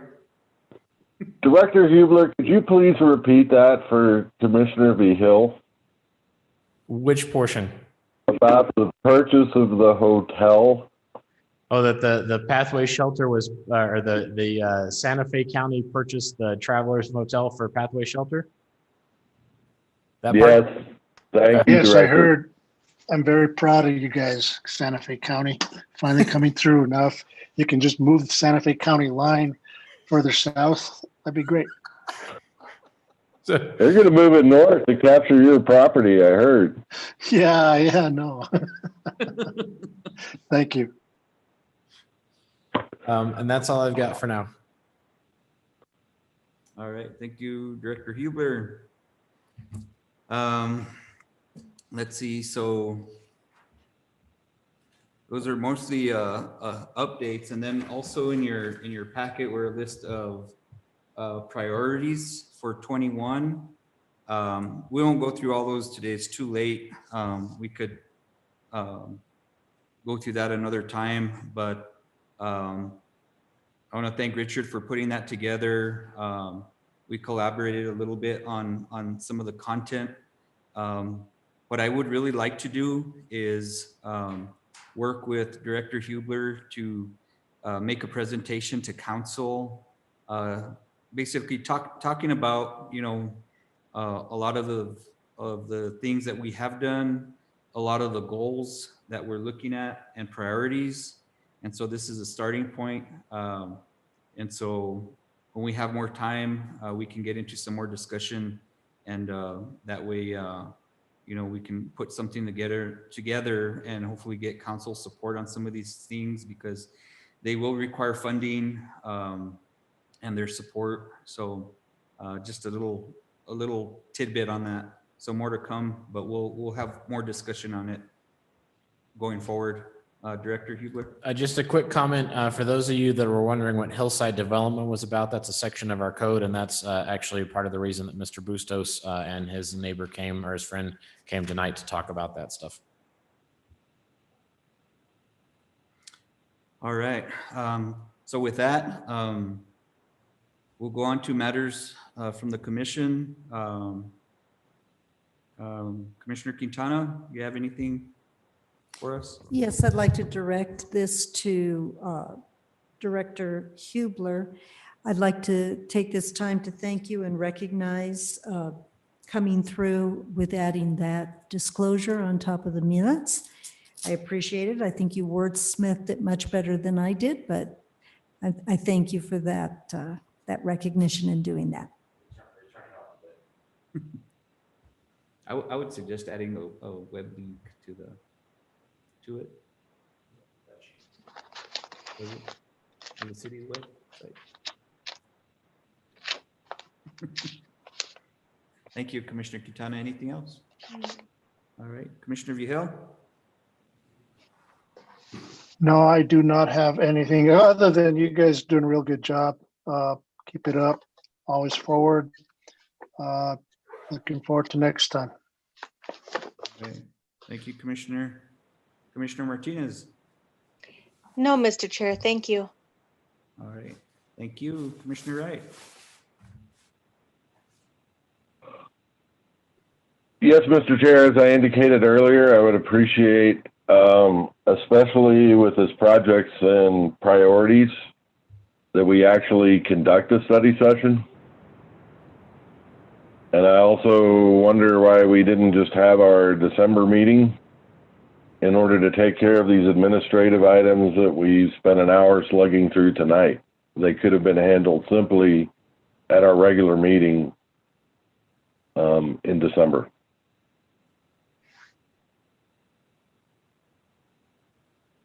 Is that a question or just a statement? It's really a question for you, Mr. Chair. You have the authority to call special meetings. And I think with the work which they're doing, the meetings going long, we're doing this to ourselves. And again, I have no intention of throwing staff under the bus. But the lack of some of the completions like we saw in tonight's case is why they're taking so long. And some of the questions that slip through the cracks.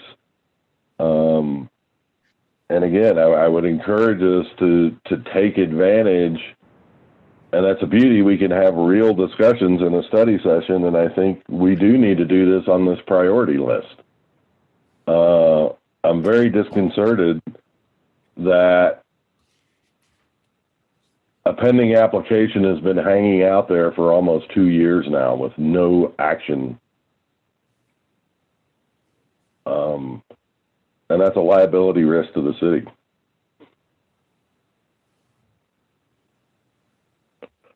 All right, thank you, Commissioner. But I would like your input on that, Mr. Chair. I would like a study session on these priorities. Oh, yes, that's. I appreciate that you and Richard sat down and did this, but are there not 6 other commissioners? Yes, there is. And if I didn't say that I intended to, I thought I said it, that the intent is to go through these again with the commission at another point in time, because we're not doing that tonight. Absolutely not.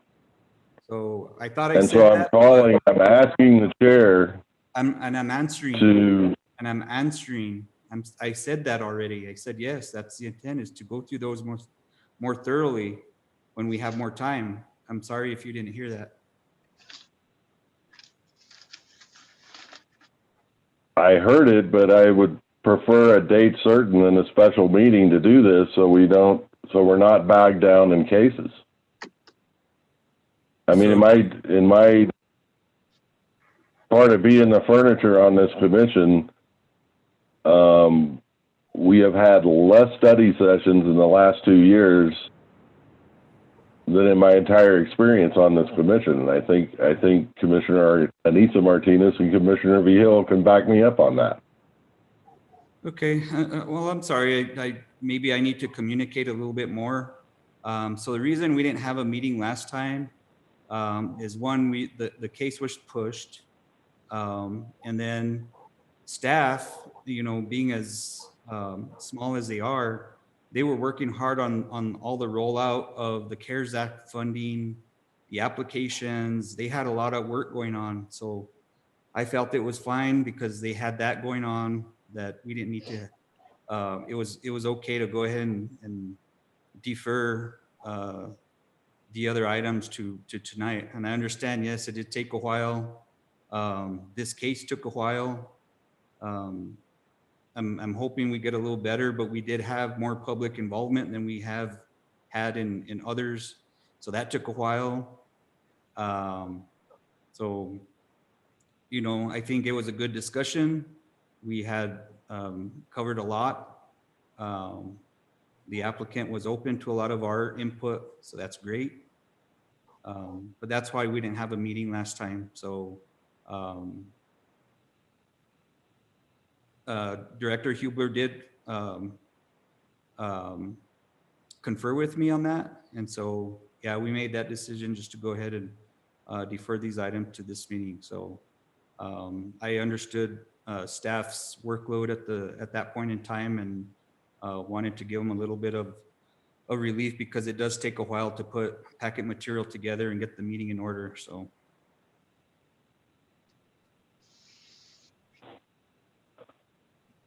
I appreciate that and understand because Santa Fe County was going through the same thing with the CARES Act.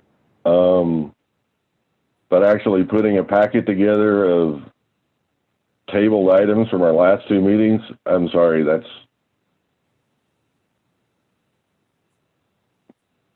boat don't float, Mr. Chair. All right, well, that's your opinion and that was my call. So if you don't like it, I'm sorry. I'm sorry, it's been a long night, but everybody knows how excuses are. All right, well, I'm gonna go ahead and call this meeting. I think we're all done here. This meeting's adjourned. Thank you, everyone. Thank you. Take care, everyone. Thank you, commissioners.